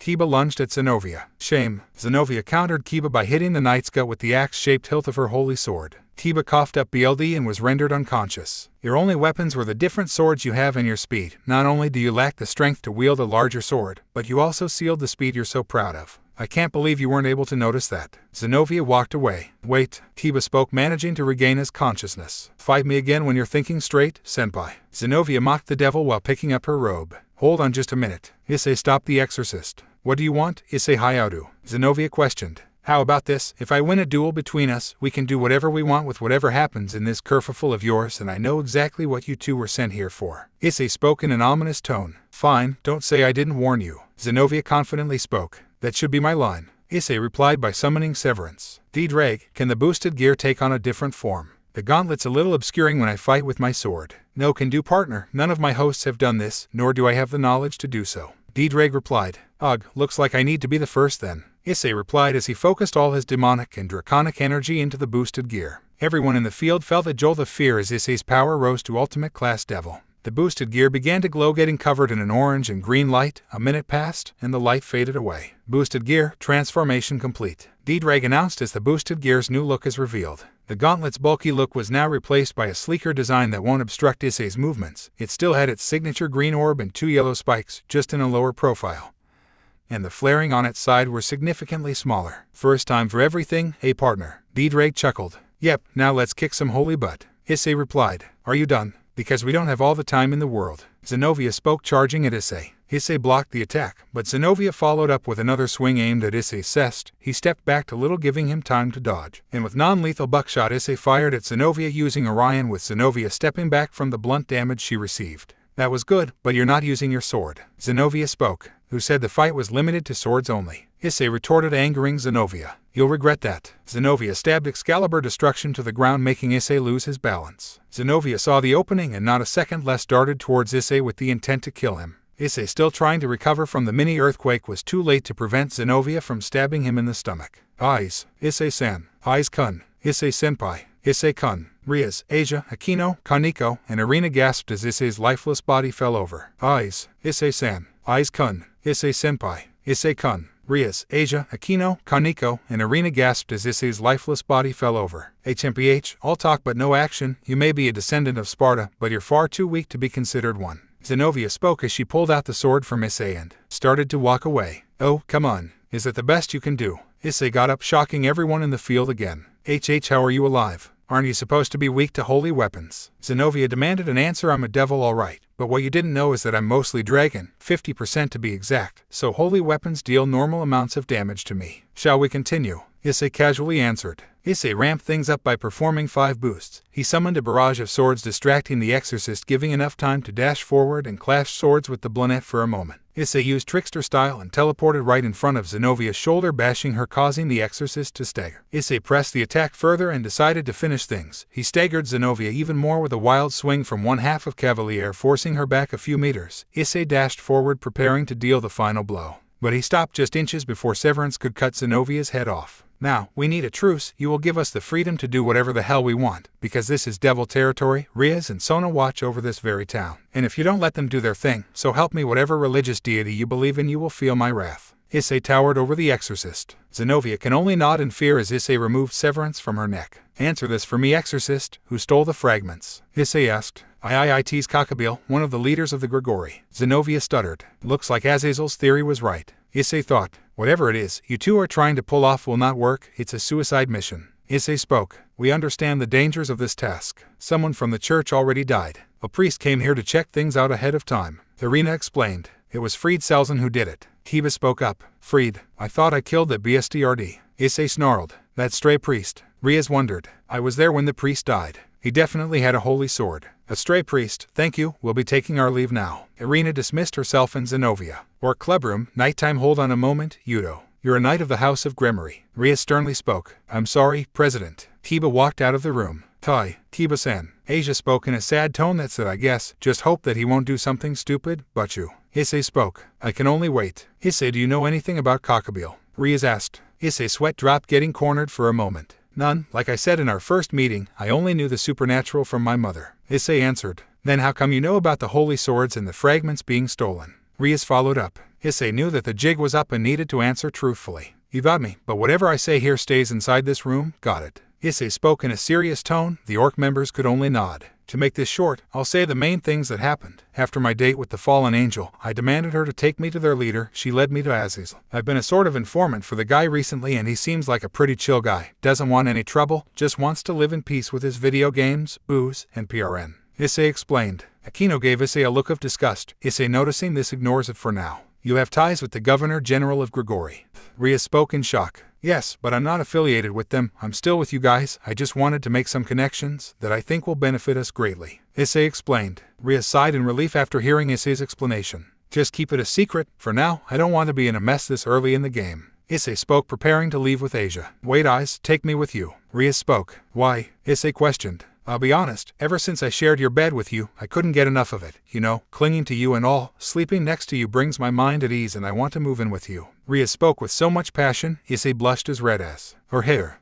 Fine, come on then. Issei stuttered. Everyone in the club room left to go home. Abandoned church, nighttime arena, and Zenobia are seen washing in a makeshift bath inside the church, discussing their current situation. Ugh, this is the worst. I can't even take a proper bath. This must be a trial from God. Irina spoke. Oh, is it now? You were the one who spent all of our money on this clearly fake painting of a saint. Zenobia pointed at the said painting. What do you mean? It's a holy person in that picture. The person at the exhibit said so too. Irina retorted, remembering the day she bought the painting. Hayes, why is someone like you my partner? Zenobia facepalmed. When you're depressed, you really get depressed, don't you? Irina spoke. Oh, shut it. Zenobia answered. Rumble, first of all, we need to get food. We're in no condition to retrieve Excalibur on empty stomachs. Zenobia proposed. I guess you're right. Why don't we threaten other people from other religions to get money? If it's people from other religions, God will forgive us. Probably, Irina explained. Then stealing from a temple offering box or something similar could work. Zenobia added. Good thinking, that's gonna be a lot easier. Irina agreed. No, let's not do that. Zenobia pulled out. Yeah, let's not. Irina pulled out too. On a more serious note, Irina, how come you're childhood friends with a descendant of Sparta? Zenobia started a different topic. I really didn't know. I remember on my early years here, my family and I would always ask Kalina-san and Issei-kun to go to church with us, but strangely enough, they never went with us. We kept close ties to them until I moved away with my family overseas. I didn't know why we moved as well. Only yesterday did I finally get my answers as to everything I thought of. Irina answered in a solemn tone. I see that man. Issei Hyoudou, he could have killed both of us there, but he chose not to. The feeling of that sword of his nearly cutting me still remains. Zenobia caressed her neck. You said it, I only managed to nick him, and he didn't even flinch. I have a very bad feeling that he was holding back by a massive amount. Irina spoke in an ominous tone. Irina, do you think we should get help? Now that I think about it, this is a suicide mission. There's no way we can defeat a Cotter on our own. Zenobia admitted. Are you thinking of recruiting Issei-kun or that knight? Irina asked. Yes, but after what we did, I'm sure he won't listen, nor will the knight. Zenobia answered. Let's just pray and hope something good happens to us. Irina spoke. Hyoudou residence. Nighttime, Issei is seen soaking in his bath and talking to his dragon. There's so much going on right now, D-Drake. There's a Cotter going here, the inevitable fusion of Excalibur, the inevitable battle with our rival, and worst of all, the promotion exams. Issei vented. I'm surprised that you're more concerned about the promotion exams rather than the battle with the White One, or the Cotter who's sure to pick a fight with the devils and angels. D-Drake spoke. It's about time I call Tiamat. I have something for her to do. Issei grabbed his chin. What is it? D-Drake asked. The next devil arm I'm gonna get. Issei answered. Why not King Cerberus? It has 3 elements for you to use. D-Drake proposed. Yeah, you're right. That settles it. We're getting King Cerberus and Agni and Rudra next. Issei spoke in high spirits. Issei contacted Tiamat via a magic circle. Yes, MSDR. Tiamat answered. Hey Tia, I need you to do some scouting for me. Issei requested. Who or what am I going to scout? Tiamat asked. I need you to scout a person named Enzo Ferrino and look for King Cerberus in the Himalayas. Enzo Ferrino, however, I don't have any leads on his whereabouts. Issei explained. Very well, I'll do my best, though Enzo Ferrino is a familiar name. Tiamat answered. You know him? Issei asked. Yes, but it was mainly for business. I know that he sells and trades demonic weapons and relics. He almost went insane from handling one. Tiamat answered. I see. Go to Enzo Ferrino first and get a pair of swords named Agni and Rudra. King Cerberus can be obtained for another time. Our current situation here is about to in a downward spiral. Issei instructed. All right, can you do one thing for me, MSDR? Tiamat asked. Name it. Issei answered. Please continue calling me Tia. Tiamat answered in a Hestock TV tone and cut off the connection. Looks like she's head over heels for you, partner. D-Drake spoke amused. What makes you say that? Issei wondered. For dragons, when they find a suitable mate, especially females, if they love their mate so much, they'll drop their pride and submit to their mate. Tiamat here willingly submitted to you. Better pick an alpha for your HRM partner. Tiamat's not known for her patience, and there are a lot of choices. D-Drag explained. I will, and I have a feeling that it's gonna be soon. Issei answered. Issei went out of his bath at the sound of his phone ringing from outside their bathroom. Yo, Kaneko-chan, what made you call at a time like this? Issei answered the call. Issei-senpai, I need you to meet me at the cafe in the main street after classes. Saji-senpai is coming as well. Kaneko asked. Alright, what's the matter though? Issei answered. You'll find out tomorrow, but I'm sure you know who this is about. Kaneko answered cryptically. Fine, I'll see you tomorrow, bye. Issei hung up the call. Huo Main Street, noon. Issei, Kaneko, and Saji are seen sitting together in the cafe discussing the situation at hand. So, Kaneko-chan, what's with the meeting here? Saji began the conversation.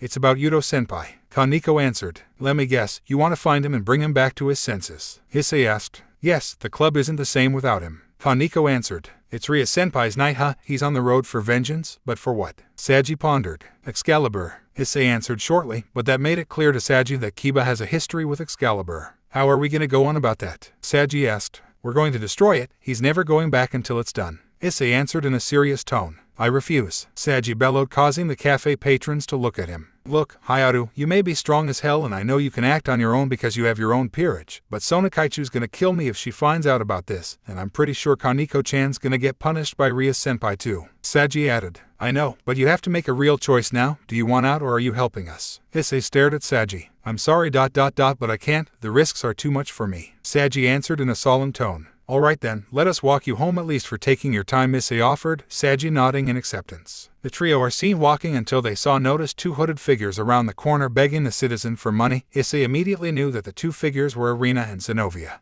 Ooh, blessings upon these wandering sheep. Zenobia spoke. Have mercy on us, O Lord. Irina begged. The trio approached the two. What the hell are you two doing? Issei asked the exorcist duo, startling them.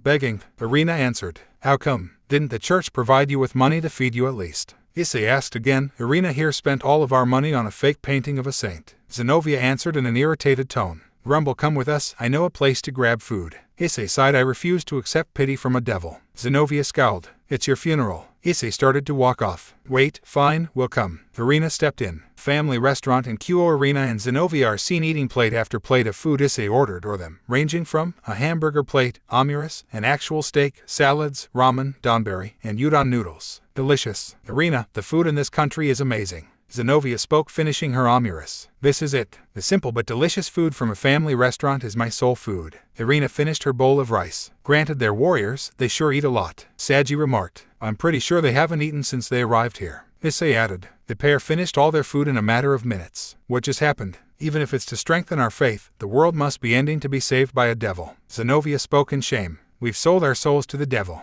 Irina clasped her hands together. Now I'm having second thoughts on buying you two the food. Issei sighed. Lord, please have mercy on these kind devils. Irina and Zenobia prayed. Issei. Kaneko and Saji grabbed their heads from the pain. We don't need God's blessings. Issei spoke in irritation. Oh, I'm sorry. I just did it out of habit. Irina covered her mouth. Well, why did you bring us here? Surely you have other motives other than feeding us. Zenobia asked. I'll make it simple. We want to help in destroying Excalibur. Issei answered. Looking at the situation right now, and the conditions you set at our duel yesterday, I don't see much of a choice here. Fine, you can destroy one of them. Zenobia recalled. Zenobia, are you sure this is the right decision? Irina asked her partner. Even if we refuse, they'll still go after them, so why not take the helping hand, even if the hand is that of a devil? Zenobia answered. I really thought you two would decline in a heartbeat. Saji chimed in. They have one of the leaders of the fallen, Kakabeel, with them. It's near impossible for us to recover the swords. Zenobia explained to her partner. I know, but Irina was cut off. Our chances of coming out alive are close to none. Zenobia interrupted Irina. But we already knew that, right? Irina spoke. Yeah, we were sent here fully knowing the dangers the mission has. Even I start to question the church's decision-making. It really is a suicide mission. Irina spoke in fear. Yes, Irina, the two of you are guaranteed to die if the two of you did this alone. Issei sternly spoke. Now, we need Kiba's input on this. Lucky for us the guy is nearby. Issei added. Issei and the rest made their way out of the restaurant, going to the park where Issei sensed the knight. They approached the knight with caution and explained the situation. I see, it's ironic for an Excalibur user to approve of its destruction. Kiba glared at the two exorcists. You're one to talk, didn't you leave the house of Gremory? We can consider you a stray and execute you right here if you want, Zenobia retorted, grabbing her sword. That's one way of seeing it. Kiba answered by summoning a demonic sword. Enough. We're not here to kill each other, we're here to come up with a plan on how we can do this thing. Issei stopped the two from killing each other. Kiba and Zenobia complied and put away their weapons. I understand why you loathe the Holy Sword Project. It was one of the most heinous acts done by the church. It's also the reason why the person responsible was branded a heretic and excommunicated. Zenobia explained. And that man is Valper Galilei, the Archbishop of Annihilation.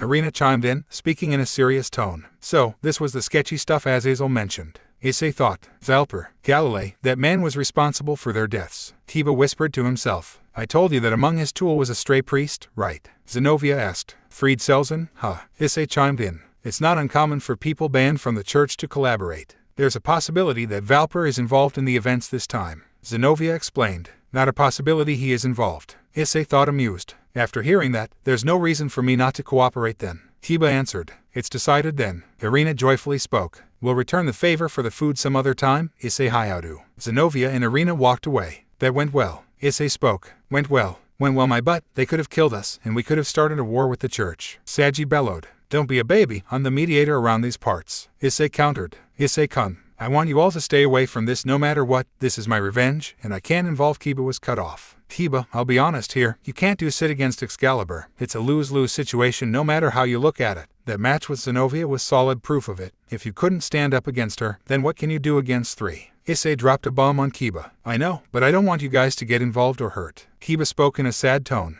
Issei grabbed one of Kiba's shoulders and looked him straight in the eyes. What do you think would happen if you went on with your revenge alone? Would you really let yourself be a stray devil? Just think about how Riaz would feel if she lost her a part of her family. Are you really fine with this? Issei ground the knight. You're right, without Butchu, I wouldn't be alive today. As if it was planned by fate for me to meet her. It was on the final days of the Holy Sword Project. Every day of our lives we were experimented on. Our freedom was taken, and we were treated more as livestock rather than human. Even so, everyone believed that they were chosen by God. It was our so-called faith and the belief that we would be special that kept us going through it all. Then tragedy, not one of us was able to adapt and wield a holy sword. The experiment ended in utter failure. We were then ordered to be disposed of to conceal what had really happened. Even vomiting, BLD writhing in pain, having trouble breathing because of the poisonous gas and being shot at, we looked to God for help, but to our demise, no one answered our pleas for help. Kiba reminisced. Flashback. Run away. Save yourself. Run and don't look back. Go as far as you can. The dying voices of Kiba's comrades echoed through the halls of the facility as he ran away. Kiba ran and ran until he was no longer in sight of the killers, but he tripped on the thick layer of snow and extreme exhaustion. He laid there face down, preparing to accept his death.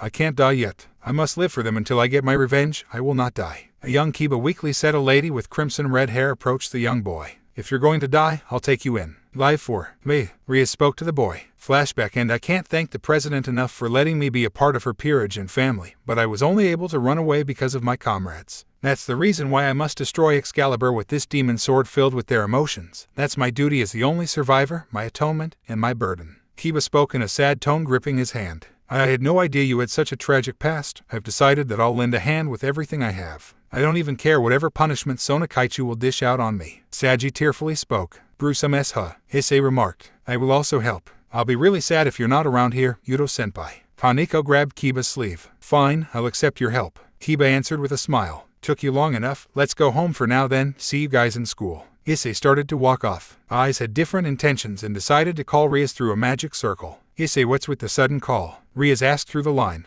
Riaz, we found Kiba, and I have to tell you something in person. Issei spoke. Oh, thank the Mao, and what is it you want to tell me in person? Riaz said, relieved. I'll have to be there for you to find out. Issei answered. Ooh, fine. Sona, do you mind if Ice comes here? We have urgent business to discuss. Riaz asked her friend. Sure. Sona hesitantly answered. Sona's there too. Perfect. This concerns her pawn too. Issei added. Yes, we're in her personal sauna again. She said you can teleport directly through the changing room. Riaz explained. All right, see you in a bit. Issei cut off the link. Issei rang his phone calling his mother. Yes, Issei dear. Kalina answered. Hey mom, is Asia home? I couldn't go home with her because I was doing some business with Irina and the others. Issei spoke. Yeah, a girl named Akakuri USCRT her home, so she's safe here. Kalina explained. Good, I'll be going to Sona's place to discuss more business. Issei spoke in relief. All right then, bring some condoms at least. Kalina spoke amused. Mom. Issei hung up. SONA's personal sauna. Issei stripped himself down to a towelette and went straight into the sauna where a naked Riaz and Sona were seated one spot apart, the middle seemingly left for Issei to sit in. Sup ladies, I'm here. Issei walked up to the two. Welcome Eyes, take a seat here. Rias welcomed the boy. So, Eyes, what is it about? Rias asked. Well, I'm here to tell you that we've struck a deal and are going to work with the exorcists. Issei opened. What? How did this happen? Rias asked in shock. Long story short, we saw them begging in the streets and I took them out to eat. Explained the situation at hand. We found Kiba, they talked it out and agreed on letting us destroy one of the fragments. Issei summarized. And what does this have to do with Saji? Sona chimed in. He's a part of this too. At first he chickened out because he was scared of you punishing him, but when Kiba explained his past to us, he immediately agreed to help. Issei explained. That idiot, he would have gotten himself killed if not for you being there. Sona spoke in relief. Did I make a mistake? What did I do wrong for him to go rogue like this? Rias pondered. You didn't, Rias. It was mainly Kiba's emotions taking over him. I could tell from the look on his eyes, he won't stop at anything to complete his revenge. Issei answered. He's a part of your house, right? Sona asked. Yes, no matter what, I won't let him go like that. Rias sighed. The Gremory house is known for their strong bonds among their family members. Yes, Sona asked, Rias nodding in agreement. Then I'm sure that Kiba-kun will return. Sona answered with an uncharacteristic smile. Thank you, Sona, Eyes. Rias smiled at the two. Sona, there's something I have to ask you. Issei looked towards Sona. And that is? Sona asked confused. Saj's sacred gear, can you give me some insight on it? Issei pried. It's called absorption line. It can slowly drain someone's energy when its tongue sticks to someone. Sona explained. I see. I can see why he's worth 4 of your pieces. Issei admitted 3 holograms of Akino, Tsubaki, and Tiamat suddenly appeared in front of their prospective kings. Pardon our sudden intrusion. Akino respectfully spoke. Good evening, MSTR. I have good news for you. Tiamat greeted Issei. Rias and Sona went wide-eyed at seeing Tiamat suddenly make an appearance. Akino and Tsubaki were visibly surprised by the Dragon King's appearance and blushed to see Issei in all his naked glory. So, Tia, what do you have for me? Issei asked his rook. I'll save that for last. Let's hear what the 2 queens have to say. Tiamat teased. All right, Tsubaki, lay it on us. Sona requested. We caught wind of a stray priest in the town again, and sure enough he was carrying a holy sword. We just don't know what sword it is. Tsubaki reported. What did the priest look like? Issei chimed in. All we know is that he had long white hair. Akino answered. Freed cells and ... DM in it. How that BSTRD survived is beyond me. I diced the guy to death for Sparta's sake. And yes, it's guaranteed that he carries a fragment of Excalibur, maybe even more. Issei vented. I see. Good work you on both your parts. Rias spoke to the 2 queens. Tia, your turn. Issei spoke to his rook. I have acquired Agni and Rudra. Tiamat smirked, presenting the 2 blades. Is it our new host? The orange blade spoke. Wait, they talk. Issei asked in shock. Yes, and they do it constantly, but no worries, they get along well and won't annoy you. Tiamat explained. I see. Seeing as they're alive, I can't put them inside my pocket dimension. I'll have to figure out a way to alter their appearance. But first of all, how did you get them? Issei pondered. Enzo was fairly easy to convince, and I bought them off of him for a fair price. That being paying his entire tab at a bar he frequently goes to, and with my cave full of treasure paying him was child's play. Tiamat summarized. I see. Great job on that. Issei complimented Tia. Greetings, new host. I am Agni. The orange blade suddenly introduced itself. And I am Rudra. The turquoise blade spoke. Issei Hyoudou, I'm sure you know my grandfather Dante, right? Issei asked the 2 blades. Yes, he was the best host we've had, and now we are expecting the same from you seeing as you resemble him a lot. Agni and Rudra spoke, finishing each other's sentence. Yeah, I like you 2 already. Can't wait to fight baddies with you 2. Issei spoke in excitement. Likewise, Issei Hyoudou, we will see you soon. Agni answered. One more thing, Mass. Tiamat was cut off. Tia, I'd like you to do the same with me and call me by my name. You know we dragons aren't for formalities. Issei requested. Very well, Issei. Tiamat seductively spoke. The last thing I want to say is that King Cerberus has returned to its devil form. He's currently residing deep within the Himalayas. I sensed it there as I was traveling to see Enzo. Tiamat explained. Wow, not even 2 days and you already got the twins and the lead on Cerberus. Issei spoke amazed. Anything for you, Issei. Tiamat spoke as her hologram disappeared. Now that's taken care of. Rias, wanna go home? Issei asked. Rias and Sona smirked with half-lidded eyes and nodded to one another and closed in on both sides of Issei. The 2 devils grabbed Issei's arms, pressing their breasts on them, Rias on the right and Sona on his left. Eyes, we're not going home just yet, Rias whispered seductively in Issei's ear. Since you're inevitably going to end up with multiple women in your life, we thought that we needed a head start. Sona said, biting an LC King Issei's ear. I can't believe it. I'm about to get laid. In a sauna, no less. Issei's mind was about to explode from the thought. Both heiresses looked down and noticed the huge bulge sticking out between Issei's leg. Rias took the initiative and knelt in front of it. Rias saw an enormous tree trunk of a PP. It was 11 inches in length and a few inches thick. Rias decided to sniff it and was entranced by its extremely RTC smell. Oh Mau, look the size of this thing, Rias said, stroking Issei's CCK. Issei couldn't hold back moaning in pleasure, but his mouth was sealed by Sona. Embrace him. Pay attention to me as well, Sona LCK'd Issei's cheek. Sona and Issei proceeded to make out. while Riaz is doing work giving Issei at HNDJB, slowly but surely increasing the speed of her S. Issei struggled to mon with Sona, intertwining tongues with the devil-dragon hybrid. Sona broke out of the makeout session with both her and Issei gasping for air. Issei in particular is struggling as the constant waves of pleasure that he felt is making it strong for him to keep his composure and draconic instincts in check. Riaz stopped the HNDJB, leaving Issei confused. Huh, Issei said confused. I need to adjust the position, Riaz said, taking her seat next to Issei. Sona, shall we? Riaz looked at her. Yes, we shall, Sona replied. Sona grabbed Issei's member and continued the HNDJB. Riaz on the other hand starts caressing Issei's S. Sona soon increased her pace. She noticed that Issei's PP started swelling, indicating that he was about to blow. Riaz joined in with Sona, their two hands in sync of stroking Issei's member. Come for me, Riaz bit his ear. No, come for me, Sona LCK'd Issei's ear. The two heiresses went faster. Faster and faster, come for us, give us your seed, Riaz and Sona said in unison. Uncoming, Issei said as ropes of SMN flew out of his tip. The SMN amazingly hit Riaz and Sona's face and breast, with some of it landing on Issei's chest. That was amazing. Issei breathed. The heiresses scooped up the SMN that stuck on them and drank it in front of Issei. I could get addicted to this, Riaz said as saliva dripped from her mouth. You said it, Sona replied, LCKing her hand. They were surprised to see Issei's member still rock strong. Smirks immediately crept up their faces. We're not finished just yet. Riaz again knelt with Sona beside her. Riaz and Sona looked up and were both shocked. They didn't see Issei's regular crimson eyes. They saw golden slit eyes that spelled trouble and pleasure for both of the heiresses. Good luck, ladies. I'm certain that you won't feel your behinds after this. D-Drag spoke as a green light appeared on Issei's left hand. In a display of speed, Issei suddenly stood up, grabbed Riaz's whole body and flipped her. Issei proceeded to LCK Riaz while carefully handling her, trying not to drop the devil, the latter being confused and feeling good at the same time. Riaz could only see the floor and Issei's member. The heiress decided to SCK on it. She started off with a steady pace, wrapping her legs behind Issei's head and hugging his thighs, making sure not to fall. She continued to bob her head up and down, stopping occasionally to Mondu to the boy's skill with his tongue. Sona took a seat on the bench and spread her legs, presenting herself in front of Issei, the latter reaching her, doing his handiwork, pleasuring the other heiress. Issei's mind was in disarray. His instincts and logic were in constant conflict, fighting for DMNCE and who gets control over his sequel experience. Riaz's head at this point was as red as her hair due to the BLD pooling up in her head. She taps Issei's side, signaling that she can't take it anymore. Issei, noticing this, laid on the moist and warm floor of the sauna. He also gestured for Sona to come near him. He continued his work of pleasuring the two heiresses by ramping up his fingering of Sona and increasing his intensity with Riaz. Riaz felt Issei's CCK swell again. She wrapped her tongue around it and bobbed her head faster while massaging his ass. I'm about to come, Issei said, moaning. Me too, Sona moaned. Me three, Riaz said, muffled from the BLWJB. Riaz went even faster, nearly getting dizzy from the speed. Issei now worked his tongue and fingers with Riaz and Sona more. Uncoming, Issei moaned, move his hips up.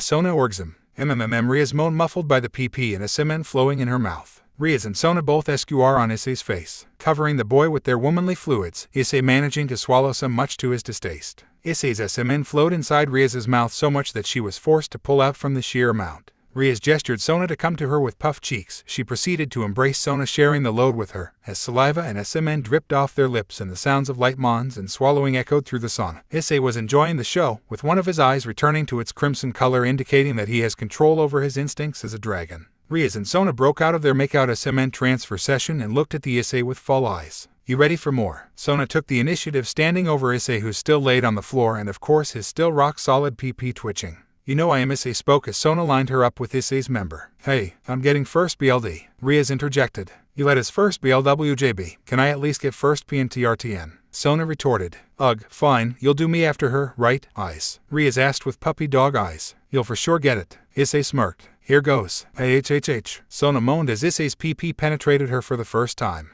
BLD slowly trickled down Sona's. Issei grew concerned and decided to pause. You alright? Issei asked. Why yes, I'll give you a nod when I'm ready. It's a little painful, Sona admitted. Sona nodded, but instead of Issei doing the moving, it was her who slowly bounced up and down. It's filling me all the way, Sona squealed as she went faster. Ooh, you're so tight, Issei groaned.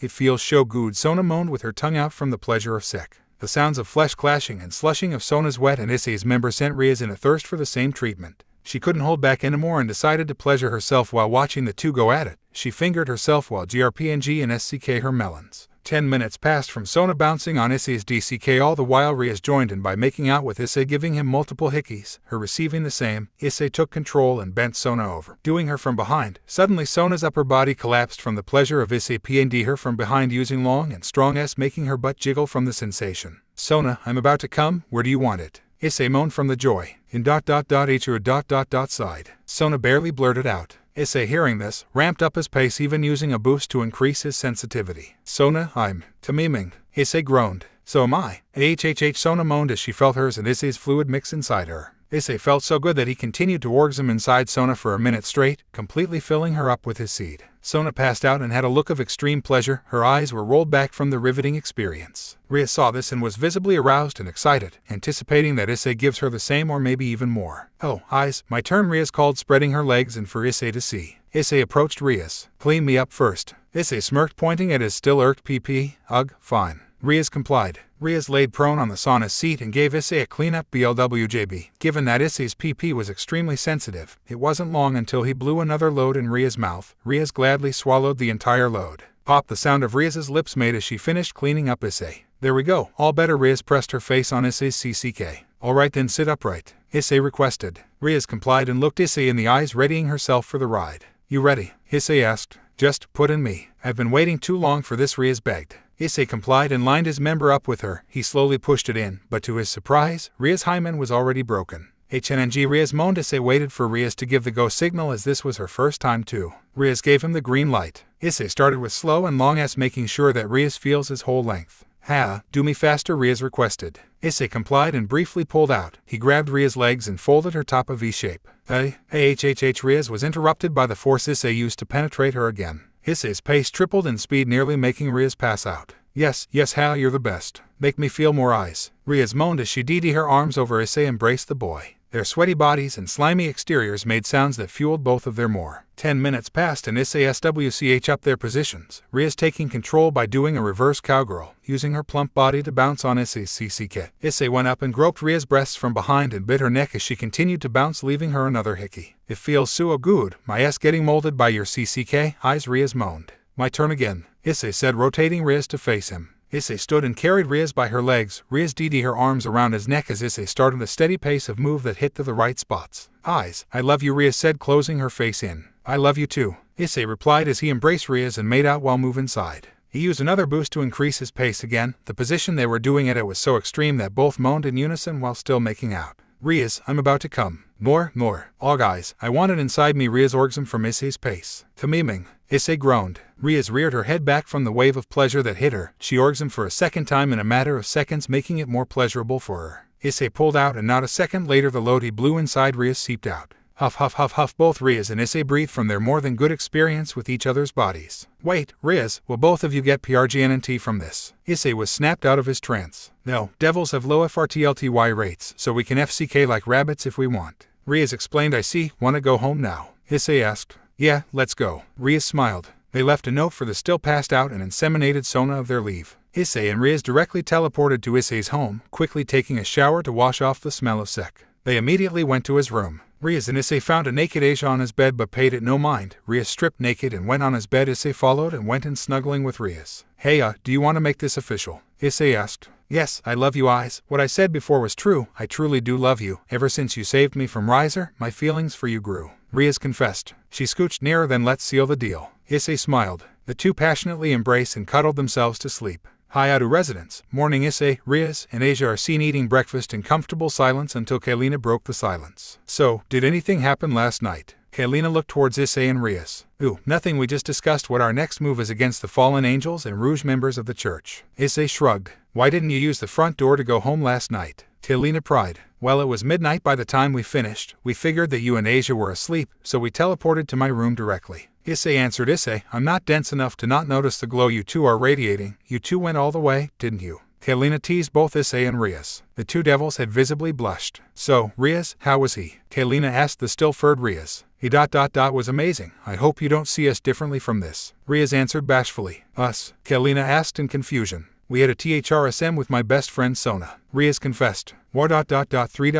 some ... Issei ... Kailina stared aimlessly.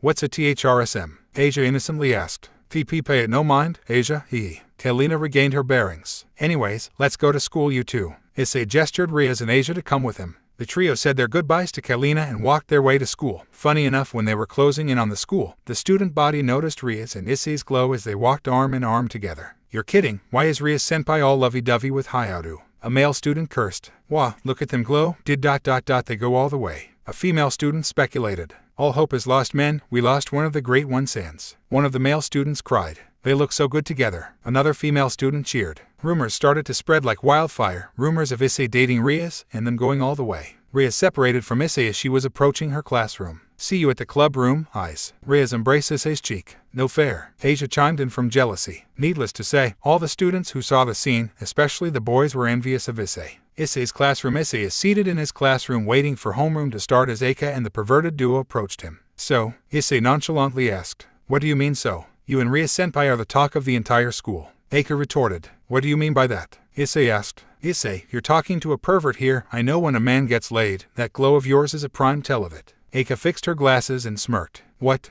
You mean to tell us Issei got laid with Riaz senpai? Matsuda bellowed, causing their classmates to look towards them. Yeah, we did it raw. Issei gloated. All the students gasped at the revelation. Issei, mark my words, someday you'll be killed by all the boys in the school. Matsuda tearfully said. That includes us. Madohama tearfully added. Eika thought of something. Eika closed in on Issei. She grabbed his inner shirt and pulled it back, revealing the numerous amounts of hickeys on his lower neck and collarbone.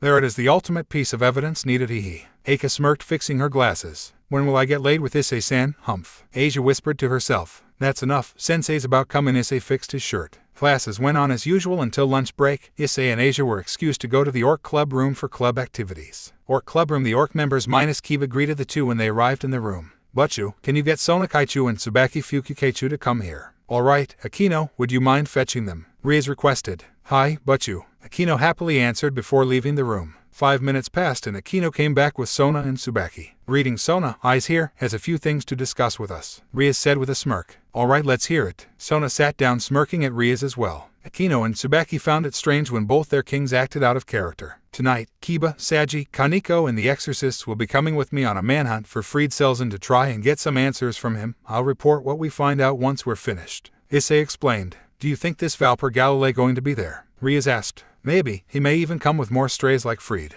Issei scowled. Alright then, I leave Kiba to you, Eyes. Riaz sipped her tea. Please look after Saji for me, he can a little emotional at times. Sona requested. Suddenly, a light blue Sparta magic circle appeared in the middle of the room. Tiamat soon came out of it. The Orc members plus Sona and Tsubaki were startled from Tiamat's presence alone. Greeting, Dragon King Tiamat, it's a pleasure to meet you. Riaz gracefully spoke. A pleasure as well, I'm sure you felt it last night, didn't you? The same goes for you, Citri. Tiamat answered with a smirk. The two heiresses immediately sported furred looks. What? How did you? Riaz stammered. Youngling, from the thousands of years I've lived, I've smelt a lot of things, and the smell of sek is one of them. Tiamat revealed, tapping her nose. Issei's smell is everywhere on both of you, and both of yours on him. Tiamat added. Everyone in the room except Asia was furred at the revelation. Some were innocent of the act of sek, especially Asia, who's a bit oblivious to adult themes in love. Surprise, surprise, Tia, what brings you here? Issei asked the rook. I'm here to deliver your new toys, Issei. Tiamat pulled out Agni and Rudra. Greetings, Issei Hyoudou. Seeing you in person is quite the experience. We can sense your grandfather's power in you, but what is this other being I sense? Agni spoke. Oh, I'm half dragon. Issei shrugged. I told you, brother, I could sense it the moment this dragon delivered us here. Rudra proclaimed. That's enough. I need to figure out how to change your forms, because if I store the both of you in my pocket dimension, you'll both die. Issei explained. Oh, we have that covered already. Agni and Rudra answered in unison as they began to glow and shrink in size. A few moments pass and the twin swords turn into two rings linked by a chain. Agni had a gold shank and his face acted as the jewel, and Rudra copped a silver shank and his face also acted as the jewel. Issei wore the two rings on his right hand. Agni went to his index finger and Rudra was slipped on his ring finger. How's the fit? Agni asked. Perfect, now let me test you two out. Issei summoned the two in their sword form. Issei focused his energy on the two blades. The blades responded by amplifying their elemental powers. Issei performed various moves ranging from a wild rush that utilized both blades, smooth spinning combos that is sure to obliterate anyone caught in its wake, a mid-air combo that concludes with Issei rolling in the air, connecting the two to form a double-bladed sword. he spins the sword, creating a pillar of flame amplified by Rudra's wind, stabbing it on the ground, creating a mini explosion and a flurry of slashes that utilized the elements Agni and Rudra offered. Impressive, Rudra remarked. Thanks, I'm impressed with you two as well, but at first I thought Rudra had control over ice. Wind is something I never thought would be great with fire. Issei smiled, looking at the two blades. Of course, we work well together, we're brothers after all. Rudra spoke with pride. One question, are we allowed to talk? Agni asked. Of course, why would I stop you two from talking? Issei asked, confused. Well, your grandfather didn't want us to talk, and maybe that was the reason he sold us off to that Enzo fella. Rudra answered. Hey, I don't mind it. I have a dragon inside me that talks to me a lot, so you two are fine, just don't speak whenever I'm with normal people or when I'm in class. Understood. Agni and Rudra answered in unison as Issei transformed them back to their ring forms. Wow, quite the performance back their eyes. Riaz complimented the boy. Thanks, these two are no joke. Issei remarked. That makes 2 out of 5 of the devil arms you're trying to find if I'm not mistaken. Riaz remembered. Yeah, I originally intended for King Cerberus to be next, but Agni and Rudra here were the easier ones to get. Credit to Tiamat of course for knowing where Enzo was. Issei looked towards his rook. What are devil arms? A confused Sona asked. They're weapons that were once devils. They were found by my grandfather during his time as an active devil hunter, fought them all, and after every fight, they would manifest themselves as weapons for him to use. Agni and Rudra are the exceptions since they're living weapons. I'm sure some are like them, but I'll have to get the rest to find out. Issei explained. I see, judging from their auras alone, theirs don't clash, it flows as if they know what the other will do. Sona remarked. Enough about Issei-kun's weapons, but you two having sec with him is no fair. Akino pouted. We want him, so we made some moves. On him. Riaz smirked. I agree with Gremory's queen Issei, when is it my turn? Tiamat crossed her arms. Mine too. Tsubaki chimed in. So how was he? Akino asked. Tiamat and Tsubaki nodded in agreement. He was amazing, especially when his draconic side takes over. Riaz hugged herself. Sona nodded in agreement. How big is he? Akino Elsik had her 2 fingers. 11 inches of pure man meat. Riaz seductively spoke. Akino forgot about everything and started to dream about Issei and her having NTRCRS in the most bizarre ways possible. Issei suddenly spoke, visibly red from everything he heard. Anyway, I'll be going home now. I need to prepare for tonight's operation. I'll report what we find, and Kaneko-chan, meet us at the abandoned church once you're ready. Issei prepared to leave. Good luck out there, eyes. Riaz waved as Issei teleported out. Sona, is it true that you along with Riaz had NTRCRS with Hyoudou-kun? Tsubaki asked. Yes, we did. It was in the heat of the moment. I had no idea that I could do those things myself. Sona answered in a frustrated tone. Do you regret it? Riaz asked. No, not in the slightest. I admit that I have feelings for him. After all, Riaz, you are my rival. Shouldn't we be rivals in the chase for Issei Sparta Hyoudou too? Sona fixed her glasses. Can't say no to that. And I could say the same about having feelings for him. You know, after you passed out, while we were going at it, I directly confessed to him. I don't know whether it was an in-the-moment thing or did I truly mean it, but we did seal the deal last night. Riaz pondered. I can't wait to have my turn with him. Akino spoke with excitement. I can tell that you two have genuine feelings for Issei. I know that we dragons attract a lot of things, and that includes mates. Some do it for the chance of getting a powerful offspring, while others do it out of pure and genuine love, and you two are the doing it for actual love. For your 2 queens, I can't say much. I haven't seen them act around Issei or be with Issei. Tiamat spoke. What do you mean? Akino asked. Girlie, I know that you're part fallen, and I know that you have a disdain for them. You have problems that you keep to yourself, fully knowing that you need help. Whatever it is you dream about Issei is born from, you're lost in your own world. And what you need to do is to accept and embrace what you are. You have so much potential to be more than what you restrain yourself to be. And if you need someone who understands what you're going through, talk to Issei. He's in the exact same circle you're in. The same goes for you, cat girl. Tiamat spoke to both Kaneko and Akino. I see, thank you, Tiamat. Akino sincerely spoke, completely accepting that Tiamat's advice was on point. And you Citri's queen, you're confused. You tend to go and ride the bandwagon without really thinking much of what's going to happen next. If you claim that you hold feelings for him, I suggest that you interact with him at least. Tiamat advised while teleporting out. Wow, she just gave us a life lesson. Riaz spoke in amazement. You tell me, everything she said was exactly what we needed. Sona answered. Perks of living for thousands of years, huh? Riaz remarked. Abandoned church. Nighttime Kiba, Saji, and Issei are seen changing into priest's clothing while Arena and Zenobia wait for them to finish. Never thought it'd come to this, but a devil wearing a priest's clothes? Quite ironic. Issei remarked. If this is the price I'll pay for revenge, so be it. Kiba said with a serious face. Kaneko arrives on the scene changed in a smaller version of the priest outfit. Sup, she greeted. Right, everyone's here. Let me go over the plan. We'll go with 1 or 2 partners except me. Saji, Kiba, and Kaneko, you guys search at the east part of town. Arena and Zenobia will cover the west, and I'll be covering the rest. Issei explained as everyone nodded. If any of us see anything, contact each other through cell phones. Zenobia added, got it. Issei answered. Issei Hyoudou, I forgot to tell you something that you'll find interesting. Zenobia looked towards Issei, and that is. Issei sported a confused look. I'll tell you as thanks for feeding us. The white dragon has awakened. Zenobia revealed. My rival, huh? About time they showed up. Issei feigned being shocked. North side of Kuo. Issei is seen walking along the streets of Kuo talking to D-Drag. So much for knowing, it's official, huh, D-Drag? Issei asked his dragon. Yes, our long-awaited battle comes nearer by the day. I can't wait for you to kick the White One's butt. D-Drag spoke in excitement. Aren't you concerned that the White One's host has a possibility to be stronger than me? Issei asked again. If I'm being honest, partner, I'm more concerned about the White One's host. They won't last much longer when they fight us. Your arsenal of weapons is sure to leave them guessing on your next move, and I'm sure that they don't know that you're half dragon. Your devil side is what stands out the most. D-Drag answered. I guess that's true. Issei cut off the mental link. Issei's phone rang. Issei-kun, I think I know a place where they'll show up. Kiba spoke in urgency. All right, where is it? Issei asked. The abandoned warehouse. Kiba hung up. Abandoned warehouse brings back memories. This is the place where we killed the stray visor, right? Issei spoke. Kaneko only gave him a nod. Stray devil. Saji asked. Yeah, we faced it before in this place and where I found one of my grandfather's devil arms. Issei explained while the group walks towards the entrance. They felt a chill run up their spine. Hyoudou-senpai, above. Kaneko warned the night the group looked towards the roof and saw Fried Selzen carrying a holy sword. Fried jumped off the roof preparing to pounce on Kiba. Kiba prepared a demonic sword but was surprised once Issei was in front of him. Issei summoned Severance and countered Fried, sending him flying towards the roof again. I have no idea how you're alive, but I will make sure that I do the job this time. Issei showed a battle-hungry smirk. Oh, it's the cocaine-haired BSDRD, his knife friend and some random guy, and a midge. Fried was cut off from Kaneko's glare. I mean small-framed young lady. Fried stammered. I thought I could have some fun priest hunting tonight, but it turns out to be a bunch of devil scums cosplaying. Fried Elsiketa's holy sword.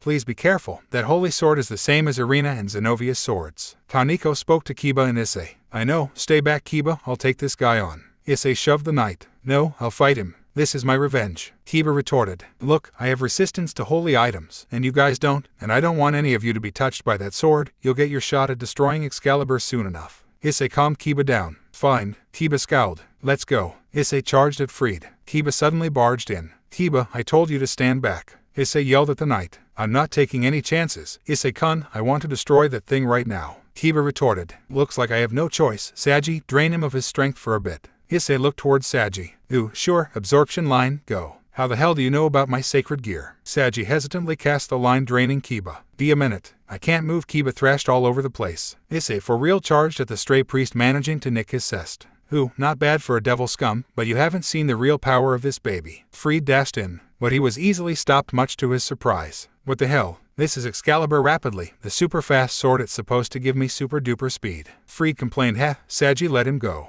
Issei summoned Ebony and Ivory to his side. D-Drag, can you make the bullets of Ebony and Ivory have the ability of transfer? Issei asked the dragon while parrying strikes from Fried. D a minute.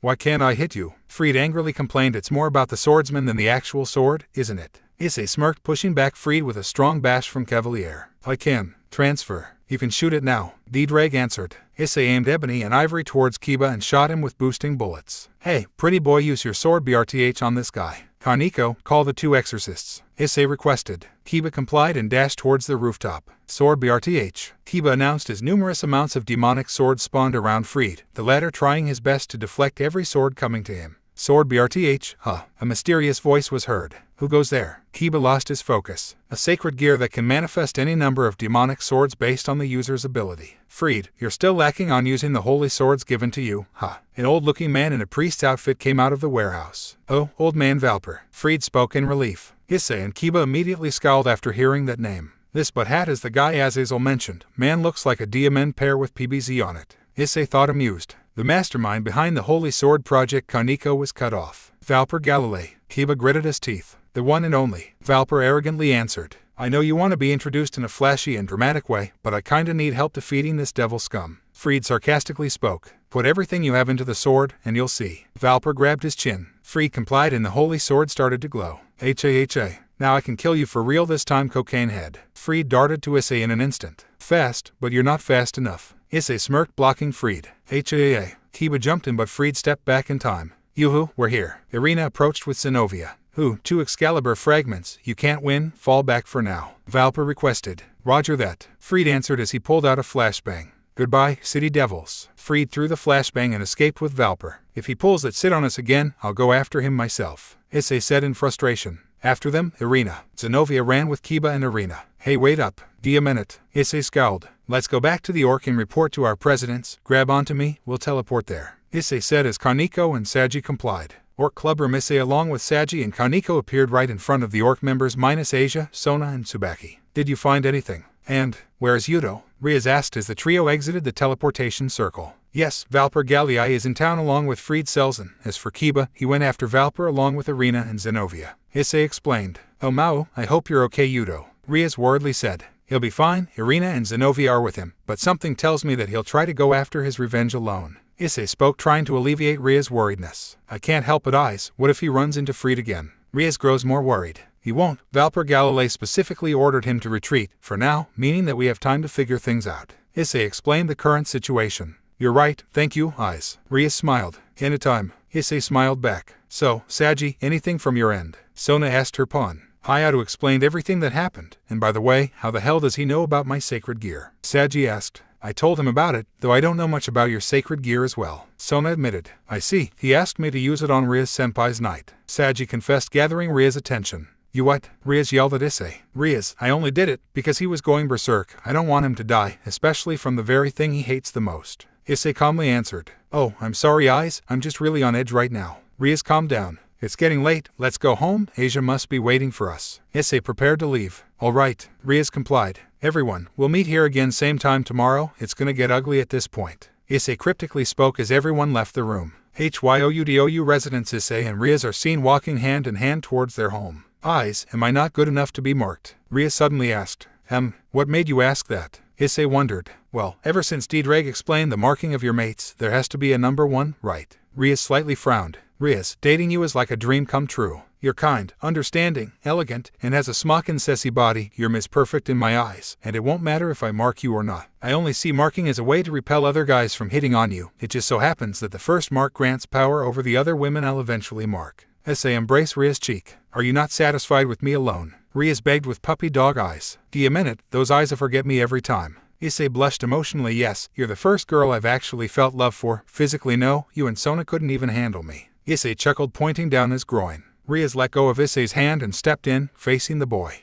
I guess I have to prove myself. Riaz did her arms over Issei's shoulders with half-lidded eyes, closing in for embrace. Little did they know that they were already in front of their home's door. Welcome home. Oh, Issei-san, what are you doing with Riaz-sama? Asia surprised the couple wearing a white naked apron. Oh, nothing, anyways we're home. Wait, what are you wearing, Asia? Issei stammered. Our classmate, Akakuriu suggested I wear it. She said that the best way to relieve a tired man is to wear clothes like this. Asia flared out the apron's side. That DMN four-eyed pervert. Issei thought in frustration. I see. There's that method of pleasing Eyes. Riaz happily said. Asia, one day you'll become an extremely wicked and sassy female devil. Riaz added. Hey, I don't want to be a wicked and sassy devil. Asia answered worriedly. Please change up, Asia. It's only a matter of time before Mom sees this. Issei hid his blush. Oh, it's fine. She looks wonderful in those. Welcome home, by the way. Kaylina popped out of the laundry room. Do you mean it? Issei facepalmed again. I'm the one who helped her with the entire getup. Kaylina huffed proudly. Kaylina-san, please let me wear a naked apron too. Riaz spoke with determination. Asia, it was a good move, but you're nowhere near the relationship I have with him, Riaz whispered at Asia. Then I will work harder to earn it. Asia spoke with fire in her eyes. When did it all go wrong? Issei asked himself. Issei-san, are these clothes troublesome for you? Asia asked in a worried tone. Not at all, in fact, you look amazing. And remember this, I will always protect you, no matter who or what it is I'm facing. I will fight and drive away everything you think is scary, Issei declared, making Asia blush. Issei-san, I don't regret becoming a devil. My faith is something I can let go of, but now I found something even more important than my faith. The president, everyone in the club, friends from school, Kaylina Akasama, and most importantly, you Issei-san. Everyone is precious to me, and I want to be with everyone forever. I don't want to be alone again. Asia lunged at Issei, embracing the boy. Issei's perverted side reared its ugly head, making his tendencies once again awaken. Do you mean it? After a speech like that, how can I not help myself with GRPNG some holy butt? Issei thought as his hands slowly crept up Asia's behind. Issei, Riaz called out. Riaz, I haven't done anything. Issei one arm shot back as Asia embraced the other. How is it? Riaz presented herself wearing a fusky and naked apron with a heart embroidered on the chest area, and of course, she shows a butt-ton of cleavage. Issei's nose bled, startling Asia. Enough of that, let's make dinner. It's late, so we'll have to make something quick and simple. Ria said, walking towards the kitchen. The two went inside and made a simple curry with meat and potatoes while Kailina prepared the table. It's like you have 2 wives already. Gosh, you make your grandfather look like a complete child when it comes to women. Kailina whispered, smiling at Riaz and Asia. Hey, Mom, can we move our visit to Nero's place on Sunday? Issei asked, gesturing for Kailina to go outside.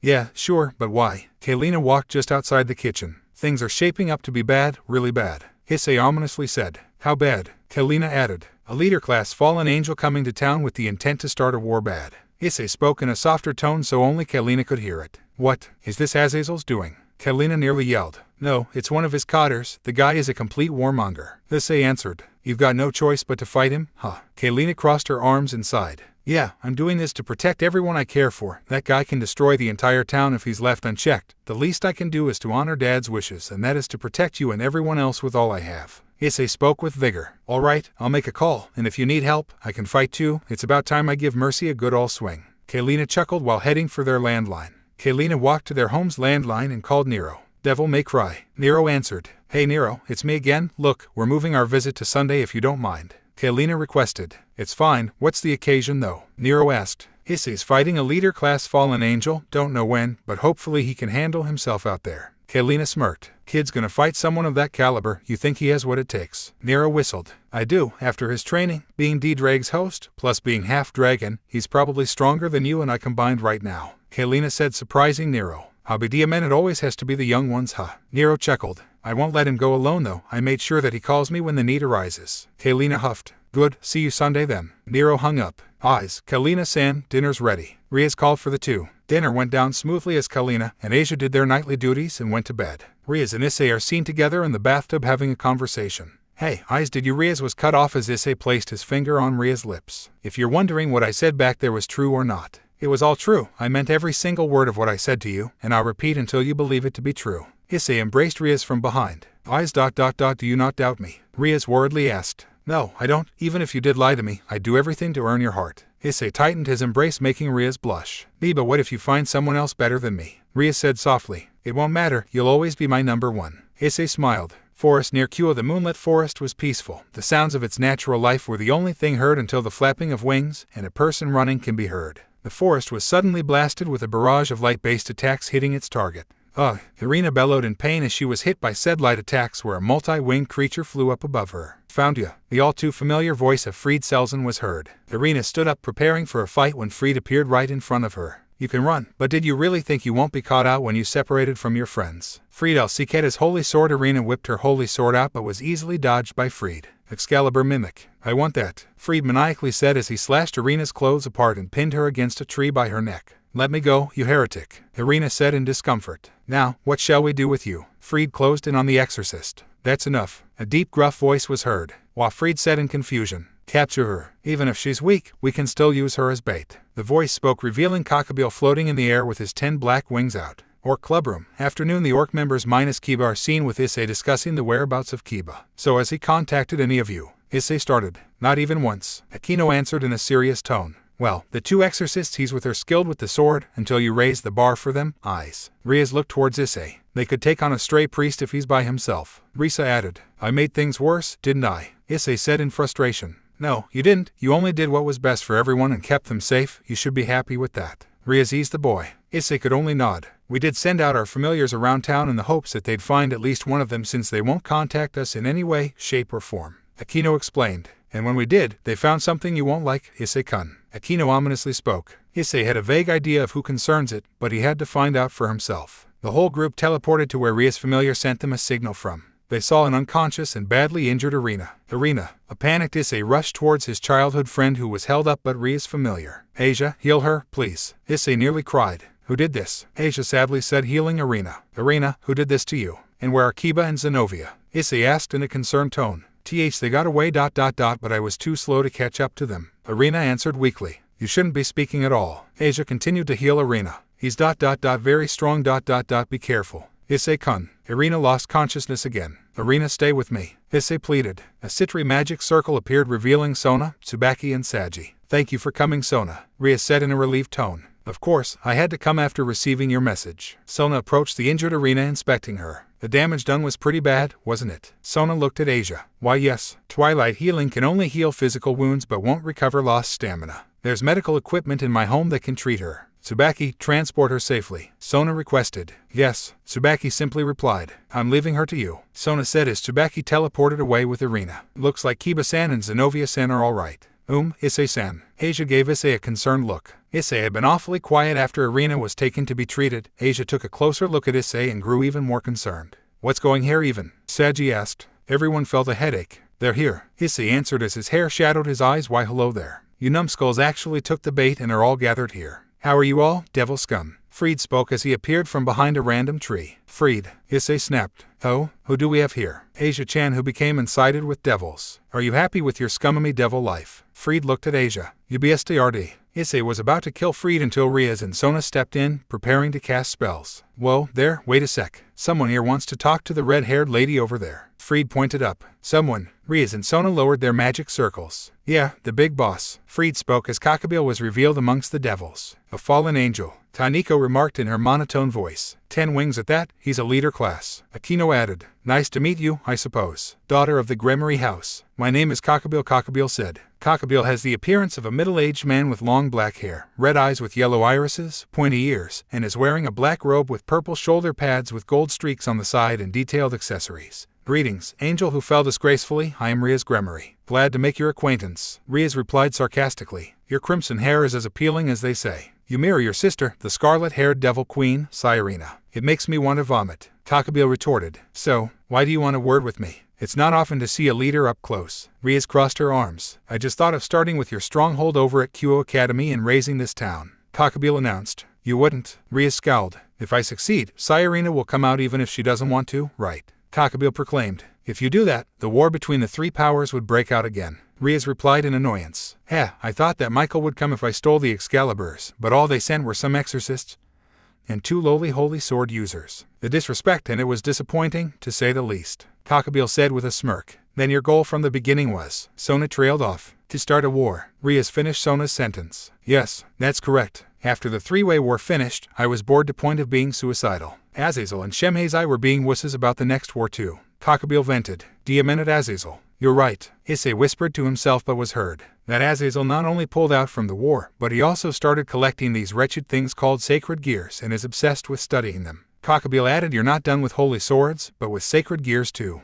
Issei yelled. Your boosted gear could be useful as a weapon, but I have something else, so I'm not interested. Kakabeel looked down on the boy. I'll show you something you'll be gladly interested in. Issei summoned Severance, prepared to battle the fallen, but was stopped by Kaneko. Fallen angels, God, and devils are only hanging by a thread before war breaks out. If that's the case, I'll start a war with these 2 hands. Kakabeel announced. You're a complete warmonger. Riaz scowled. That's why I'm using you, devils, this time. Lucifer's sister, Riaz Gremory, and Leviathan's sister, Sona Citri. There must be a lot of power looming over the school you two attend, humph. It'll be a fantastic war zone. That's crazy. Saji spoke. This guy's got a few screws loose. Issei remarked, regaining his composure. Isn't my boss the best? I'm getting caught up in it as well. I'm getting all these rewards too. Freed cackled, presenting 3 Excaliburs. Crackhead's got 3 of them, huh? This could be a problem for all of us. Issei remarked. To add to your problems, all of them are ready to slice some devil scum. I'm literally the best. Freed proclaimed. I even got this, the Holy Sword of Mimicry, Excalibur Mimic. I got this from the girl in pigtails. Freed added, PSS Issei off again.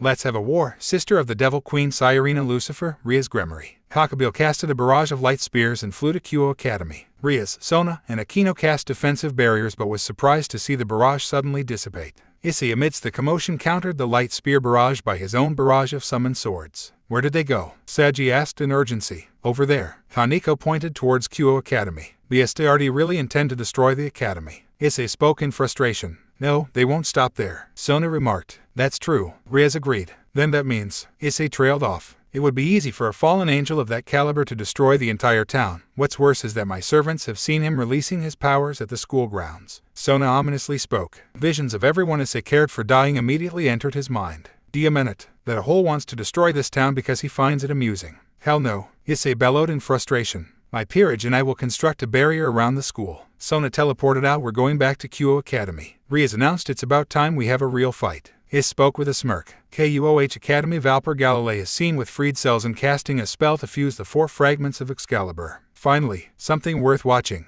Valper completed the spell. A bright pillar of golden light shone across town. My dream is about to be a reality, Valper said. Kiba watched the event from the Orc Clubroom's window, sternly looking at it. Outside Kyo Academy, Sona and her peerage are seen preparing a barrier around their school's perimeter. Tsubaki teleported to the scene. Tsubaki, how's Arena? Issei asked. Her condition is not life-threatening, it's all thanks to Argento-san's treatment. Tsubaki walked over to the barrier, helping in reinforcing it. That's a relief, Asia commented. Where the hell is Zenovia? Issei wondered. Nothing from Kiba as well, Saji asked. Nothing as well, but I know that he's here somewhere, Issei answered. We'll keep the barrier up for as long as we can, but I won't be able to prevent collateral damage from the inside. Sona spoke. You're gonna need some help with that, Issei added. What do you mean? Ria said in a confused tone. Just wait. Issei summoned a communications circle. Yes, Issei, Tiamat answered. Tia, I need you here in Kyo Academy pronto, Issei requested. As you wish. Tia cut off the link. A light blue Sparta magic circle is seen manifest next to Issei, revealing Tiamat.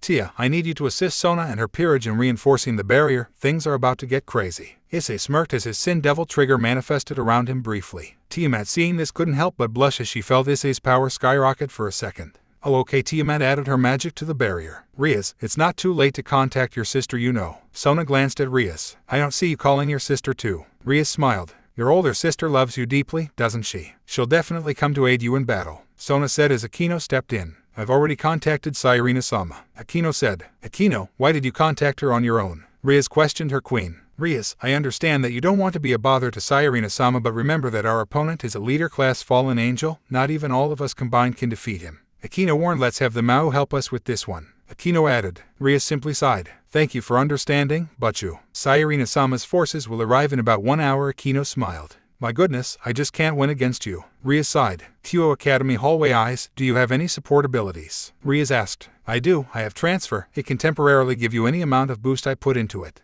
Issei explained. Good, do you need time to recharge it? Rias followed up. No need, I can use them and I can boost any number of times when I'm in Balance Breaker, and I can shoot the boosts out through Ebony and Ivory. Issei explained. You really thought of everything, don't you? Rias remarked. Better safe than sorry. Issei smirked. We're counting on you. Eyes. Rias glanced at the boy. You got it. Issei smiled back. We have to be aggressive on this one. We have to get in the school and prevent Cockabeel from eradicating the whole town.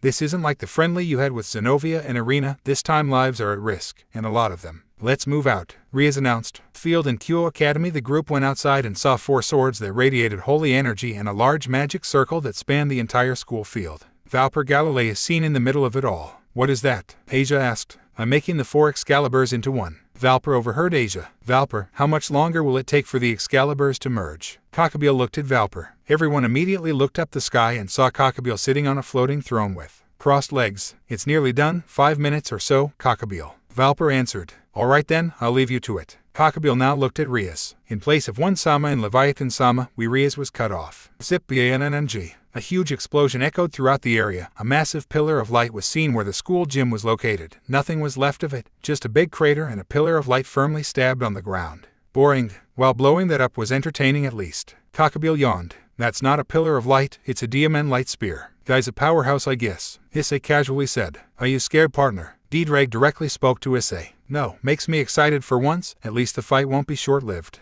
Issei replied. Never would I thought that you'd be excited to fight a leader-class being that can level an entire town. I mean, that Elfair BSTRD is in the Bible. D-Drag chuckled. Recorded in the Bible or not, it's still a bunch of words on a bunch of paper. Issei laughed. Ooh, is that a challenge? Red Dragon Emperor. Cockabeel moved his eyes to Issei. Why don't you get off that toilet bowl of a throne first? Issei raised his middle finger, angering the fallen angel. D-Drag was inwardly laughing at his host's antics. Enough. Let's see if you can take on my pets. Cockabeel snapped his fingers. 2 dark portals emerged out of nowhere, and out came 2 massive creatures. The first one was a 10-meter dog with 3 heads. It had a massive torso, black fur, bloodshot eyes, and muscular hind legs. The second creature was a 7-meter giant spider that had a gray exoskeleton, 6 blue eyes, an inner body that's seemingly made from lava, and a coiled tail atop its abdomen. See Cerberus, Rias said in shock. So, there's more Cerberuses out there. Issei grabbed his chin. How can you be so calm? There's a giant flaming spider and 2 giant dogs about to kill us. Rias exclaimed. Calm down now, I got some backup for us. Issei reached for his phone. Yes, Issei. Kalina's voice was heard through the phone. We're in a pinch. There's a big butt spider here that's also on fire for some reason. Can you lend a hand?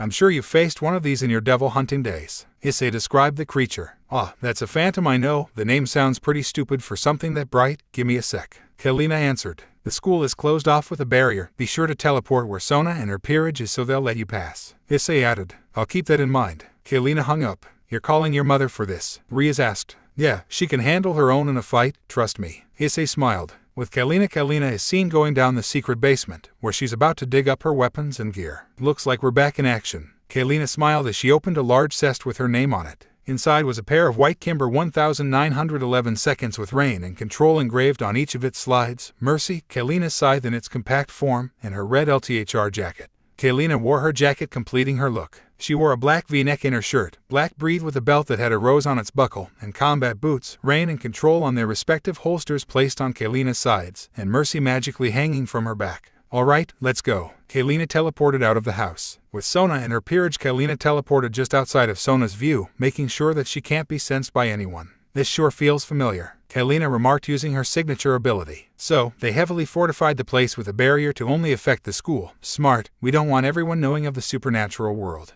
Kalina got out of cover. She walked up to the group. Hey who's Sona Citri here? Kalina asked. That would be me. Sona looked at Kalina. Strange, it's as if she's not even here. If she is here, she probably has something to do with whatever's going on inside. Sona thought. What brings you here, a mess? Sona looked confused. Kalina is fine, and can I pass through the barrier? I got a call from someone that needs a hand. Kalina pointed at the barrier. And who might that be? Kalina-san. Sona fixed her glasses. My son, Issei Hyoudou. Kalina shrugged. What? Sona and her peerage exclaimed. Why, you're Issei's mother. Sona stuttered. Yes, I am. Now can I please get through the barrier? He needs me out there. We can talk about me after this. Kalina said with an annoyed look of course. Sona opened a small part of the barrier. Thank you. Kalina winked. Does she know? Sona thought. Looks like I'm doing it your way, Pops. Kalina said to herself. Kaichu, was that really Hyoudou's mother? Saji had hearts in his eyes. She definitely is. Just look at her. Her looks are a huge tell, and the way she carries herself is something Issei does. Sona remarked. With Issei and the others, hey Issei, I'm here already. Where's the diamond spider? Kalina bellowed, making her presence known. Kalina Akasama.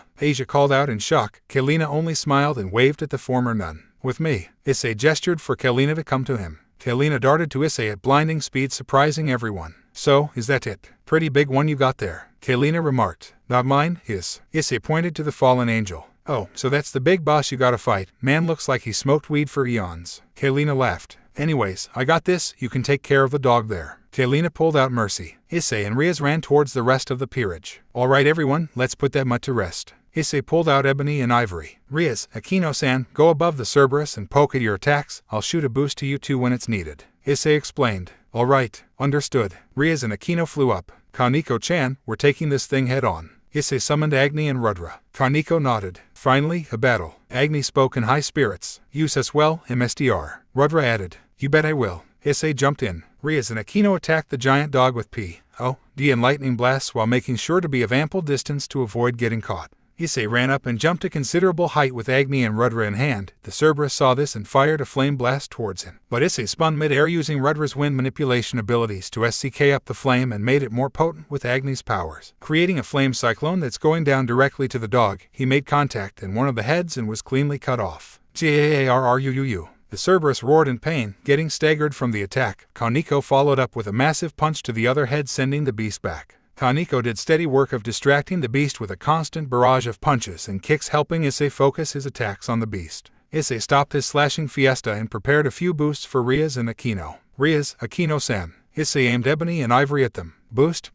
Transfer shot. D-Drag announced as the gauntlet materialized on Issei's left arm. Issei shot the two girls, and they immediately felt a huge boost in their demonic powers. Akino and Riaz moaned. Ara, I feel so strong, come lightning. Akino waved her two fingers. So, this is Aiza's power. Riaz blasted the beast with a P.O.D. blast. Cerberus was visibly weakened from the well-coordinated attacks from the orc and Issei. Issei, noticing the mutt's weakened state, decided to end things. Kaneko-chan, throw it up. Issei ordered. Kaneko nodded and dashed to one of the beast's hind legs. Fly. Kaneko threw the beast in the air. Riaz, Akino-san, finish it. Issei shot the giant dog with a charged laser from Kalina-an and Kalina-an too. Blast off. Riaz fired a huge of P.O.D. lightning. Akino fired her own supercharged lightning. The giant dog died and fell to the ground with its burnt body, and slowly began to disintegrate into ash. Good job you three, Issei said proudly. Thanks, what a troublesome puppy, said Rias in relief. Ara, Issei-kun, I wonder what other uses your transfer has. Akino seductively looked at Issei, seeking her 2 fingers. Issei was furred by the last remark. Hey look, mom's kicking the giant spider's butt.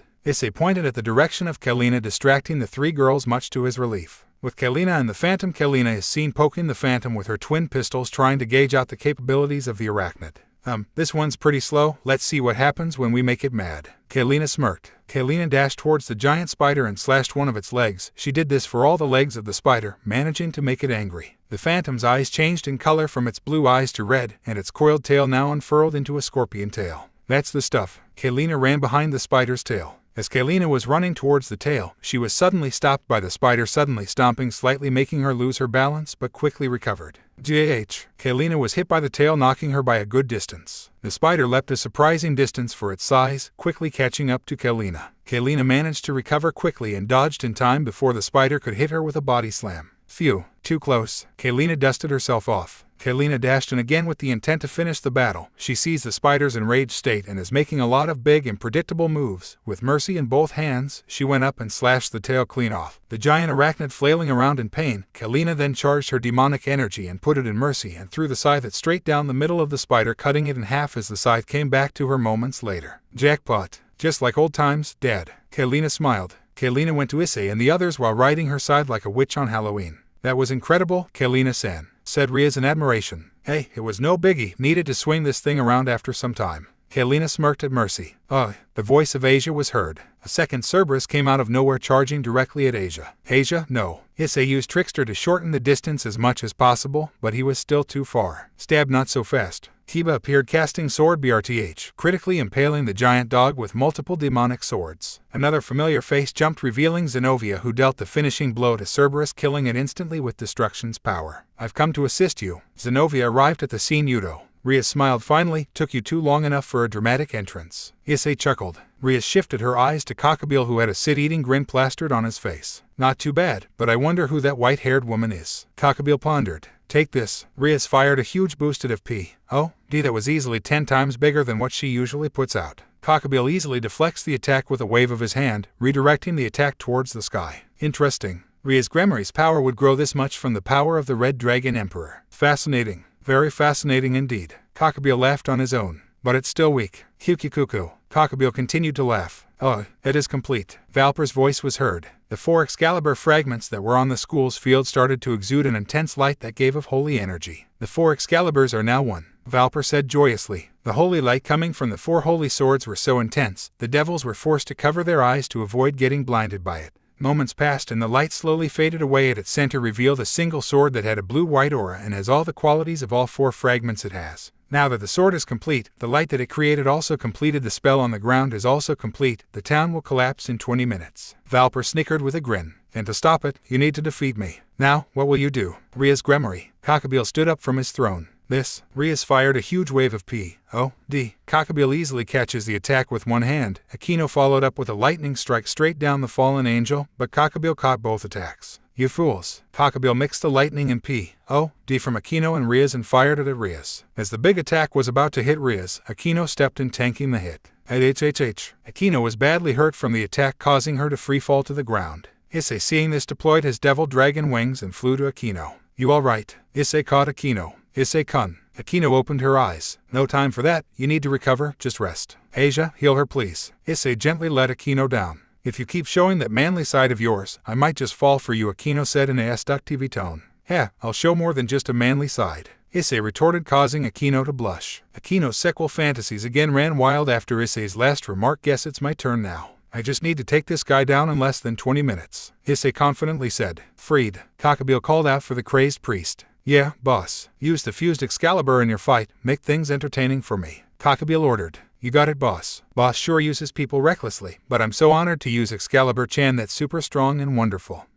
Time to dice some devils. Freed put on a crazed smile while SWNGNG the sword around. Be a minute, the boss fights for later, I guess. Issei thought in disappointment. Rias Gremory's knight. If it's still good, let us destroy that Excalibur together. Zenobia requested. I thought you needed to bring them back. Kiba asked. Yes, it should be fine if I collect the fragment of it that's acting as the core of it, and since Freed is using it, it's not considered a holy sword, it's a sword of heresy is what that is. Zenobia explained. Valper Galilee's laughter was heard. Valper Galilee, I am a survivor of the Holy Sword Project. No, I was killed by you, and I've continued living by being a devil for this exact day, Kiba calmly said, but his eyes were burning with hatred. Who, a survivor of that failed experiment? How unfortunate to meet you in an eastern country like this. It must be fate. Hukuku. Valper laughed. Kiba tightened his grip on his sword, ready to strike the priest down. You see, I am obsessed with holy swords. I like them so much that they manifest out of my dreams. Maybe it was my fascination with the legend of Excalibur ever since I was a child. Then when I found out that I can't use Excalibur, I despaired.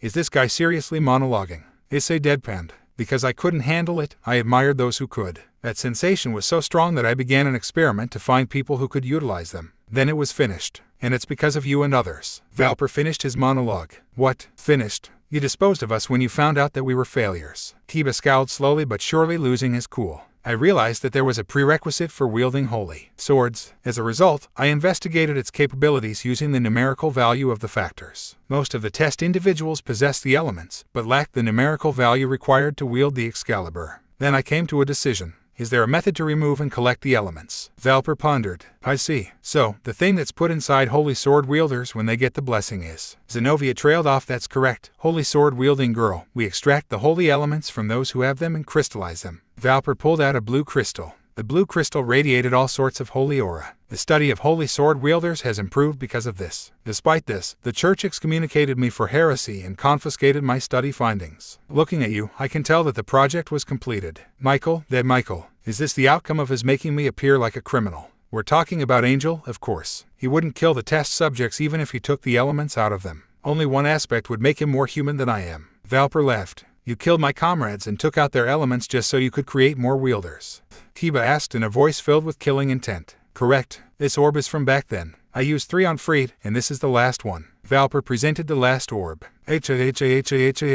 Those small fries besides me died because their bodies couldn't adapt to the elements, making me special. Freed cackled. Valper Galilee, just how many lives did you take for your greed and experiments? Kiba slowly said in a cold yet angry tone. If you say that, then I will give this orb to you. My research has reached the stage where it is possible to mass produce them in the right environment. First, I will destroy this town with Cockabeel. Next, I will gather the legendary holy swords stored around the world. Then I will mass-produce holy sword wielders and start a war against Michael and the Vatican with the fused Excaliburs. I'm going to show the result of my research to those foolish angels and their followers who have convicted me. Valper vented. Valper threw the crystal as if he lost interest in it. The crystal slowly rolled towards Kiba's foot. He leaned down and picked it up in absolute silence. Kiba caressed the crystal, being as gentle as he can. Everyone, Kiba gently said while tears trickled down his cheeks. A shallow light glowed from the crystal. Eventually, it spread across the entire school, moving about, and surely enough, it began to take shape. Looking more human, the light condensed in one spot, revealing a group of spectral children. Everyone, Kiba said in shock. So, they were Kiba's comrades. Issei spoke to himself. I've always thought about it. Was it okay that I was the only one who survived? There were those who had greater dreams than I had. Others had a stronger will to live than I did. Is it okay that I am the only one who lives in peace? Kiba conversed with the spirits. One of the children, who's a boy, smiled and spoke to Kiba. Don't worry about us, at least you lived on, the boy said in a caring tone. The spirits of the boys and girls started singing. Kiba soon sang along. The sacred song. Asia muttered the song was the only thing that the children and Kiba had while going through the harsh experiments being conducted on them. It was the only sliver of hope they had and lasting bit of motivation to keep living on. The song was finished. Kiba was bawling his eyes out in silence. Their bodies began to glow a bluish-white light and gathered at Kiba. We were never good alone. We didn't have the strength to wield the holy swords. But everything will be fine as long as we're together. Take us in. You have to accept the holy sword. Don't be afraid even if there is no God. No matter what, our hearts will always be one. Kiba finished the sentence with a sad smile. The spirits dispersed and went to Kiba, seemingly giving the night a blessing as he glowed a gentle blue. Hyoudou, Ria smiled. Asia clasped her hands together and cried tears of joy. Partner, that night has reached it. Deedrag said. Reached what? Issei asked. Sacred gears evolve and adapt. According to the user's feelings, and uses it as the catalyst for its growth. But there's a different version of it. When the feelings and wishes of the wielder go through a big change, the sacred gear reaches it. Deedrag suddenly laughs in joy. He's reached balance breaker, Deedrag confidently said. Okay, sadly the chapter is over. And if you enjoyed the video, just leave a like and subscribe with post notification. So when the next chapter is ready, you will be notified. Okay, see you in the next video. Bye.